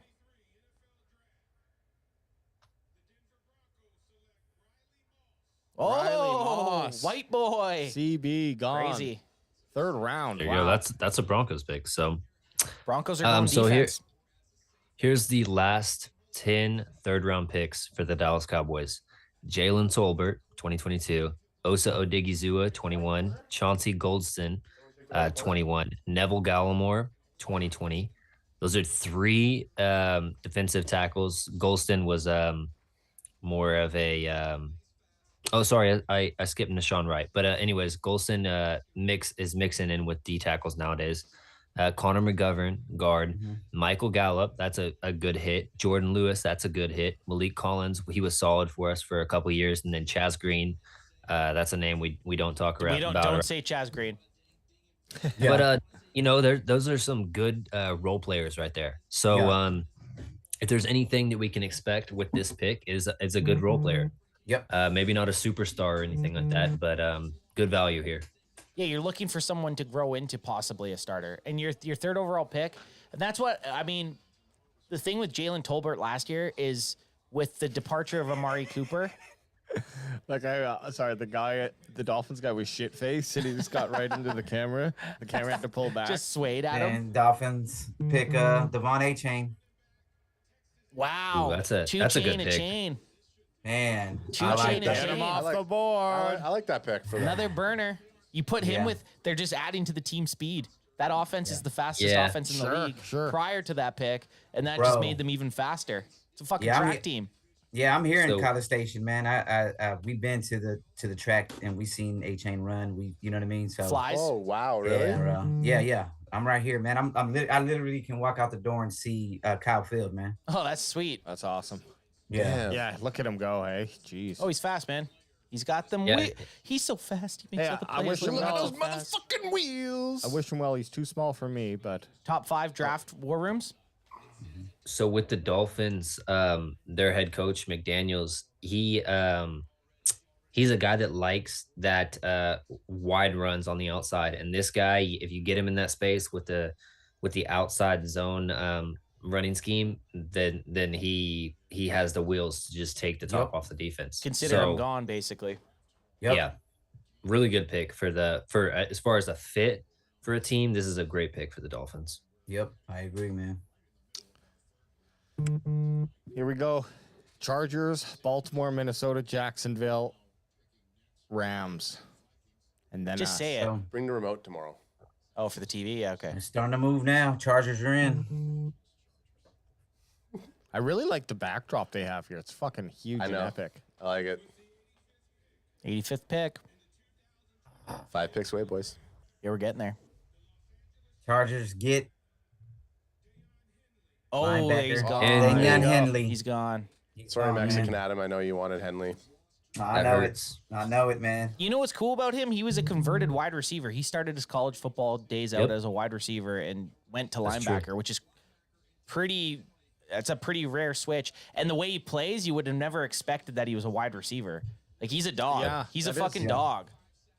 You'll see the wide receiver to cornerback, and you'll see the corner to the safety transitions, but hardly ever a wide receiver to linebacker. And then to watch his highlights of how much he just has that motor and he's just laying the boom on every. I really liked Henley, and he was a guy that I was kind of hoping. I honestly didn't think the Cowboys even had a shot at him at 90. So it's surprising that he lasted to 85. Linebackers obviously aren't a big thing in this draft. There's only been, 4 taken? Yeah. Who's been taken? McDonald. Ivan Pace is still around. There's been McDonald, right? Sorry, not McDonald. Who's the first? Who did the Lions take? That'd be Campbell. Luke Campbell. So Campbell, Sanders is off. and Henley, and there was one other. Henley. I'm trying to think who else was. We're kind of Simpson. Has Simpson went off yet? We're kind of looking over at AJ to bring up. It might have only been 3 actually. What linebackers got pulled? What, drafted? Yeah. What has it only been 3 or 4? Yeah, for sure 3. AJ's checking right now. Just Sanders and in this round. Oh, in this round, Sanders, Hanley, none in round 2. Oh yeah, so only Campbell. 3. And Jack only Campbell. 3. Jack Campbell, Henley, and Interesting. Sanders. Yeah, so you still got guys like Dorian Williams, Noah Sewell, Nick Herbig, Henry 222, however you say his name. All dudes. Hey, all and then, dudes. We Simpson. fucking diddled, you know. Yeah. Yeah, we Dudes, diddled. we diddled. Hey, we diddled them. Yeah, we diddled them. Riley Sewell- Moss gets an Diddle. A. Moss with an A. Hey. Yeah, man. Wow. I like that pick for the Broncos. I did too, man. I really truthfully, because you pair him and honestly, Moss is a guy that you can transition to safety. Yep. And I think he plays incredibly well with stuff in front of him. So if you do, shift him back to safety, they lost Simmons to Atlanta, I think. Plug him in back there, and I think he'll be great. Well, you guys, both of you guys have kind of agreed with Moss and Drew Sanders. You both really like those picks. Yeah. Yeah. Yep. Ooh, the Ravens are actually taking their pick right down to the fucking wire. Yeah, here. they did. I guess they were fielding calls. They had to have been, man. Yeah. Yeah. I mean, like the Ravens have, they re-sign Lamar. They got OBJ, and then they take Flowers. Like that's This could be a Ringo right here. Oh, you think so? Oh. Yeah, because they don't have good corners there. Yeah. So this could be a corner. Darius Rush is still on the board. Trying to think of the other corners right now off the top. Is Ringo? Ringo can Eli can Ricks play is as still a safety around as well, can he? Yeah. Yep. He could be a safety as well. He's got that size. He definitely doesn't have as fluid hips as some of the other corners, which is one of the main things that's knocked Keeley down the board, in my opinion. That's right. But yeah, and then Anth, you mentioned Eli Ricks. The Ravens are a team that's linked to taking Alabama players. Peanut butter. I think that Eli Ricks would be a good pick for them, truthfully. It's burnt. Sorry, me and Adam were just having a little wrestling. We were arm wrestling. We're talking about Eli Ricks. Yeah, man. Me I like personally, Ricks. I don't see Eli Ricks as a top 100 guy. So, Wow, Mexican Adam, man. how dare you? man, I like Eli just- Ricks. I like Eli Ricks. He was I like his a top physicality. 30 pick until Ants drafted him in a mock draft, and then he started plummeting. Yeah, blame it on me. Blame his shitty play style on me. Just kidding. I like that he's a physical Trixie corner, Rixie. and I like taking a corner that we know is going to sit behind a couple guys for a few years. And I wanted a physical corner. Did San Fran just trade up? Yeah, they did. San Fran traded up. Interesting. I told you San Fran was not going to use all those picks back to back to back, so they still got packaged two. them and moved up. In the back though, they still got two. So Really? Torrey Smith. yeah. Well, they trade. Well, we'll see what they did. Nate They're Dogg. moving up Oh. to get THT. So Corey Trice, Hodges Thomason. Corey Obi Trice Yeah. is another corner. Watch your gosh darn mouth there, EJ. Don't you dare put some respect on that name. Trenton Simpson. He's gone. He's gone. Yep. Boom. Yeah, the Ravens. There it is. They're a team that their scouts always pick good players. Yep. And if they're not picking a guy that's great on film, they're picking players that have a lot of upside. Trenton Simpson is just that. Gives you pass rush upside if you want to use him as a skinnier edge, like a Nolan Smith, kind of like a Michael Parsons, like a Hassan Reddick. I liked his one of highlights. those Ball guys. linebacker. Yeah. He's completely blinged out too. Did you guys see him there? Well, he no, had. crack him if you got Crack him, him if you AJ. got him. Can you throw me one too, AJ, please? Toss me one, son. Toss me one, what's with all son. these fam cams? Like that looked like he was sitting at a funeral. Well, at your funeral, you're gonna have lots of family there. I know, but the people in the background are just like, oh yeah, he just got drafted. And like, this motherfucker is gonna go to the NFL. Like, Okay, they're fuck showing him. the trade here. San Fran is traded up into the 3rd round. Oh, Nate Dogg. Oh, Well, let they the draft begin. I three. hope. Okay. There we go. So there we go. They traded their last pick of the draft here and probably packaged. Okay, up, I so guess. Nate Dogg not happy with their. They traded draft up. They room. still got 9 picks remaining. Wow. The Niners still got 9 picks remaining after trading up. The fucking San Francisco 49ers draft room looked like my grade 11 science room. What are they doing there? That was awful. Nate Dogg says, "I hope San Francisco picks Ringo." Nate wants a CB. Oh, so they must have been showing a different image because. Oh yeah, that's right. Because this fucking guy stood in front. So the image of before they were just sitting there, and then the one it looked like a morgue. Oh, here comes Ant's favorite. What? It's not Kelsey. I'm just kidding. It does kind of look like Kelsey. him. It's Wish Kelsey. Yeah. Joe Staley.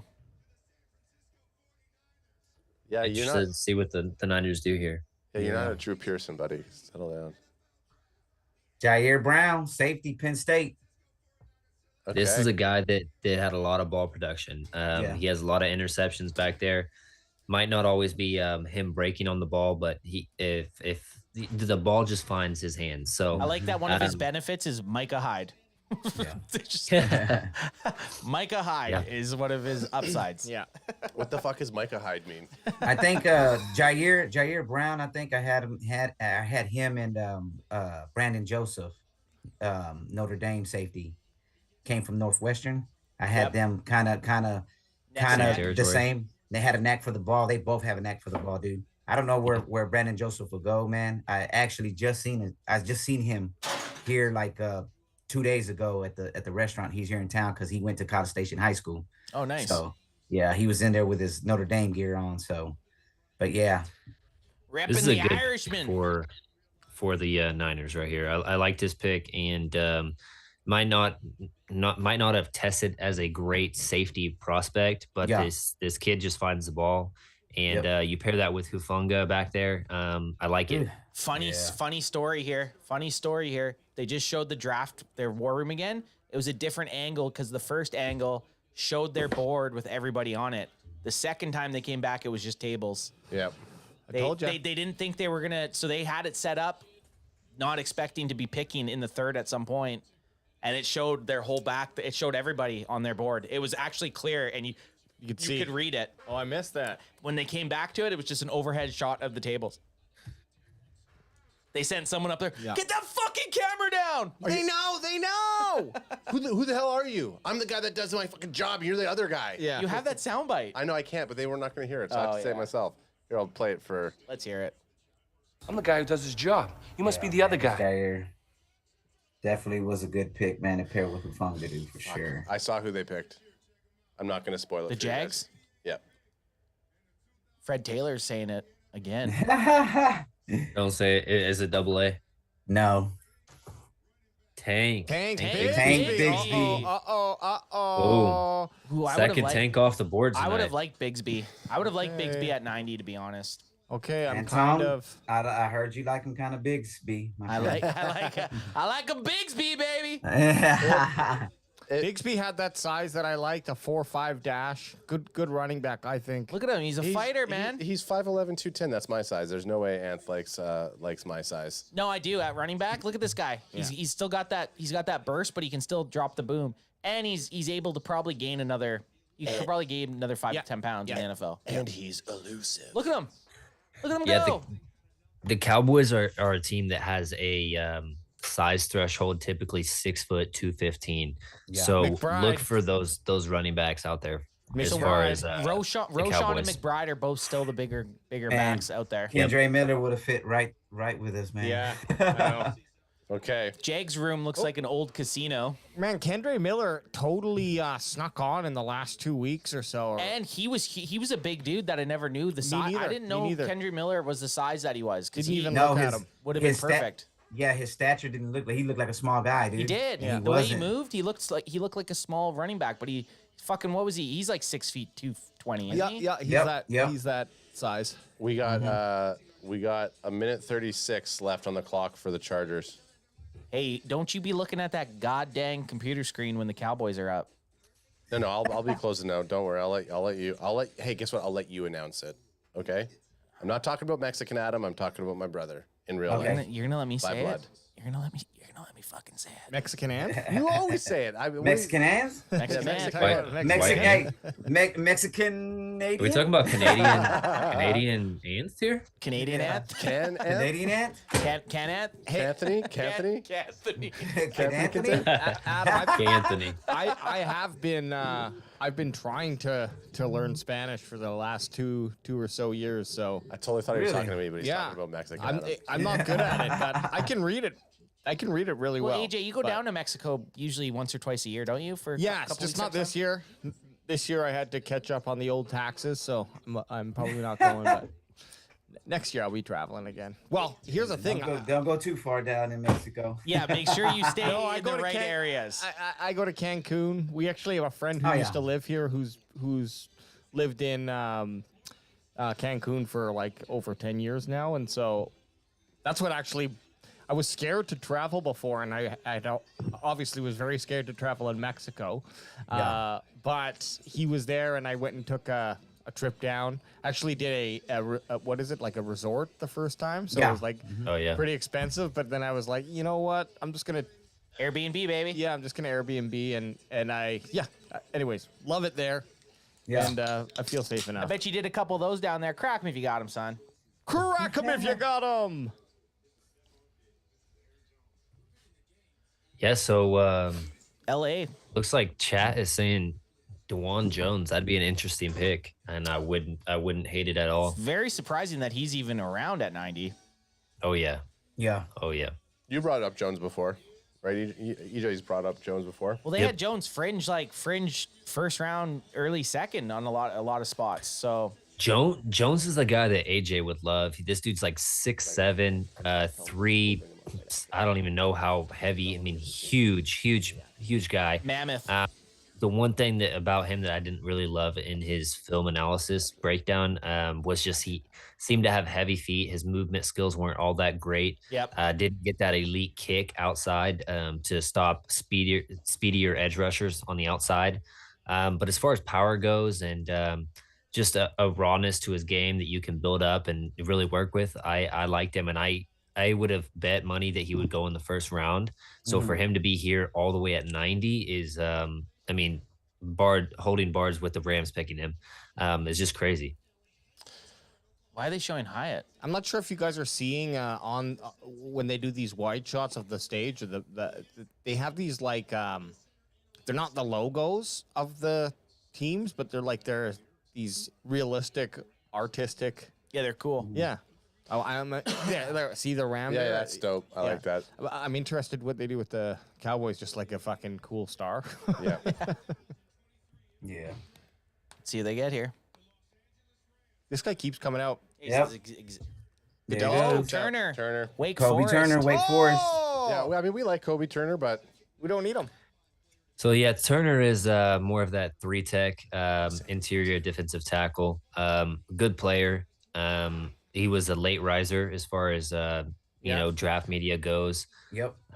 But yeah, I don't think that the Cowboys ever really looked at him with serious inquiries. Well, we're up now. 90 Cowboys are coming up here. Cowboys are gonna be up on the clock here, guys. Here we go. Our Cowboys on the clock. Cowboys on that big old clock. We're about to see our second pick of the day. We still have a lot of needs, guys, and it could be, it could go a lot of ways. Running back. The pick's in. The pick's in. I'm gonna take it off the screen because I'm panicking right now.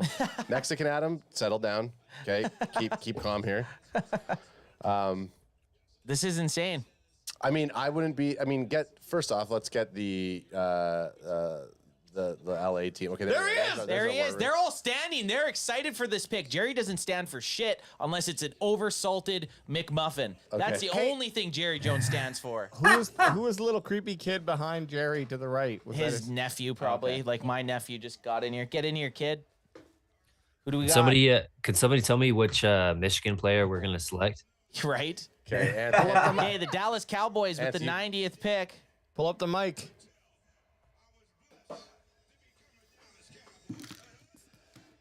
I like that they're going back and forth with Drew Pearson.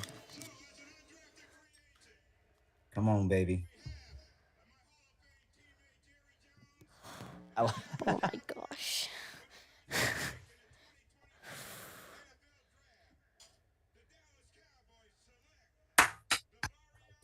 So this is a defender. Overshawn, linebacker. Yep. Guy we never really talked about. A linebacker is a need though. Wow.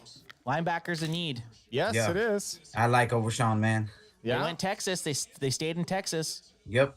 6'3", 229. So he's the size that you want. Could be a little heavier, but it's easy to put on weight. Let's see some of these highlights here. Boom, he's a dog.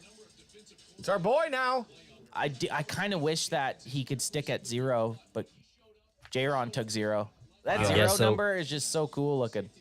I think Overshown was was the backup plan for not getting Henley.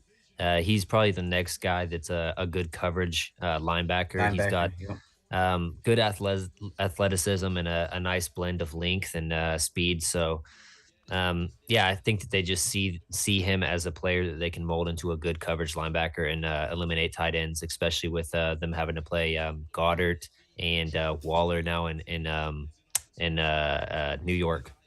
So obviously offensive line isn't as big a need as Cowboys fans thought. I guess not. As far as the or they think, or they front have their office eye, goes. or they have their eye on a couple picks later in the draft to pick up like a center and a guard or a tackle and a guard or something perhaps. I mean, it could just be like there's no one on the board for the O-line that they want, or they feel like they can get someone of equal value in later rounds. So Well, the reason I'm thinking that they don't think it's a big position of need because they didn't. Sorry, I'm getting very distracted by this guy on the screen right now. But they didn't take Osiris Torrance in the second round, so I don't feel like they think it's an actual that big of a need. Hey, well, let me just read off a couple of things here. 3 goods and a bad, okay? His 40-yard was 4.5. His 10-yard split was 1.5. And his broad jump was 10 foot 4 inches. But he's athletic. Only 15 bench rep, which... I mean, our boy but Mozzie Smith did fucking 34 at he picked up the slack. Yeah. So we'll get the average between both of them combined. Yeah. I mean, But see, this was my guy right here. Dorian Williams. Dorian gone. Williams was my guy, Wow. man. Yeah, man. I really I wanted like him. Williams. Well, he was always showing up on the board, too. We took him a couple times. I'm an Overshown guy, so what do I say? I mean, he's a Cowboy. So another thing about Overshown is Brian Broaddus. If you follow anything with the Cowboys, you might have heard the name. He also mentioned Overshown as a possible edge conversion. So don't be surprised if they try to use him in that way. Okay. Possibly to alleviate Micah some of that. Well, here's another edge time. Interesting thing. He was a safety turned linebacker. Just ended up growing out of the role. Yeah, well, it just shows that he's got that coverage in him. That's what I mean. He just he overshown that role. I see what you did. I see what you did. Well, hey, Overshown, welcome to the team. Welcome to the team. Welcome to the team. I mean, it's not. Look, by the third round, I think everyone had the wind taken out of their sails as to like what the Cowboys were going to do. So, but let's linebacker. Okay. What were 3 big needs going into the draft?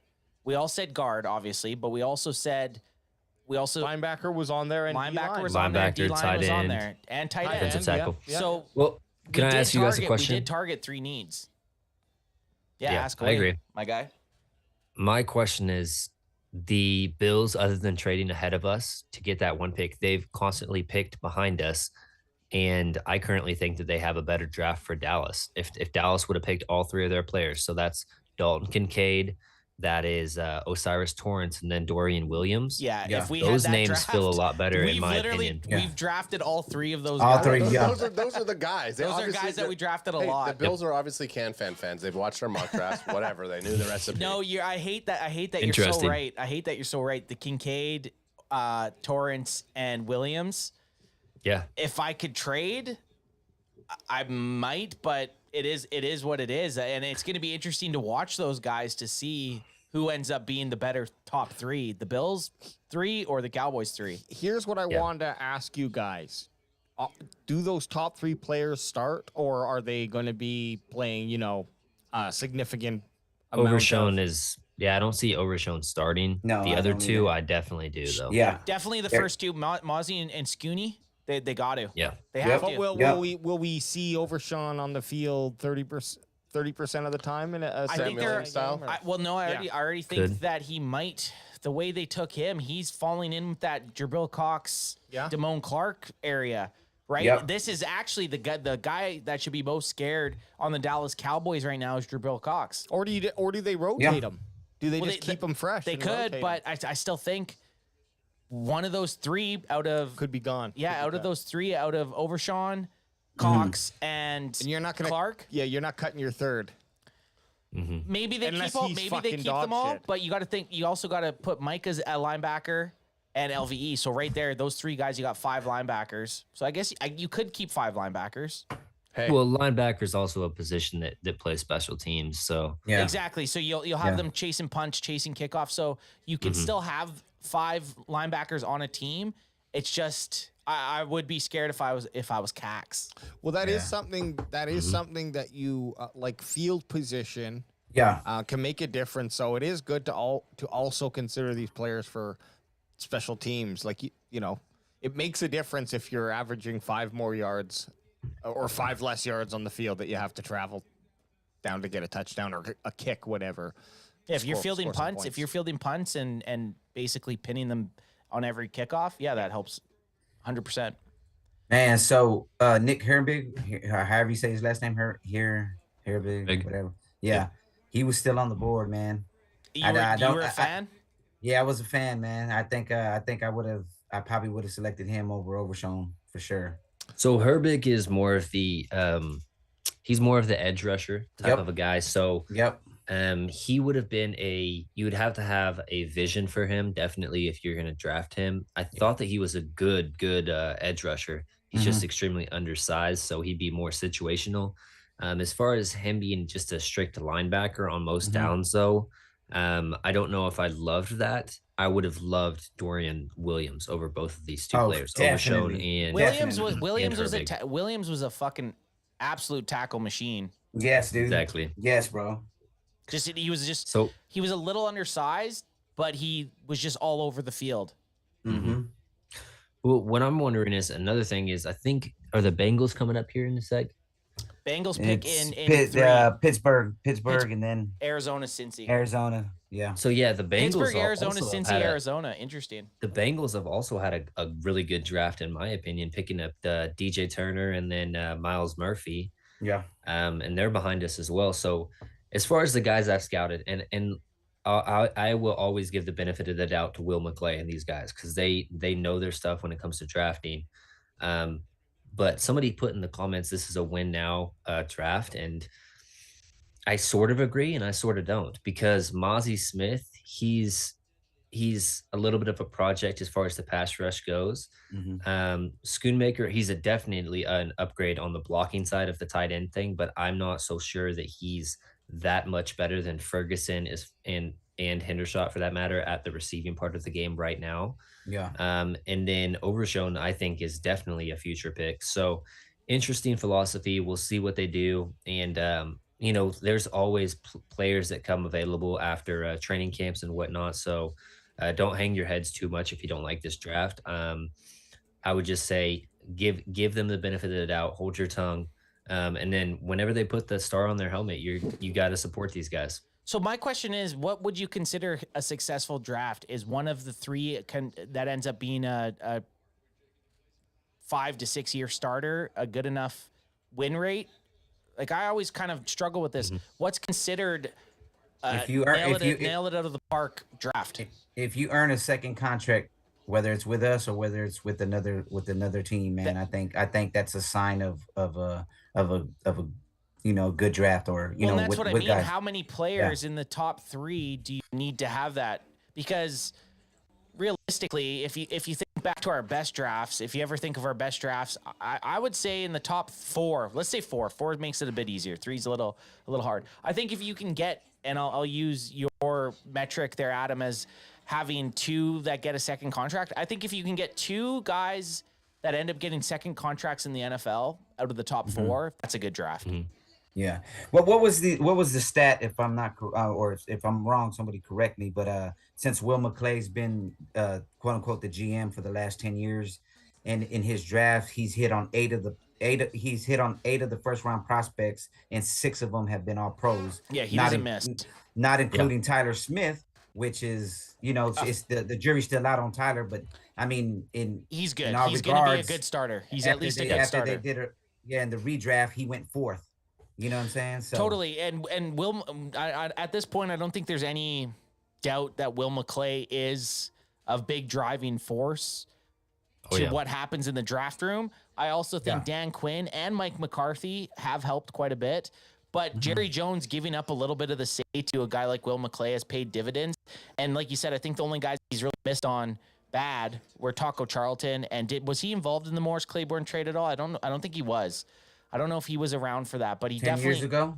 Not sure. He definitely missed out on the Taco Charlton. So obviously you're gonna get the miss occasionally, but you got to just trust in Will. In Will we trust. Yeah. And here's my thing. I just want to say is if the Mozzie thing is true with the Chiefs coming up, the Chiefs, they have a really good drafting scout room as well. So that's a telltale for the Mozzie pick. My main thing for me is I don't hate the picks. Don't get me wrong. What I hate is I thought that we were going to go offensive heavy. Yeah. And that's why I'm a little bit let down, you know what I mean? Yeah. Because I thought that our defense was so good, Yep. and we picked up that missing piece on the defense, right? Yeah. We've got Gilmore, so we got that corner, and we got our defensive tackle. Why not allocate our 3rd round pick and our 2nd round pick to the offense? Yep. That's the confusion for me. Yeah, I and AJ and I had talked about that prior. I thought it was going to be offense heavy, but I thought both picks were going to be offense heavy.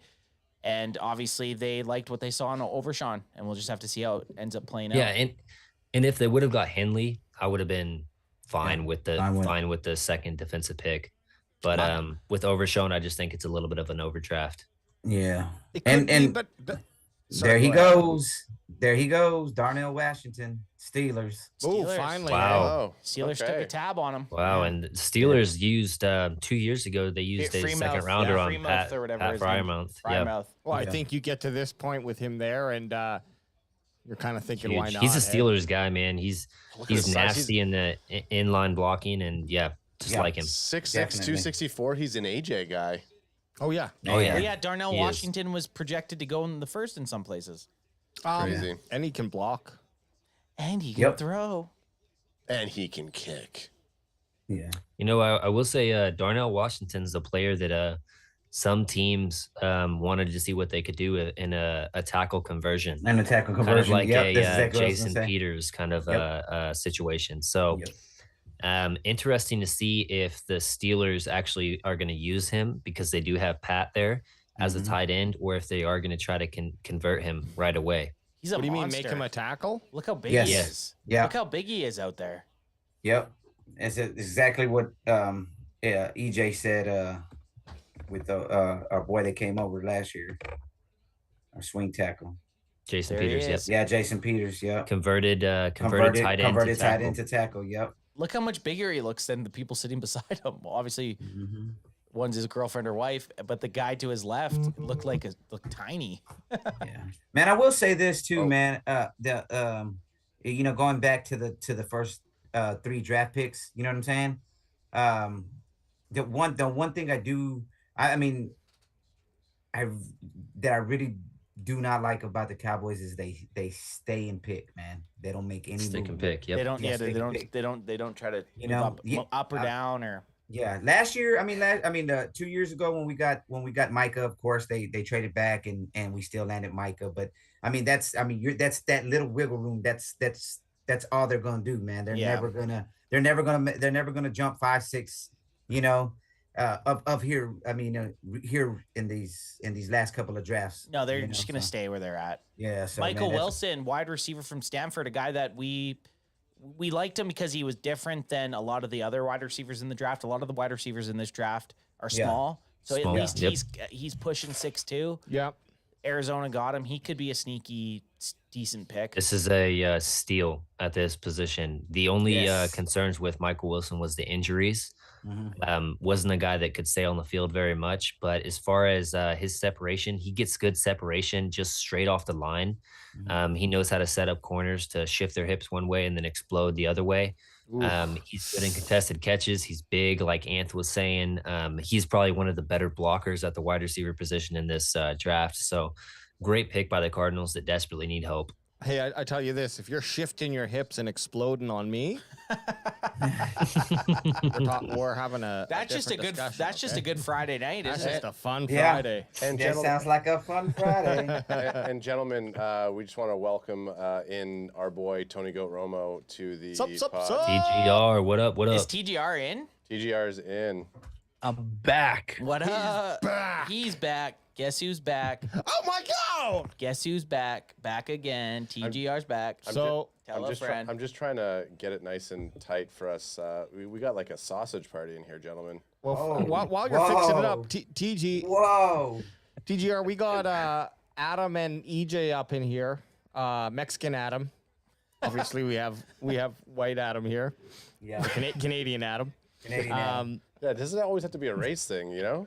Yeah. That was I went also instant hey. race, That was instant also That was also you asked, You said white and yeah. That was also asked by Adam to call him Mexican Adam because we didn't know how to differentiate. I can't. Hang on, Mexican Adam. Differentiate. Thank you, fucking God. Someone else can talk for me. Thank you. Appreciate it. I'm a couple deep. Yeah, I appreciate you guys having me back. It's been a crazy on, few days. It was funny. We thought that you were on yesterday, and we're like, oh no, he was on for the Wednesday night podcast. So I feel like we haven't left this room. I know. So we got retired Colonel picking for the Bengals. Oh, and we got a good old fashioned USA chant, which we had talked about earlier. Us being Canadians, we just the next time we're in the States, we're just if we're in Whataburger, we're just gonna start a USA chant and see if it picks up. USA. Yeah, and Whataburger, man. That's what I had last night. Nice. And was it good? The Whataburger. Oh, heck yeah. What's your go-to? Oh, just a number one with some spicy ketchup. Okay. Yeah, mine's a number 2, double meat. Double meat. Okay, so let's just pretend that you guys are talking to some Canadians who don't know no idea what a 1 or 2 is. What would a number 1 and number 2 be? Yeah, we have no idea what that is. Yeah, number one's just a burger. It's just a Whataburger. Fries, spicy ketchup, Dr. Pepper. Oh, spicy ketchup, and nice. then number 2 is the double meat, so just a double cheeseburger. Yeah, essentially. Nice. Have you guys ever got a number 1 and number 2 and just taken the buns off of one and squished it all together and had a? Well, then you can order the number 3. I was gonna say number 3. Well, what I have done is taken a number 1 and a number 2. Well, Yo, okay. but on the real, guys, when you're in Texas, did you guys go to In-N-Out? Yeah, yeah, we do In-N-Out. Not on the last. Not on the last trip though, but we've done In-N-Out. We got Talk to me. What did you think about In-N-Out? I want to know I want to know what you think. The only time I've eaten In-N-Out was in Vegas. Yeah. And I liked it. I think I've had it once, honestly. So I need to go back and try it again. Jordan Battle taken. I don't know the Bengals. I do like the style of it, but I don't think I was impressed with the burger I got. Like I like the vibe of it. Like it's how they deliver it to you.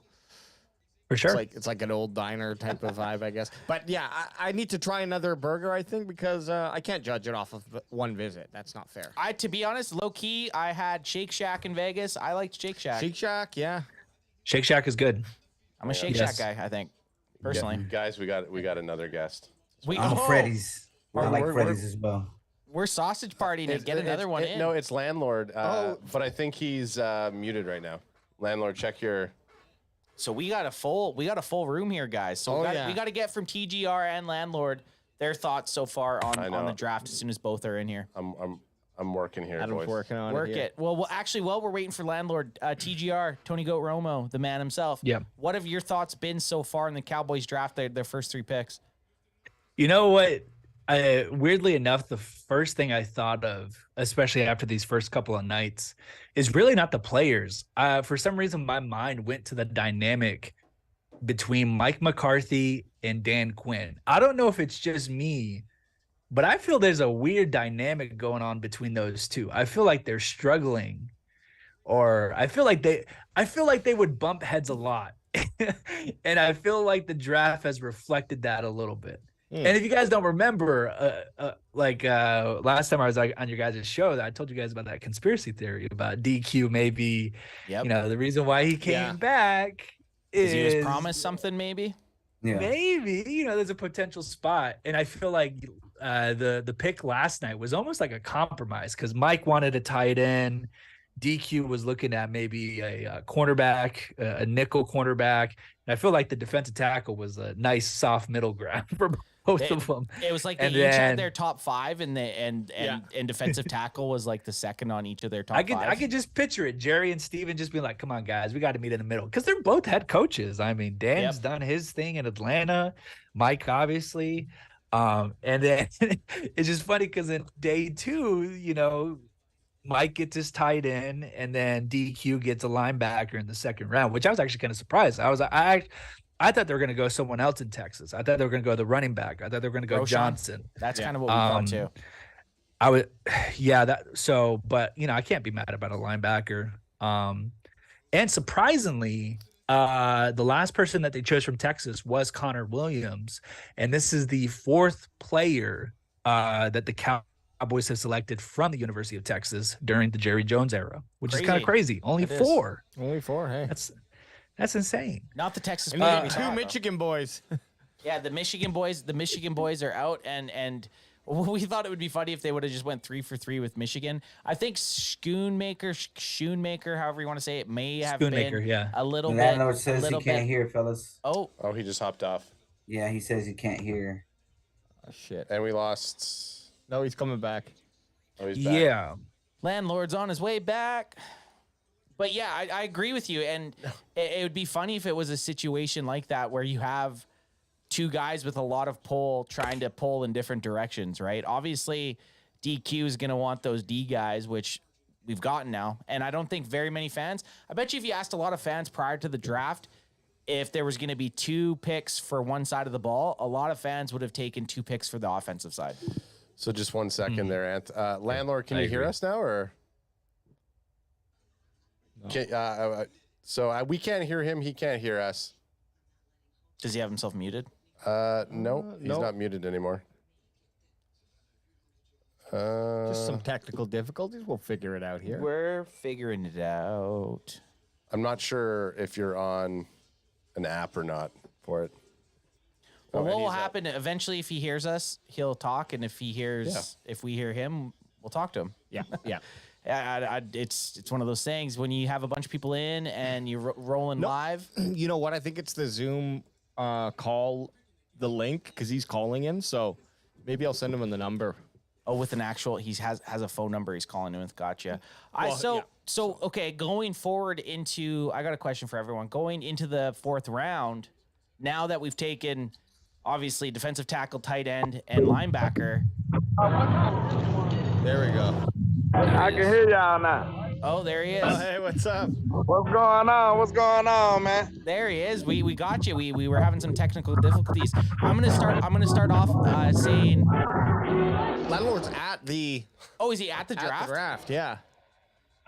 This is that exciting. live coverage. It's that live coverage. It's exciting because he enters and then he leaves. We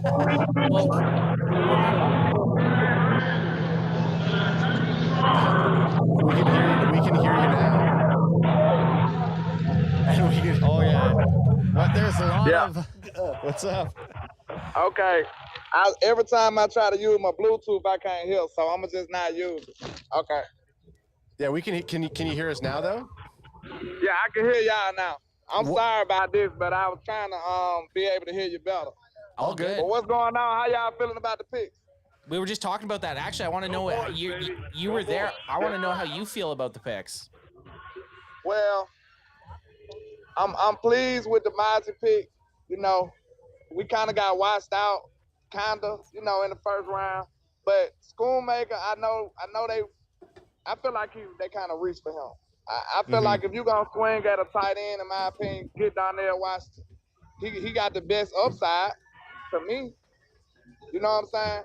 And then with the 3rd pick, Overshown, I like the linebacker out of Texas.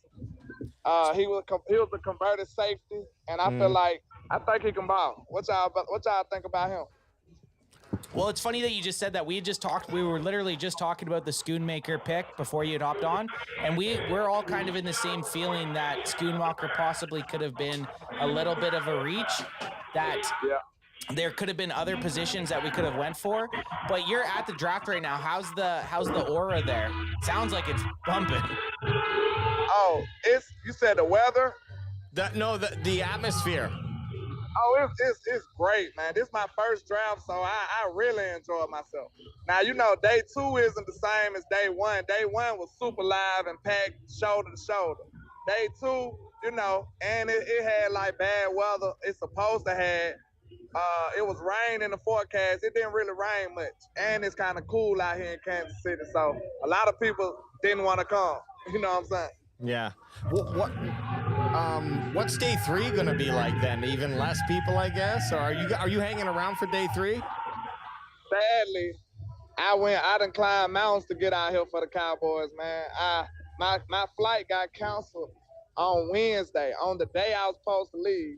So I had to reboot and buy a whole nother ticket. Oh, shit. And then I had to forfeit day 3.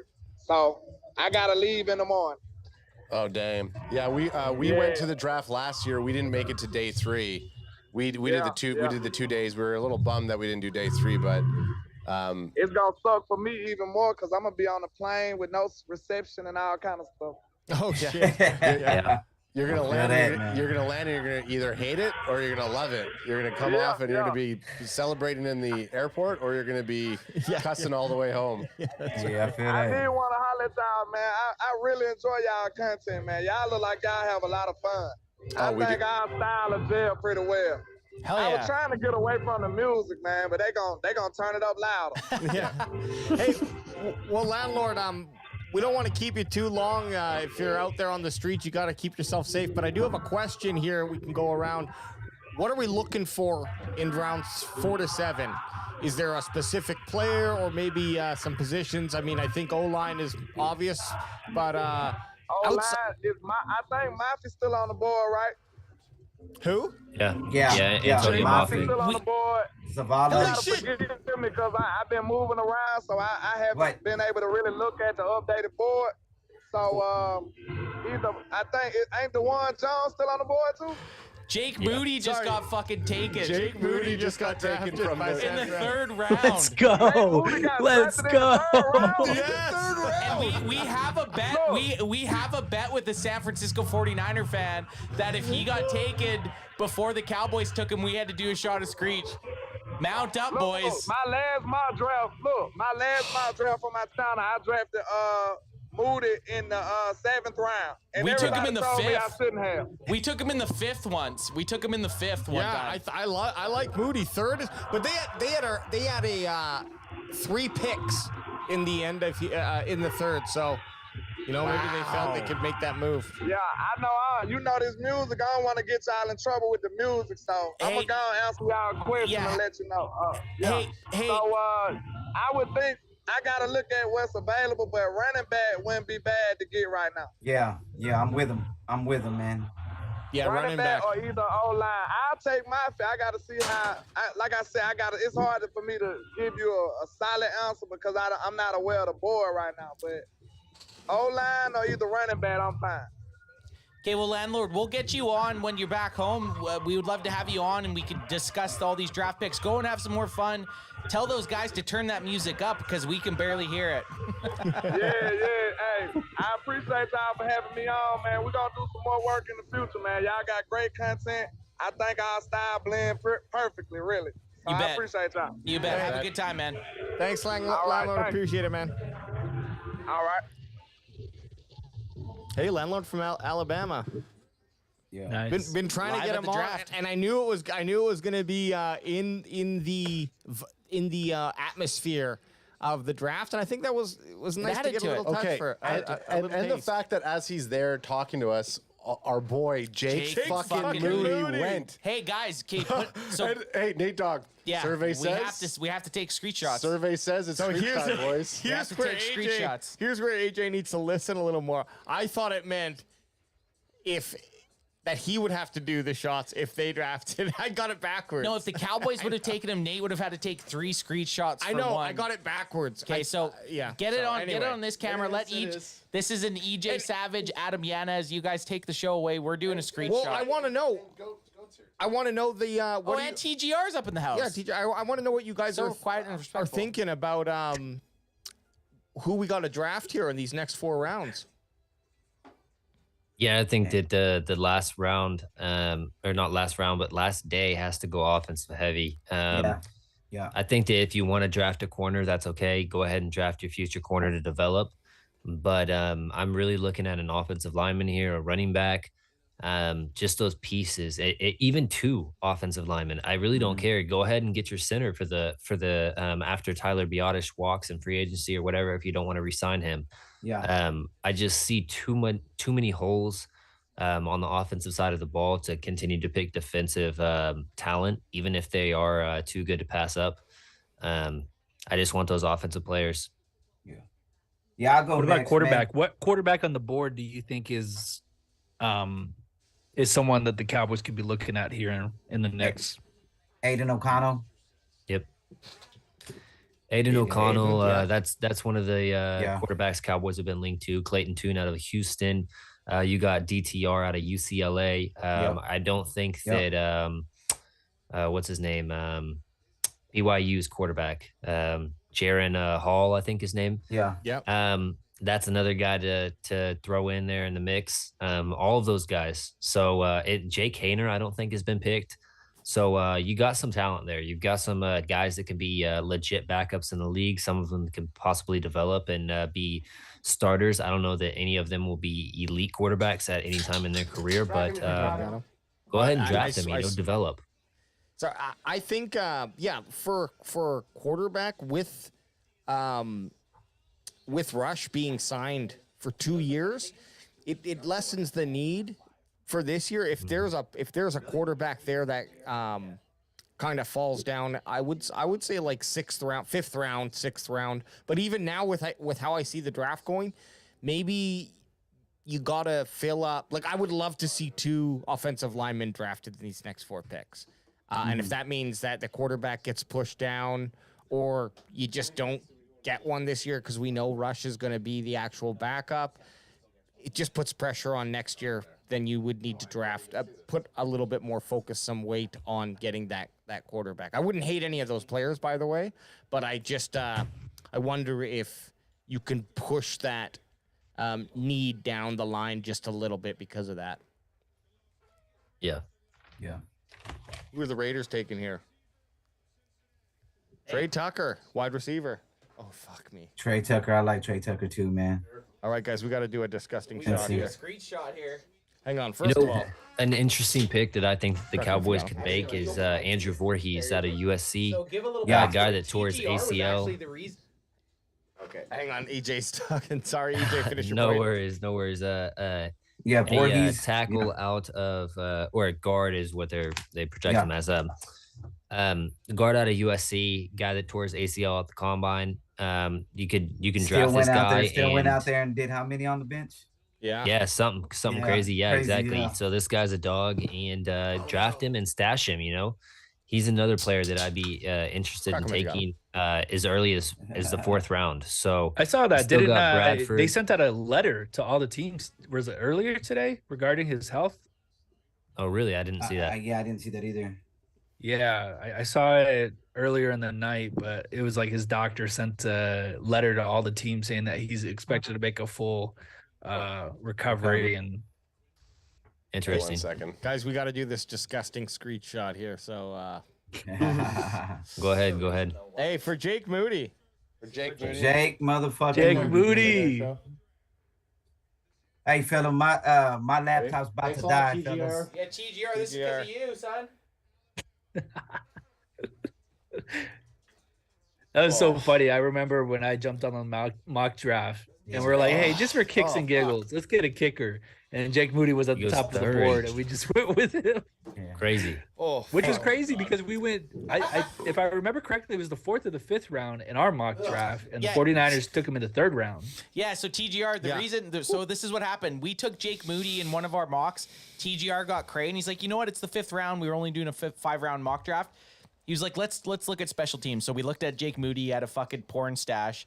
We're like, okay, done. Let's take him. Done. Then Nate Dogg, who was here yesterday live on the podcast, he made a bet with us that whoever took Jake Moody first between the San Francisco 49ers and the Dallas Cowboys, the losers had to take a shot of Screech, which is this disgusting rum that we have.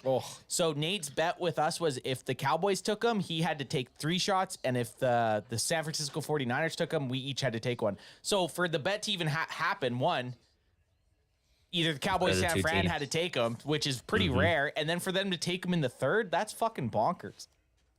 Yeah, that's crazy. Hey, real quick, fellas, I'm running out of battery, man, so I'm gonna have to call it a night. Hey, dude. no worries, bro. No we worries, appreciate you hopping on, man.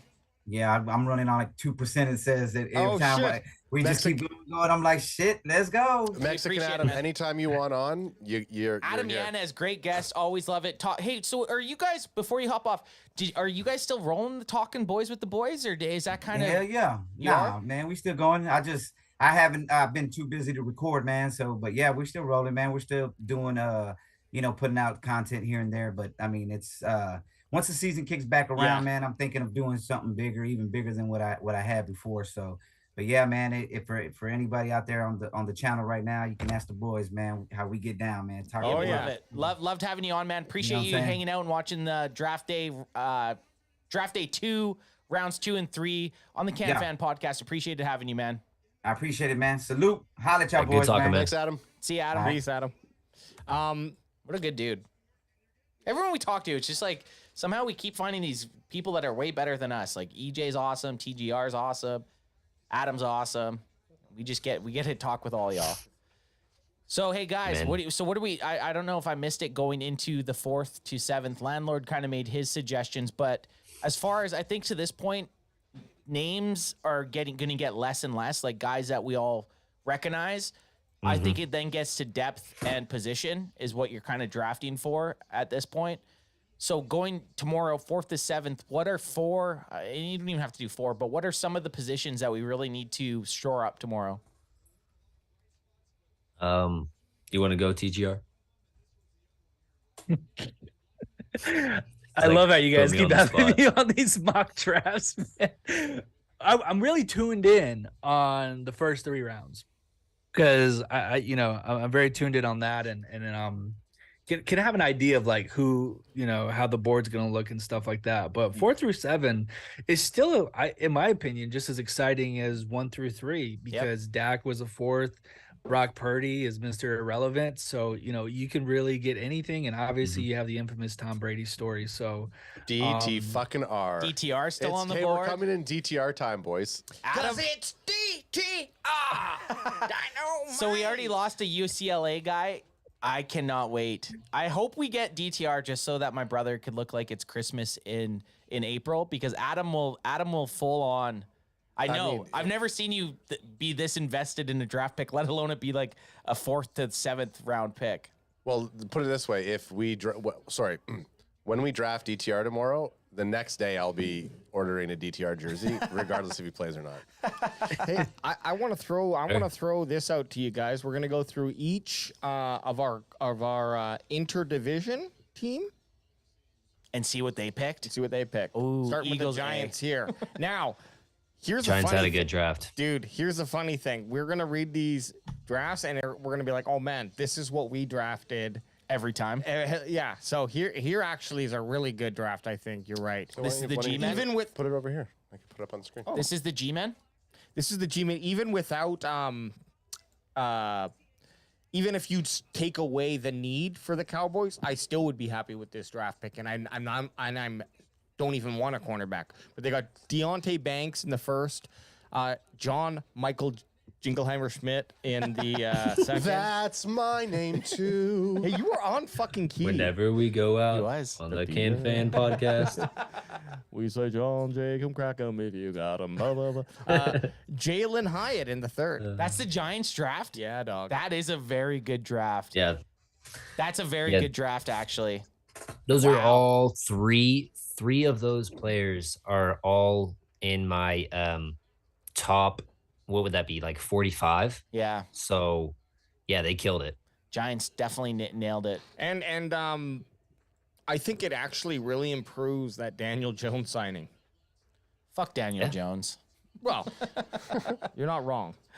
John Michael Schmitz is a player that also that's our Mozzie Smith pick. Yeah. I mean, he's nasty. He's Sure. good, and I would have liked him over who'd we get? Schoonmaker in the second. So, I think the Cowboys are taking him. The Giants literally took him a pick before us. I 100% believe they would have. The Cowboys are taking him. And Kincaid, you thought Kincaid too. I honestly did. Yeah, I know there's been reports that possibly the Cowboys didn't want Kincaid, but I thought Kincaid. Imagine we got Kincaid and Schmitz. Oh, imagine if we got Kincaid, because I would just be saying it like an action hero named Kincaid. It just. Where are you, Kincaid? Where are you, Show Kincaid? yourself. Show yourself, Kincaid. It just matches up better with our needs. I preached offensive line this whole time, the last 2 months, and for us to make it out of the first 3 rounds without one makes me a little bit nervous. Well, hey, why don't you get yourself into the war room next year. Go fuck yourself. That was offside. Sorry. My analysis of the Phillies draft. I liked their first pick. He was my number one rated player throughout the process until just the stuff came up about him not possibly loving football as much as he should. So I had to knock him down a little bit. After that, Nolan Smith, I like the player a lot. I think it's a little bit redundant as far as what they have on their roster currently. But Nolan Smith's a great player. I don't expect that to be a bad pick. Steen, I like Steen. I didn't love him. So he's a guy that's going to be a develop and stash player for them to hopefully develop. And then the Brown pick, he's not a sure tackler, so I'm not really too worried about that. Actually, I think that the Giants with less picks did more.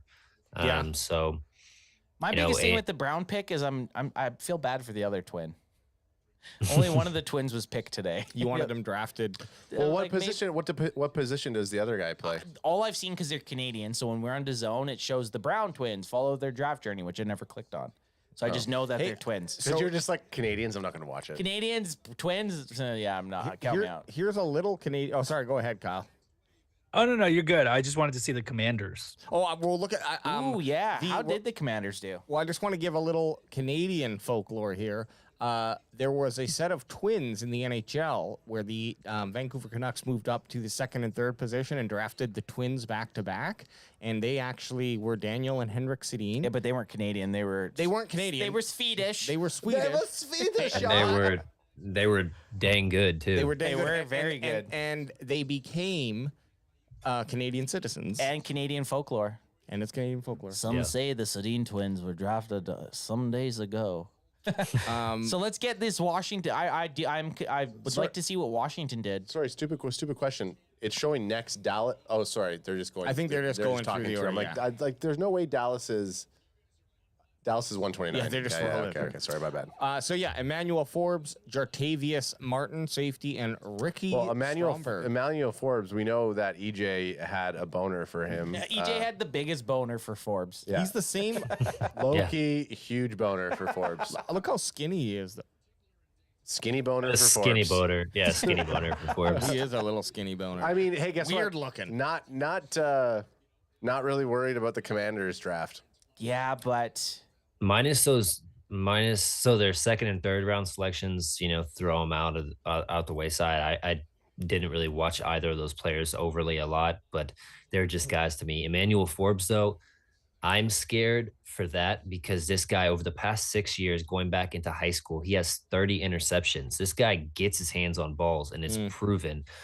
Factor that in with Dak's problems with interceptions last year. I was about to say to you, well, luckily we don't have a quarterback that threw a bunch of interceptions last year. Luckily, we don't have a quarterback who has high interception ratio going into his later part of his career. I mean, whatever, right? So we'll see, you know. But hey, we got rid of Noah Brown, right? That was like half the interceptions. Yeah, Noah Brown just It's like, Noah Brown, why are you playing volleyball out there? Why are you purposely volleying the ball up to other players? Well, because he's trying for... Oh, fuck, the ball's coming.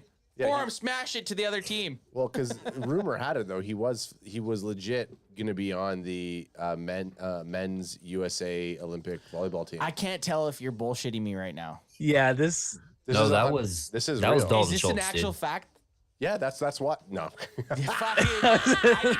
He's good because he's good. He almost had his blood. He almost had his blood. He had like a brother specific tone. him. I don't know. I could tell when people are joking. It was your tone. I was like, I'm an actor, but here's the thing. EJ backed me up, so it kind of helped the credibility there. Oh, AJ was doing AJ things. I was not paying attention. Exactly. AJ was vape 10 over there. Thus, it helped sell the bit a little bit. It did. What did you say about me? We said that you're on the women's volleyball team. Skinny boner is what we said. Yes, I am. Skinny boner on the women's volleyball team. So let's rank the draft so far with the Cowboys included. Can I kick off just to get it? C plus. Wait, what do you mean? What do you mean? Rank. The Cowboys draft so far. There's Just 3 the Cowboys. picks. So out of 1 to 4, Anth. So the best. So I second. said 1 to 4. Oh, in our division. Okay. Yep, in our division. Oh, out of our division, shit, man. I'm saying 3. Yeah. You think Cowboys are third? Yeah, Eagles and Giants definitely had better. Eagles, Cowboys, Commanders. That's exactly me right there. I'm going Giants, Cowboys, Eagles, Commanders. Wow. Okay. Okay. I just think that I'm high up on. Well, we know you're high. I'm high, and I'm high up on Shoemaker. I think I wanted a tight end. You did. He was although I never had Darnell Washington on my radar personally, but I do like what I saw with him. Although I think that Shoemaker, he's a tight end, and maybe you're looking for Darnell Washington to be more, if he's going to even be talking about transitioning to a tackle. I don't know. I think I'm just not upset with Shoemaker, even if there was better players on the board. Two Michigan boys? Two Michigan's boys? I'm sorry. I think you've said his name differently. Schoon and Shoon. I know. Dude, I've heard Shoemaker. I've heard Shoemaker. It's Schoonmaker, right? It's I think it is Schoonmaker. Like a schooner. TGR, you've been on the show. You know AJ does not care about pronouncing names or cities or states. Why do you think he goes by AJ? Come on exactly. That's easy. No, so I would. So if the Cowboys would have went like a Roschon Johnson over Overshown, I probably would have ranked them over the Eagles. Absolutely. And but with that last pick as Overshown, I would have to rank it Giants, Eagles, Cowboys, Commanders. I think I think that's fair. That's really fair. We all have Giants winning and Commanders losing. So, and if any team gets better, I still So we can do the draft grade 1 to 4 all we want, but here's another one that's 1 to 4. Quarterback. I didn't get a chance. Oh, sorry, Ad. Thanks a lot. Sorry, I didn't know that you didn't go. What do you? The best quarterback in the division? Well, I'm gonna say Giants, Cowboys, Eagles, Commanders. So you and the bandwagon boys are together. Yeah, the BWs obviously are flying. That's why I didn't ask you because I knew you were going with. I knew you were going with your guy. But here's the thing, like. I agree with what Alex is saying. I trust the front office. We definitely got people that we need in certain situations. Overshown and I think Mazi Smith are gonna be key players. And then we look at Schoonmaker. I do think Schoonmaker. It's pronounced Shoemaker. I think Schoonmaker is gonna take the captain seat for the clone zone. I like it. So and two Michigan. He's gonna come in and just swing. Two Michigan boys. Yeah, I mean it's a good draft. So that rolls into my next question for everyone. So we went 1 to 4 for the division draft. Now we got to go 1 to 4 for the division quarterbacks. Who is the best quarterback? I already know. I know you think Jalen Hurts. I know AJ. I've seen your article, AJ. But let's hear what we got. EJ, let's hear what you think. For me, EJ, if you were saying you don't have your offensive coordinators, your head coaches, any of that set up, who are you taking? I'd take Dak. Right now, we don't know how Dak is going to play in our new system coming in. We have no idea, truthfully. And we've already seen what Jalen Hurts can do in that system. You know, they utilize him. They set him up for the best possible skill set based on position for his skill set is what I'm trying to say. So I would definitely go Hurts, Dak, Jones, Howell. Yep. Okay. TGR, what are you thinking over there? And don't be so fucking predictable, TGR. Come on. I think honestly, I wouldn't be surprised if we all agree with that order. No, I'm not. I'm not agreeing with it. Okay. Yeah, I'd go Hurts. I'd go Hurts number 1. I'd go Dak number 2. I'm a big fan of Daniel Jones. I like Daniel Jones. So he'll be 3. And then Howell 4. So I agree. Okay, so we got three. Well, let me cut in because I know Fuckstick over there in the bucket hat saying the same thing. Yeah. Adam, we're just gonna pretend that we didn't ask you because that's what we did the last Mexican time. Adam or no, me? We're not asking any Adams. White boy Adam. So fuck that. I mean, yeah, Hurts had an amazing season last year. He's the perfect fit for the Philadelphia Eagles. I still don't think he's the best quarterback. I don't think he would have the same success that he had in Philadelphia with 20 to 30 other teams in the NFL. So you agree with me, Daniel Jones? So Howell. So 100% Howell 1. No, I'm going with my fucking boy Dak. I've been a Dak. I've loved Dak since he unseated Tony Romo. Tony Romo, when they first unseated, when Tony Romo came back and Dak had the starting position, I was like, I'll never like this quarterback. I'll never like Dak Prescott in my life. Flash forward 10 years, and he's arguing every day of the week with other people, other Cowboy fans. He's the Cowboys quarterback. He's a top 10 quarterback. He's done it for more years than Jalen Hurts. He had one bad season. Jalen Hurts has had one good season. Dak Prescott has had 6 good seasons. Jalen Hurts has had one good season. So you're making good arguments. It's a prove it till it's a point. No, Jalen Hurts needs to put it for another 2 or 3 years before I outseat Dak as being the best quarterback in the NFC. Jalen Hurts try to beat Dak. Look, try to beat Dak. He's never beat Dak. The NFL is a what did you do for me lately? For sure, league. Exactly. That's why my new rankings are Hurts, Dak, Cooper Rush, Daniel Jones. I like it. Hey, you could add. I think just to play into that a little bit before Adam talks. No, just Cooper Rush. Fuck me, right? Cooper Rush is a top drawer. If you want to rank backups, Cooper Rush is on the top of that list. Definitely, he's proven it every time he's got a chance. He's succeeded. He's what 5-1 as a starter. At best, At least what do you top got? third in the league.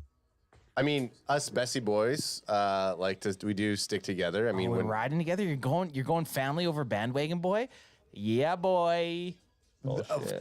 Primarily because I absolutely agree with what Ann said that Jalen Hurts has never beaten Dak Prescott. So Dak Prescott owns the Eagles. Dak Prescott has more more reps than fucking Jalen Hurts. I think Jalen Hurts is a fantastic quarterback. But I would go Dak, Jalen, Daniel Jones, Cooper Rush, and then. Now, if we were talking about running backs at the quarterback position, yes, Jalen Hurts is one, without a doubt. Yeah. Jalen Hurts, then you probably say Daniel Jones, then Sam Howell, probably. then Dak. Well, here's the thing. You're not wrong. At the end of the day, Jalen Hurts has. I don't give a shit what anybody says. Jalen Hurts hasn't won a Super Bowl. Dak Prescott hasn't won a Super Bowl. Yeah. So. And can you even say, well, Jalen Hurts has been to one? Can you use that? No. Like, is being to the Super Bowl and losing something that you can bank on? In the NFL, I think there's a little bit more because it's a one game type of play. It is a team sport, but I do think you can say making it to a championship game sooner in any sport. To be honest, because you won X amount of playoff games to get there, which Dak's never won 3 consecutive games or 2. Okay, so here's if you don't unbiasedly and realistically, you guys sound like Cowboy fans. Oh, totally. Jalen Hurts is the best quarterback in the NFC I agree, right now. but I disagree. But listen to this. Jalen Hurts on any other team, yes. I would like Jalen Hurts a lot more. That makes me a Cowboys fan. I watched his attempt to throw a Hail Mary at the end of the game, and he threw it like Alex or me would have thrown it. That is true. You're not wrong. Yes, he's a great fit for that team. Yes, he had a great season. I don't think he's a better Dak. This is the hill I'll die on. And I was one to bash Dak all last year. You're getting him heated up. He's getting ready. This is draft day. Here we go. Go. This is a hill I'll die on. We are having to. We're looking at it. You're talking about what is who is the best actual quarterback, and I'm looking at it as in the position which player is. It's not even that. Player. Just give me more than 1 year of you doing it. Give me one more year. If Jalen Hurts outplays Dak Prescott next year, makes conference championship, or even just outpasses the Cowboys in the postseason, I'll anoint him as the best quarterback in the NFC East. He's never actually beat Dallas. So if he won the Super Bowl last year, would he be better? Probably. Okay. To be honest, yes. You have to. If he wins the Super Bowl, no, you have to. If he wins the Super Bowl, he's a Super Bowl winning quarterback. Yeah. You have to put him there. But right now, I'm not saying he's the best quarterback. Give me one more year. If he has the same success as he had this season, and Dak is still going downwards, then I'll admit that. The reign and the belt has been passed on. Now, what if he has a similar season and Dak bounces back and has one of his classic seasons? Well, then I still think Dak Prescott. Yeah, then. okay. Dakota Rain Dakota, whichever way you want to put it. Son, I'm thinking. I think, or is this you put more on Dak, and because Dak's done that the past few years, Dak has been able to show up and carried the team. I don't think if you put Jalen Hurts on like that 2017 for the Dallas Cowboys, is Hurts going to do the same job that Dak did that year? I don't think so. But I mean, I'm switching because I saw Dak Prescott throw 2 interceptions in a really important divisional playoff game against the 49ers.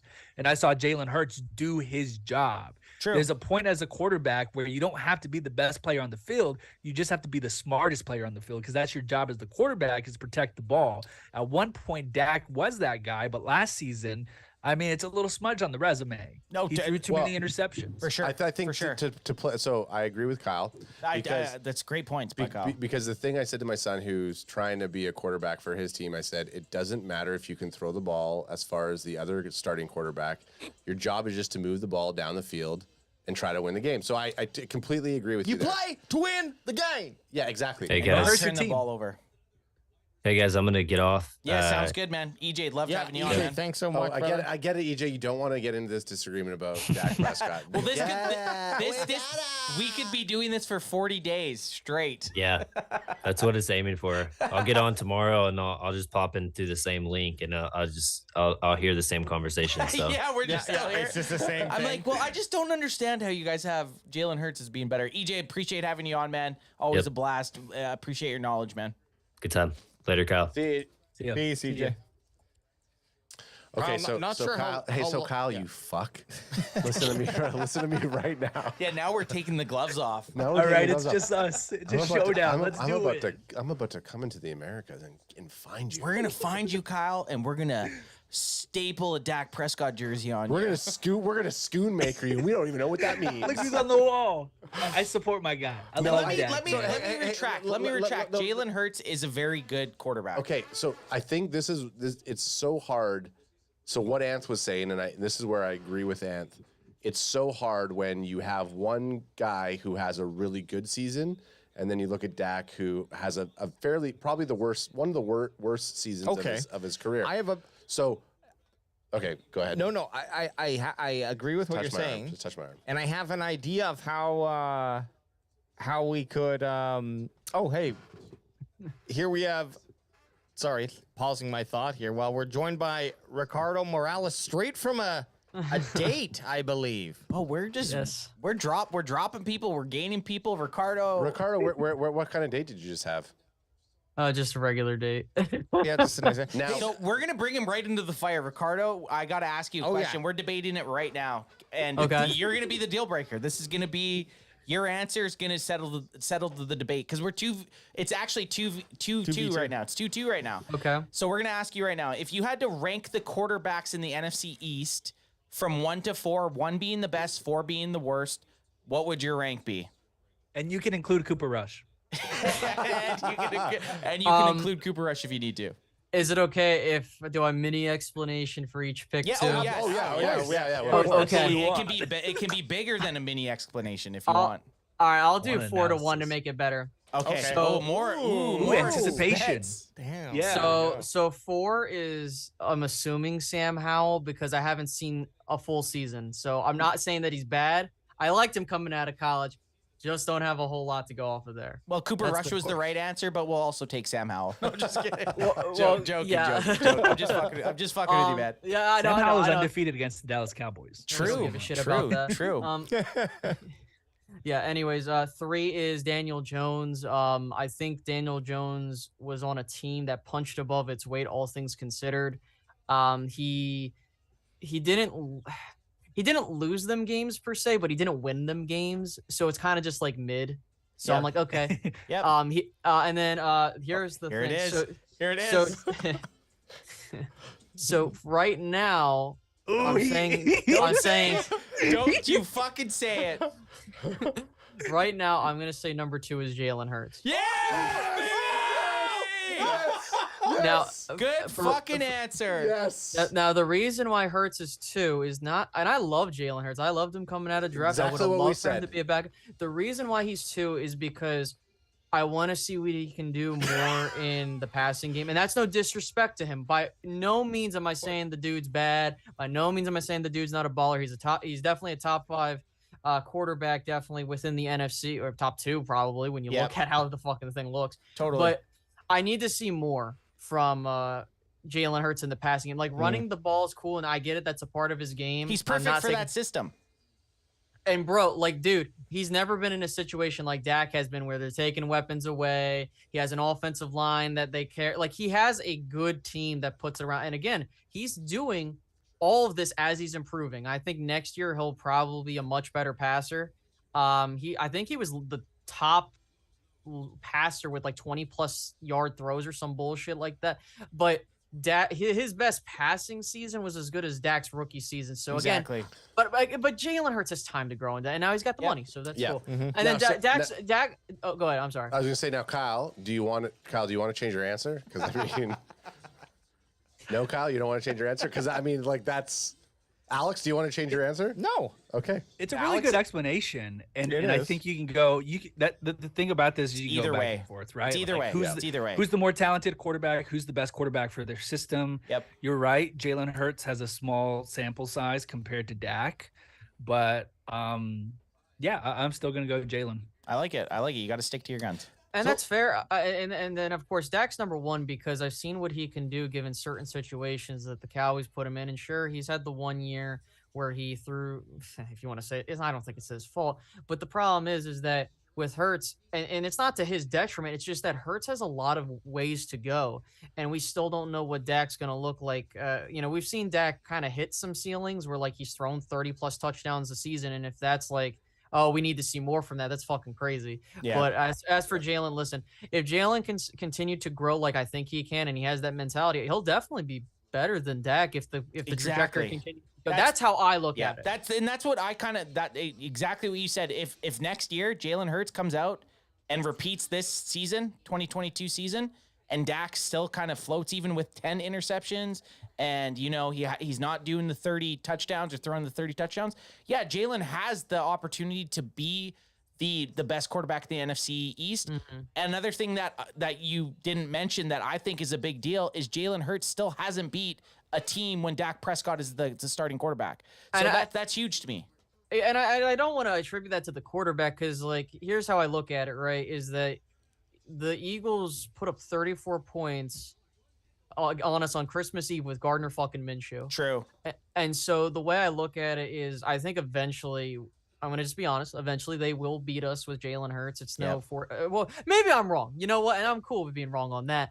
But I think for the Cowboys, it's a matter of, okay, if we're putting weapons around Dak, which I've seen when they put weapons around him, he can be a top quarterback in this league. And Jalen Hurts is the same way. It's just Jalen Hurts, like, I don't understand his haters. I think that it's because he's young, he runs. Oh, look at all the QBs. I don't really give a fuck. It's hard to hate the guy. I love him. He's a fantastic human being. And he has great character. He's a great character. It's as I hate the fucking Eagles, but it's really, he makes it.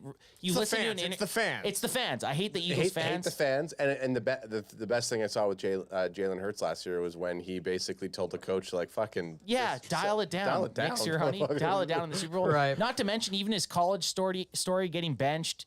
And then still coming out and ending up being a Super Bowl, playing in the Super Bowl, MVP caliber guy. Like, he's hard to hate. I think we can all agree we'd rather him play in the anywhere else. Anywhere else. So then it kind of we got to roll into the draft here, and we got to ask Ricardo here too. What do you think as far as and we'll say NFC East just because it kind of keeps it simple. Who do you think, as far as obviously the Eagles, Giants, Cowboys, and Commanders, and we'll do the 1 to 4, 4 to 1 scale again. Who had the best draft? And this one, you don't have to side with the Cowboys because we know the Cowboys didn't get the best one here this time. I just got back, so I got to look at all the picks. I was like barely paying attention to what these other dudes did. Oh, dude, the Giants. Here, let's start off with the Giants then. Let's go through again. We'll just quickly go through their picks because I can pull that up. I got it up, or I got it right up in front of me. So give me 1 second. I hate how the NFL Network loves to just throw stuff at me. Let me take a Washington real quick. So Washington got Emmanuel Forbes, Jatavius Martin, and Ricky Stromberg. That's okay. I mean, I really liked how they kind of double dipped at corner, but for me, I really wish they would have done more for the quarterback. Especially if you believe in Sam Howell, you should have probably given him more weapons for him. Yeah, like I that's kind of where I look at it. So I'm not going to grade him yet. Let me just see what the Giants did here. The Giants, Deontay Banks, I like him. John Michael Schmitz, I liked him too. And Jalen Hyatt, I would say they're better.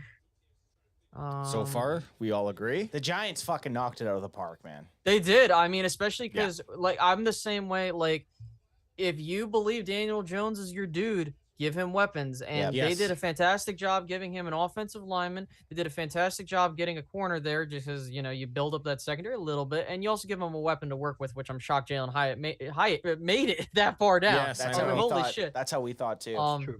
Considering, sorry, go ahead. No, go ahead. I'm sorry. Oh, just how high Hyatt was projected, 4 or 5 weeks ago. Some thought he was sneaking into the first. I know. So very, Just look very, very good. Very great. I think it's a great value pickup by the Giants, definitely. I agree. Mozzie Smith, Luke Schoonmaker, and DeMar Van Overshown. I have my feelings on those guys. I'm going to hold off on that. Let me take a look at the Eagles real quick, and then I'll give you the grade. Philadelphia. There you are. Philadelphia knocks it out of the park in my eye with Jalen Carter, Nolan Smith. That's really good value for a team that lost a lot on that defense, and you get younger there, especially getting ready for that's true. Fletcher Cox to be retired. Yeah, he's soon. gone pretty much in a year or two. Tyler Steen, I'm a fan of him in the draft process. I think that's a nice little possible starter depending on what their view is. And Sidney Brown, he's a solid player too. So if I'm looking at this, I would say that it's you have 3 teams that have pretty good drafts. Washington 4, I would say for what the Giants did, I'm going to say Cowboys at 3 because not in a bad way, but because they did what they were supposed to do. The Giants upgraded and the Eagles at number 1. So that's kind of how I look at it right there. I mean, the Cowboys, the Cowboys did the Cowboys picks. I mean, I'm not complaining about the picks. I'm not sure where this conversation is going to come here. But No. Let's get your thoughts on the picks. I mean, I like those rankings. I think before he jumps into the picks, let me just say the what's the common denominator? Washington was 4 at quarterback and 4 at draft. So let's just say that Washington didn't get better. Fuck Washington. And fuck Sam Howell. The problem with Washington is there's question marks, and I'm not going to grade you high if you have question marks. And that's not a good or bad thing per se. It's just we haven't seen Sam Howell play a full season. Yeah. And you didn't really do much to add to what he needs to be the guy. So like, what the hell are we doing? But anyways, I don't really care. Let him fuck around with the quarterback position. So Mozzie Smith, what was your take on him? Were you kind of shocked, or was he on your radar? He was on my radar because I heard the Cowboys liked him. I was shocked because I didn't expect him to take a defensive tackle in the first round. And a lot of people were like, we took a defensive tackle, but these are the same people, the peanut gallery that was like, oh, well, we need someone to help Micah on the line. And you get that. And then it's like, oh, everyone's throwing a fit. I think it was a perfect pick for what the Cowboys are trying to do because it feels like they're trying to build that defense around Micah. Mozzie Smith is exactly what the Cowboys need. They need a run stuffing, really big body dude that has those intangibles that Dan Quinn can work with. He was a perfect selection for what they were looking for. And I didn't have a first round grade on Mozzie Smith, but that's okay because I know what the type of player I'm getting. I know a lot of people don't like, we could have taken this guy. We could have taken that guy. I would say I gave it a B when in the initial, and looking at day 2, it's kind of still hovering around there, Okay. Yeah, I mean, I think we were all pretty disappointed last night at first, but we were also wasted. We were all pretty drunk. By the time the pick went off, we were all pretty drunk. Well, that's alcohol and just not knowing until we had to do our own research. We had fueled our expectations to a point where it was like, okay, we're for sure getting Mayer or Torrance even, who fell later. And there was or we had talked about a lot about Joey Porter or Nolan Smith. There was guys that we had talked so much about that when they got picked, I did not talk about Joey Porter. I did not. Well, because we didn't even think we were going to get him. No, I know. True. So true. We didn't even talk about him because it was like, oh, Joey Porter's going to be gone. I think our issue is, just to give some backstory here, we psyched ourselves up so much through doing 11 mock drafts over the last 8 weeks. And then when there was players available that during our mock drafts were like, we would never get access to this player, that when they're there on the board and we take somebody that we're like supposed to take anyways. Yeah. Well, Mozzie, then it's kind of a twofold thing with that. Mozzie Smith was a guy that was available a lot of times on our mock draft. And every time we'd go pick him and we're like, I said 0.5 sacks in his whole career in college. Yeah. Next, right? So we didn't really look much more into him. After sobering up the following day, today, and kind of, feeling I think the Micah video is probably the biggest thing that swayed me. If Micah Parsons and Dan Quinn are okay with this dude, well, then who the fuck am I to say that we shouldn't be? Right. And for me, like, I'm a Penn State dude. I have followed Joey Porter Jr. throughout his career and Micah and all of them boys that have come out of Penn State. So I was hyped. I was like, oh shit, like this was the first dude I mocked to the Cowboys. And then these fuckers went somewhere. And I was like in my mind, because the inner Penn State in me, I'm like, God, but then it clicked. I was like, you know what? Yep. I have been wanting them to address defensive tackle seriously for years. It's the first time in my lifetime they've done it. Yep. So I'm excited at that. But I think that for people, and even Taco fucking said it, he's like, don't compare me and him because we do two different things. Mozzie had a lot more on film to like than Taco. Oh yeah, and Taco was Michigan too, wasn't he? He was a Michigan player, so I was like, oh, it's Taco 2.0, which, by the way, if people bitch about the pick, the dude's going to turn into an all-pro, so I'm more than happy with that. Yeah, exactly. So speaking of that, Luke Schoonmaker, that dude's going to end up being a Pro Bowl tight end because we bitched about him, apparently. Like, that's what I saw on Twitter. As for those two, just to get those quick, I liked Luke Schoonmaker. I think the problems for me were that he wasn't better in the sense of being a vertical threat. It kind of seems like you're getting the older tight end that is kind of like the fill-in. Yeah. Like, what does this mean for? I personally think if it's me, this is insurance in case Peyton Hendershot doesn't pan out. Because I personally think this kind of gives Jake Ferguson the green light to be hit one, maybe 1A, 1B. Yeah. I think Luke Schoonmaker reminds me of Dalton Schultz, except he can block better. Like, which is good. That's fine with me. But again, like, I was hoping they could have traded down, but I think they got scared with the tight end slip, and I were kind of hoping Mayer would be there. But I'm okay with Schoonmaker. I would give that for the value maybe a C+, B-, but I'm not complaining. And then finally, DeMarvion Overshown. That's a guy I've mocked to the Cowboys for the past couple of months, and doesn't surprise me there. He's going to be a productive player for you. It's just a matter of where does he fit? Like, where's he on the timeline? Is he going to start? But I think the first three picks tell me they want to build this team around Micah, the defense. You got a linebacker to kind of fill in there. You got a defensive tackle in there to clog up those run lanes, which the Cowboys struggled with. And it allows Micah to not get tired later in the year because he's doing so much for you. And also him and Osa are going to be badass together. And I think that what this also tells me, I think the Cowboys like what they have on the offensive line. If they did not go after an offensive lineman in these first couple days, I think they're like, we like what we have in store, which they're not as scared as fans were. Like me as a fan, I was basically saying guard or tackle at 1. Like, I wanted guard or tackle at 1. And then it was like, okay, guard or tackle at 2. Okay, who do we have left at 3? Guard or tackle, and they didn't go. So I kind of agree with that. The Cowboys, as an organization, are probably feeling a lot more comfortable with who they have in house, or maybe someone that they could pick up in the second wave of free agency than the fans knew about. Go ahead, my friend. Yeah, my biggest worry still is that running back position. I mean, I'm not upset with what we've drafted. Linebacker was certainly not above running back for my concerns, right? But I don't know. Maybe there is someone they have their eye on later on. Well, and linebacker didn't seem like a big. Oh, sorry, TGR. Hop Well, in there. I told you. I tweeted this at you guys. You guys don't have to worry about running back. You know who's coming back. Zeke's coming back. I would definitely keep an eye out on Zach Evans at that 4th round, 129. Yeah, I would definitely keep an eye out because the Cowboys met with him during this prospect whole watch and stuff like that. Another name, Kenny McIntosh, could be there. Deuce Vaughn, in case people don't know, his dad is a scout for the Cowboys. Dwayne McBride. Dwayne McBride's another name. I think, I'm not mad they didn't go running back because there are guys that I still like that will be there on day 3. And you know what?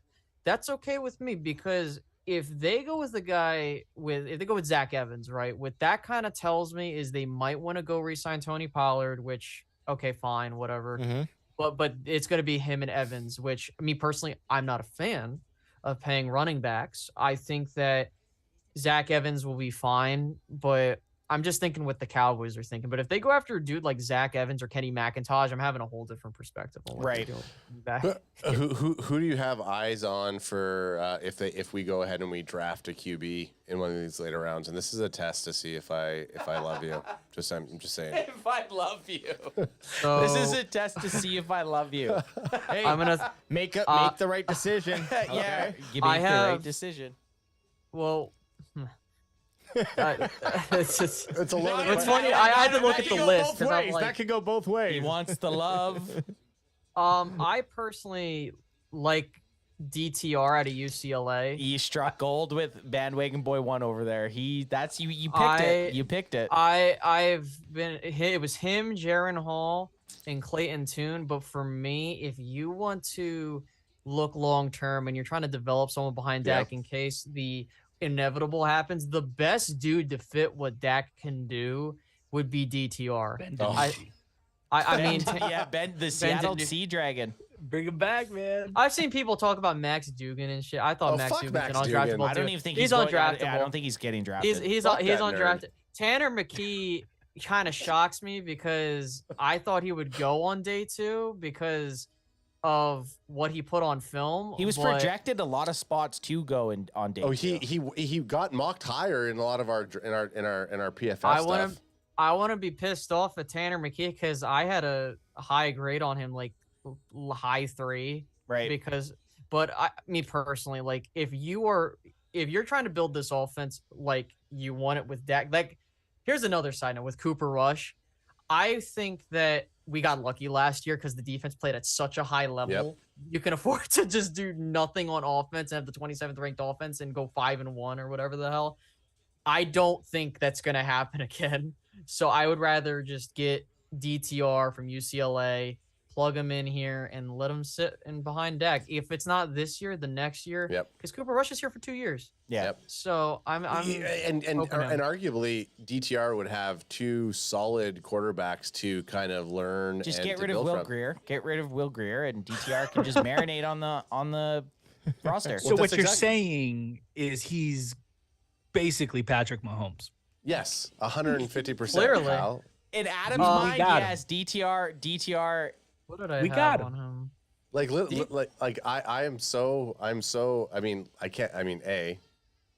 We're in love now. Sorry, so I'm just gonna say you went on a date tonight and I'm married, but guess what? We're in love. So it's just what it is. What it is. I guess so. It's aggressive. It's aggressive. Take it or leave it. Hey, we're sorry for what he's saying to you. I mean, I personally don't give a fuck. I really don't give a shit. But like, that's just my whole thought process. No, Okay, totally. so do you think the Cowboys are gonna draft a quarterback? Yeah, they will. Definitely. I think not pick 126 or whatever. I think it's gonna be rounds 5 and my rule of thumb, day 3, do whatever the hell you want. If you want to trade it for starters, if you want to pick really the first 2 days matter because those are your starters and Bread and those are butter the guys days. Yep, exactly. And I think that you get your starting, or soon to be productive defensive tackle. You get a tight end that can possibly be tight end 1, or if you want to do the 2, or the 3-headed monster of those 3 because they've all fit the mold of what the Cowboys want. And then you get a linebacker that can ease himself into it, and he's a very productive player. But I think they'll take a quarterback. I think it's un-McCarthy of them if they don't take one. Yeah. Well, it's just because if history proves itself, Dak Prescott is going to get injured. Whoa, easy. I'm just listen. Knock on wood, I was. You want to get bottled? Hey, I was right there. If that with you. happens, dude, say that Dak Prescott was the #1 quarterback in the NFC East. Okay, Yeah. Well, so you're right. There's a chance that he gets hurt. I'm allowed to say you it. get 5 screenshots in a row if that happens. I'm just saying. I'm just saying. There's a chance he gets hurt. There's a chance he gets hurt. So why would we not try to like? I agree. Cooper Rush isn't the answer. So that's a good way to put it. If if Dak Prescott got hurt, season-ending injury, are we rolling the dice with Cooper Rush? I hope not. No. At that point, get ready. Get ready for draft season. Like, right? Get ready for a good pick. Think of it.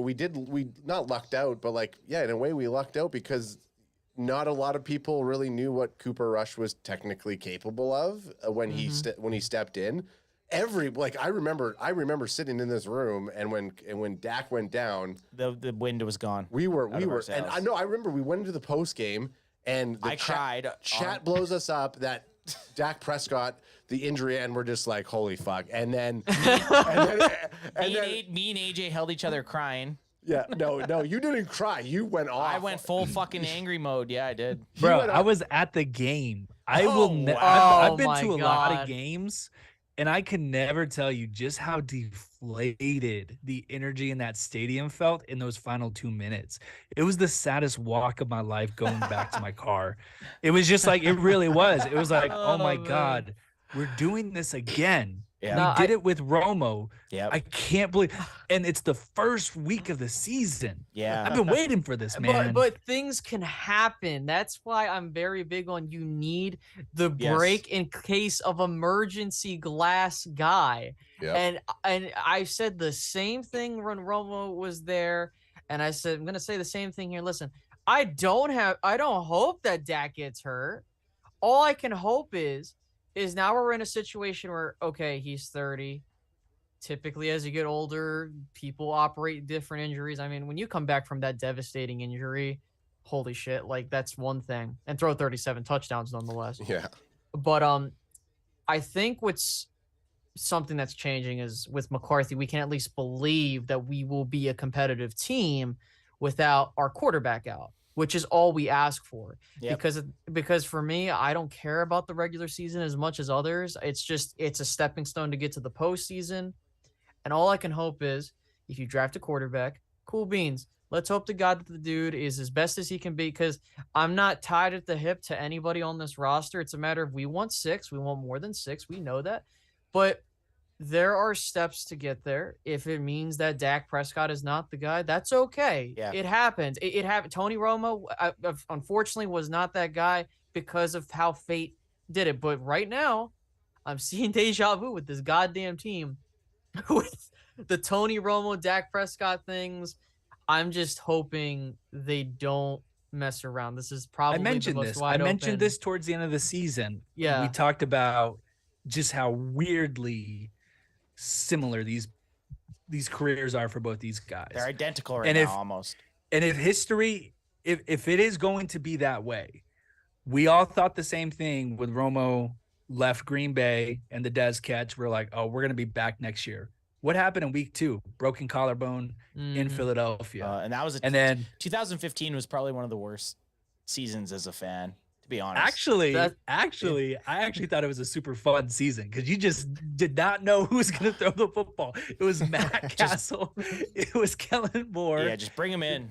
It was actually really fun. I enjoyed it. I personally felt 2015. Listen, I wasn't a fan of Garrett, but 2015 told me he was not the dude at head coach. Yeah. Because the fact that you could not do anything with those dudes with how that defense was playing, bro, what the hell? But I think McFadden had 1,000 yards too. I know, and I was like, oh man, they're so close to figuring out that running back thing. They're not gonna do this thing, and they did. Not that I love Zeke. I just think that the Cowboys are doomed to repeat history. I think that the NFC is as wide open as it's been. And we're going to do something stupid. My lifetime. And we're going to just shoot ourselves in the foot. And but the Cowboys have history going for them. Here's the thing. And a little bit of hope for you guys, because I don't, give us some hope. Give us so here's the thing. The Philadelphia Eagles arguably are with them and the 49ers are the two teams that you're probably looking at as being the top teams, right? The air quote top teams, right? The last time an NFC team that lost the Super Bowl went back was the Minnesota Vikings in 1974. That's the first thing. That's the first thing. Damn. The second thing, we haven't had a repeat NFC East champion since 2003, 2004. Now, if there's a year for it to happen, by all fucking means, it can happen, but I hope the fuck not. So until then, I'm just going off of the history of it. On top of that, you know, they lost a lot of pieces. They got a lot of young guys coming in. And no, I'm not saying Philly's going to be some trash team. They're definitely not. However, you kind of had to look at it for what it is. Dallas did not sit around this go around, and I kind of predicted it before the season began. Dallas would not win the Super Bowl, but they would maybe make it, and it depends on the matchup. For me, I think if Dallas gets a top seed this go around, given the makeup of the NFC, you could see them in the championship game, and that's not some stupid shit to say. No, it's not a weird random prediction. It's possible. It's definitely possible this season. And again, I think if you look off of history, and right now the NFC is so weird because there has not been a repeat NFC champion nonetheless in almost 10 years since Seattle did it. So I'm thinking if things are aligning for the Cowboys, you have San Francisco, who doesn't have a quarterback. Maybe Trey Lance is it. I don't know. But the Dallas Cowboys are the most perfectly positioned team out of the bunch because with Philly, with how much they lost their coaches too. That's a key thing too. So, I don't put the stamp of, oh my God, they're going to do it. Me personally, I think that they have gotten better. I think that they will win a playoff game, maybe two. But I'm excited for this year. I really am. I think they're going to have a good season this year, and I think that we should all believe that. Bringing us back to the draft, I think that's why it got me so hyped up for that first round pick, because I feel like for once, the Cowboys are not playing for the regular season. They're playing for the playoffs. And I think that's where that pick came from with Mozzie Smith. You look at the two times that we've gotten beat in the playoffs, it was the Los Angeles Rams and the San Francisco 49ers, not this year, but last year. That run defense was the thing that kicked us out of the playoffs. Yep. Right. And it was incredible.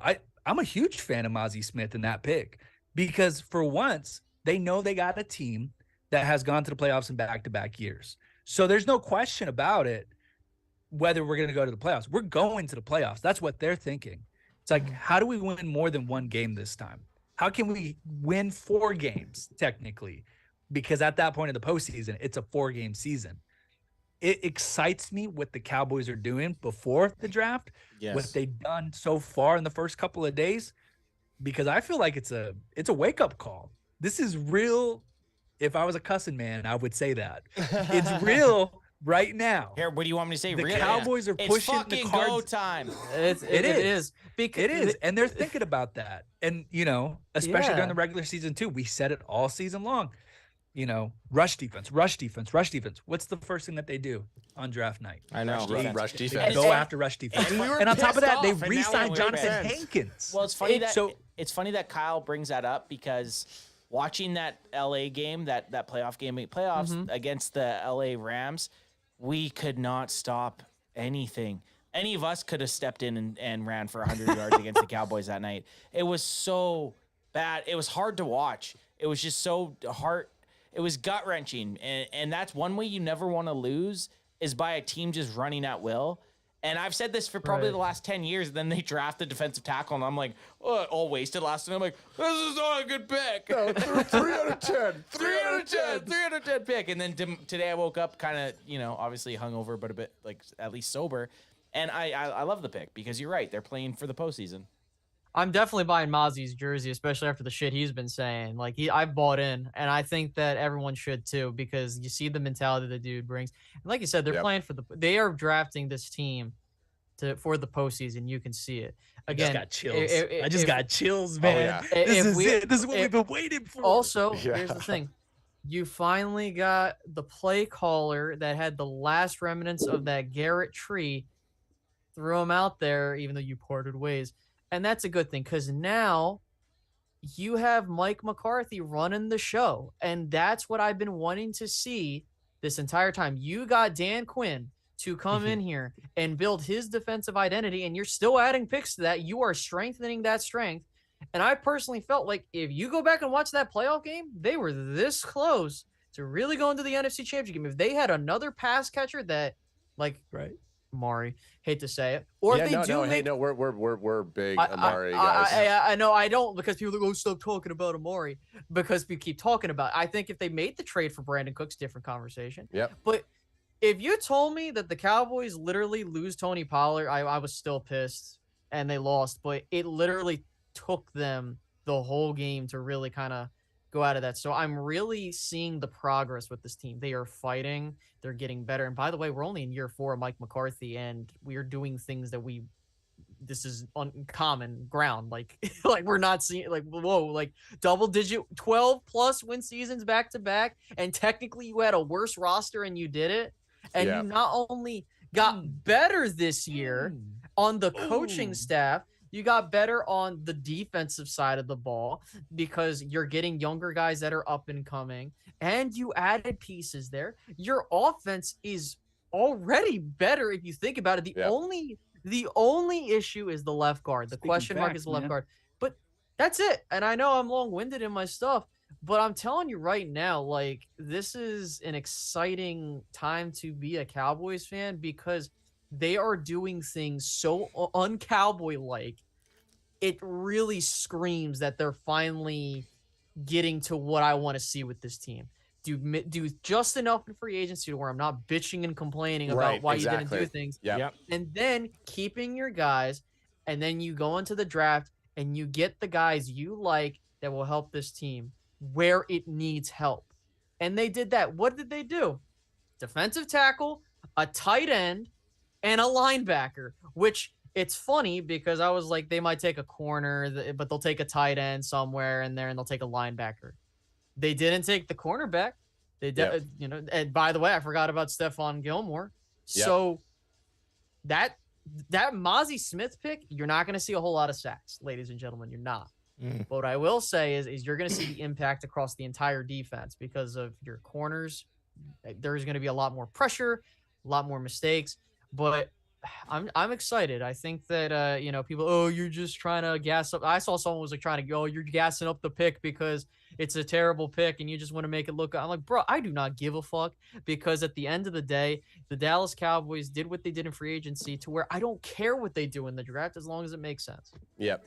I mean, I think in terms of like what with Mozzie Smith and saying we're not going to, I mean, the difference, though, with Dan Quinn and putting Mozzie with Dan Quinn and maybe altering his style, we might see some more sacks from Mozzie Smith than what he did before. He might not just Dan Quinn could look at it and be like, look, this guy's going to help our run game, but I know I can work with him and get him to get those sacks. Because if you watch some of his highlights, it's like, well, that should have been a sack, or that should have been a sack. So close.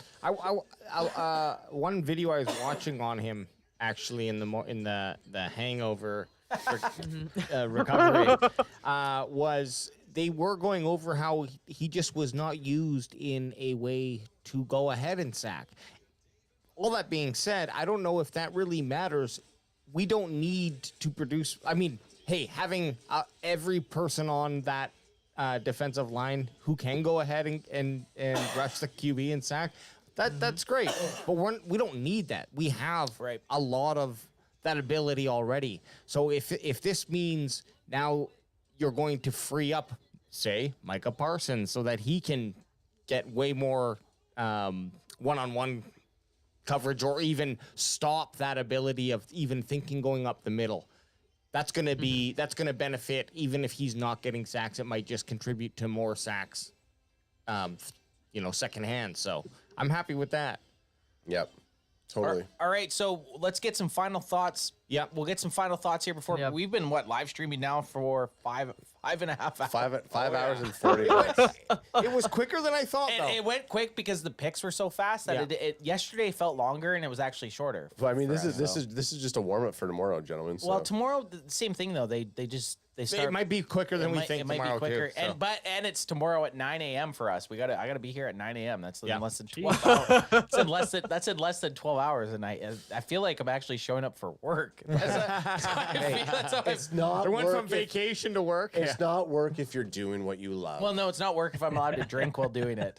That's the way I split it. So, guys, if you want to give your final thoughts, let us know where people can find you. And before I say anything, we appreciate both you guys coming on. Yes. Great conversation, and it's always awesome. Otherwise, it'd just be us three yelling at each other, or me and Adam yelling at Alex that Jalen Hurts isn't the top quarterback in the NFC. But yeah, so so let's hear some final thoughts, guys. Yeah, for sure. I've never met Space Cowboy Media, but man, you're awesome. Thank you. I felt like I was in church there for a second. I was just feeling That it is all. that is funny because everyone thinks I'm the most pessimistic dude on the planet. No, I thought when it comes to the Cowboys. Oh, dude, I thought the exact opposite. I thought way Well, opposite. well, of that. well, then again, you guys have just probably interacted with me for the first time, and this is if this was last year, I am like on the whole other spectrum of this shit. I'm probably like, fuck this team. Like, what the Jack's hell the are we worst thing doing? to ever come to football. No, no. I think it's just like it's good conversation when you can like look at your favorite team and Mm-hmm. be unbiased and have a like legit conversation, because you do get tired of that, like, oh, it's our year. It's like, shut up, it's not our year. It hasn't been our year for the past 26 years. So like, let's talk football. Let's talk, so no, it was a really good conversation. But yeah, definitely, I like what the Cowboys are doing in the draft. Like I said, huge fan of the Mozzie Smith pick. Schoonmaker, interesting. That's what I'll just say. Just interesting. You can't really comment on it till you see him play, but I thought it was interesting. But the reason, the way I knew how to measure how Mozzie Smith was a good pick in the moment, it was the exact same way I felt when they drafted Zach Martin, Travis Frederick. It was kind of like it was like almost a pause. It was like, wait, who? Why? Oh, yeah. Yeah. And if you're in that train of like, if you're thinking that as a Cowboys fan, they found a good player. Yep. You know what? I definitely take that as a good measuring stick, because I've been in those moments. What? Who did we take? Tyler Smith last year. I was like, who the fuck is Tyler Smith? The Cowboys' history makes you feel a little bit more comfortable when you have that questionable, like, who is this player? Well, it gives you the hope in the front office, right? You're like, okay, these But guys also, know what they're doing. Remember, they got a call from KC too. Andy Reid wanted to grab him as well. I'm pretty sure that was just the thing that pushed him over too, where they're like, okay, we found our guy. But I think you're right. What I really love more than just having good players, I love stand-up guys. And I love what Tyler Smith was saying last season when he was getting drafted. And I loved everything that he was saying during the season. He's just like, that's the kind of guy that you want in the locker room. And from the interviews and the sit downs that we've gotten from Mozzie Smith already, I mean, he's a stand-up guy. I mean, that's what you want more than anything, representing the star and your favorite team. We got a lot of stand-up guys in that locker room. And, people are going to be talking about like the lack of leadership or veteran leadership. I don't think so. I think this is a stand-up crew. And I think we got a good leader in Coach Mike. I love Coach Mike. People want him out of there for no reason. I'm glad Sean Payton went to Denver because we can shut up about that. Fuck, that was the best thing that could have ever happened, honestly. I know. Mike is the guy until something happens. Have you ever Mike is the guy. Have you ever seen a coach win back-to-back 12-5 seasons and get so much like hate or shit? I love him because he reminds me of Bill Parcells, and I love Bill Parcells. Yeah. And when he was there for that year, I mean, what Bill Parcells did in those couple of seasons that he was with the Cowboys, think about the players that he brought on board during that time. We still talk about him. Tony Romo, Jason Witten, DeMarcus Ware. It's just DeMarcus Ware. I mean, the guys that were that. So that's why I love Coach Mike. And so, I mean, I'm excited for the season. It sucks. This is where I was last season as well. It's like, man, the draft gets you so hyped up. It's like, is it September yet? It's like, yeah, exactly. It's fucking September yet?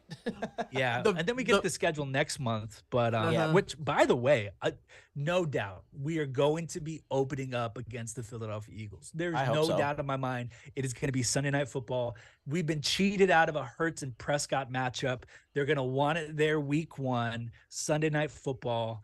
It's going to be, and I hope they have one for Thanksgiving as well. I would love. Well, they'll put the Jets and Cowboys. Jets Cowboys. I think I do think Jets Cowboys with Aaron Rodgers. With Aaron fucking Cowboy Killer Rodgers for Thanksgiving. I do have a feeling about that. I mean, so we the last 2 years we've gone to the Thanksgiving game. We've flown from Canada to the United States. We've spent the week there. It's happening this year. I do not want an Aaron Rodgers. I want an Eagles Cowboys Thanksgiving game, but really, I do. You don't want to see fucking. I would love to watch us beat Aaron Rodgers. I know. I would love to watch us beat Aaron Rodgers. you know- I would just be. I'm going to be stressed AF. Yeah. Yo, you know what's gonna happen? This would be the fucking year the Cowboys go to the Super Bowl and they gotta face fucking Aaron Rodgers on the fucking Jets. Yeah. That would be some shit. But no, I Totally. think with Mike, if Mike has another, let me tell you something. Mike is holy shit. When I had to take a look at something real quick. Mike is 4 wins away from tying Bill Parcells and Barry Switzer Bill Parcells and Wade Phillips for most wins as a Cowboy head coach. What? And he's had 3 coach seasons. If he has, let's say he has another 12-win season, okay? If he has another 12-win season, that would put him at 42 wins, which would put him 3rd all-time. That's crazy. On the Cowboys list of coaches. Behind Landry and Jimmy. Jason Or, I'm sorry, 4th. It would be 4th because Oh, I'm yeah, and forgetting Garrett- about Jason Garrett. yeah, I'm Garrett at forgetting 3rd. about Garrett. Right. So Jimmy, Garrett, then you got fucking Tom Landry, which listen, if we can get the consistent winning program that Mike McCarthy did in Green Bay, he'll be around for that long. And I don't have a problem with that. As long as you're winning, I'm not giving a shit. But yeah, my final thoughts are this. The Dallas Cowboys did exactly what they're supposed to do. And I said it before the draft. I'm not going to bitch and complain about the picks because I know they're going to go with the guys they like. And that's okay with me. Because you did think, like I had to think about it for a second. I was like, that's just such a weird pick. First time I've seen a defensive tackle 30 years. Like, whoa. I think then you got a fucking Shoemaker as your tight end. And then you got, you got Shoemaker, which I liked him coming in the draft process. But it just makes so much sense. It just does, especially if they're trying to run the football. Luke Shoemaker makes so much sense as a tight end. The blocking tight end. And so that's the best part about this. We all get to partake in the draft midway between the end of the season to the start of the season. It gives us fans something to talk about, something to hope about. I'm just going to end on this. Do you guys, bandwagon boys, you guys got final thoughts over there? The only thing is I love what I'm hearing. I'm getting excited, and I agree. Pre-draft, I already think the Cowboys made it an upgrade to their team. Yep. So post-draft, I mean, tomorrow we got a long day ahead of us. Another 4 rounds of Cowboys picks. I mean, I know I'm going to be excited about one of those 4 picks. A lot of day drinking coming up tomorrow, guys. The Cowboys are a better team. The Cowboys got better in the past 2 days. That's the most important thing that everyone needs to take away. Anybody watching this. Yep. And they are a better team than last year. I don't know if they're better than they were 2 years ago. But they're better than they were last year. They were. Yeah, I would say that, again, I agree. I think the Cowboys are a better team than last year, and I don't care about the record. If they're 10-7 and they make the postseason, all that matters is you get there and you're playing good football at the right time. It doesn't matter. It doesn't matter anymore. And we can't be doing, listen, I'm not saying seeding isn't important. All I'm going to say is, and I got to get going, is that the Dallas Cowboys did their fucking due diligence for once. Yep. And they upgraded the roster in the offseason for the first time in a long time. They retained players that I thought were gone, and they added some depth guys, cool, whatever. And then on top of that, you did put yourself in a position to do whatever you wanted in the draft. What did you do? You improved the run defense, which everyone was bitching about last year, but they did improve that, right? You got a linebacker in there, but he's going to be more so to help Micah free roam, and you had the defensive tackle on Mozzie Smith. Then you go and you get the tight end. And by the way, you can go wherever you want, but this Cowboys team, I think what they told me here was they are in win now mode. It's not the flashiest win now mode. Yeah. But I'm excited for this year. Other Cowboys fans should be so as well. They will be in the dance. It's a matter of where they're positioned, unless everyone fucking gets hurt, and then I'm gonna be like, all right, guys, that's it. But yeah, guys, I know some fans were like, I don't know. Again, guys, they are good. Let's calm down. RELAX. Fuck you, Aaron. I'm taking that. Relax. I like it. But relax. We will be okay. And I'm trusting the Cowboys process, especially from last year. So, guys, thank you guys so much for having me on. I'm more than happy to come back on. Just shoot me a message or anything like that. And I hope all you guys have a fantastic rest of your evening. Appreciate it, man. Yes. Great. You too, man. Thanks for coming on. Thanks for coming on, man. Appreciate it. I guess I'm gonna log out too. Yeah, I or think you just he just pieced it. Yeah, that was I like it. Ricardo Morales. Thanks a lot. And we might as well just let's take a breather. Go home. You waved at me, so I was waiting for you to talk. No, I waited you to say let's wrap it up. I was like, we were both waving at you to wrap it up. Okay, I didn't know that's what we were doing. TGR, give us where can we find you? Where can anyone find you? I thought AJ wanted to talk, so I was just sitting here. Sorry, that's why that awkwardness was. Yeah. Look, you guys know I suck at draft stuff, but the reason why I say yes, the reason why I say yes is you guys are the best in the business, for real. I love hanging out with you guys. Stop, it's Kyle. like you guys send me a message and you're like, hey, you guys want to come on? I don't even know what you guys want me to come on for. I just know if you send me a message, I will always say yes. Appreciate it. I will always say yes. If it's 15 minutes, if it's an hour, whatever it is, I'm just like, what? You want to do this? Oh, yeah, let's do it. Let's do it. I don't know what's going to happen. But yeah, Tony Goat Romo. Find me on TikTok, Instagram, YouTube. I think that's it. Yeah. And we'll find you at the Thanksgiving game next year with us partying up in Dallas, right?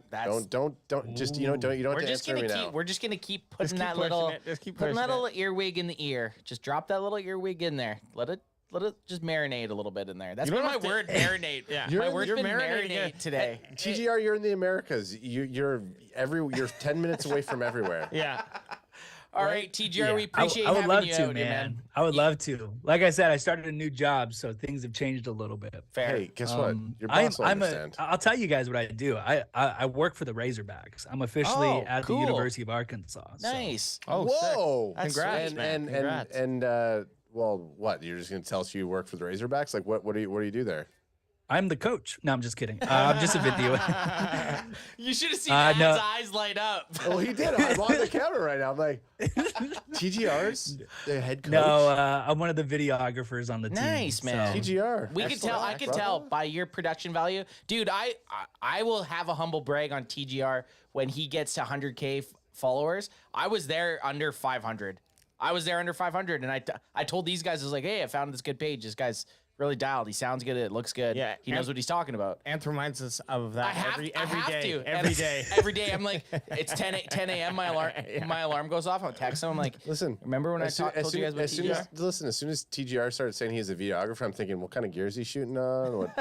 You guys can have that conversation. Yeah, okay, we will. Okay. We'll talk when we're in fucking Dallas for Thanksgiving. TGR, we love Red Scarlets. Nice. Okay. Red Scarlet. TGR, we love having you on. I'm gonna call us out while you're here. Yeah. Bandwagon boys over there. Anthpest over here. We rolled for like 6 hours. I'm ready to sleep, man. I will see you guys. You guys are awesome. This is crazy. Great content. We'll see everyone in less than 12 hours. That's right. We'll be back for rounds 4 to 7 tomorrow. Make sure you pop in, TGR. Yeah. Well, I'll try to. If you can, you can. Open invite. All right. Thanks, guys, so much. See you guys. TGR, peace. Go Cowboys. Go Cowboys.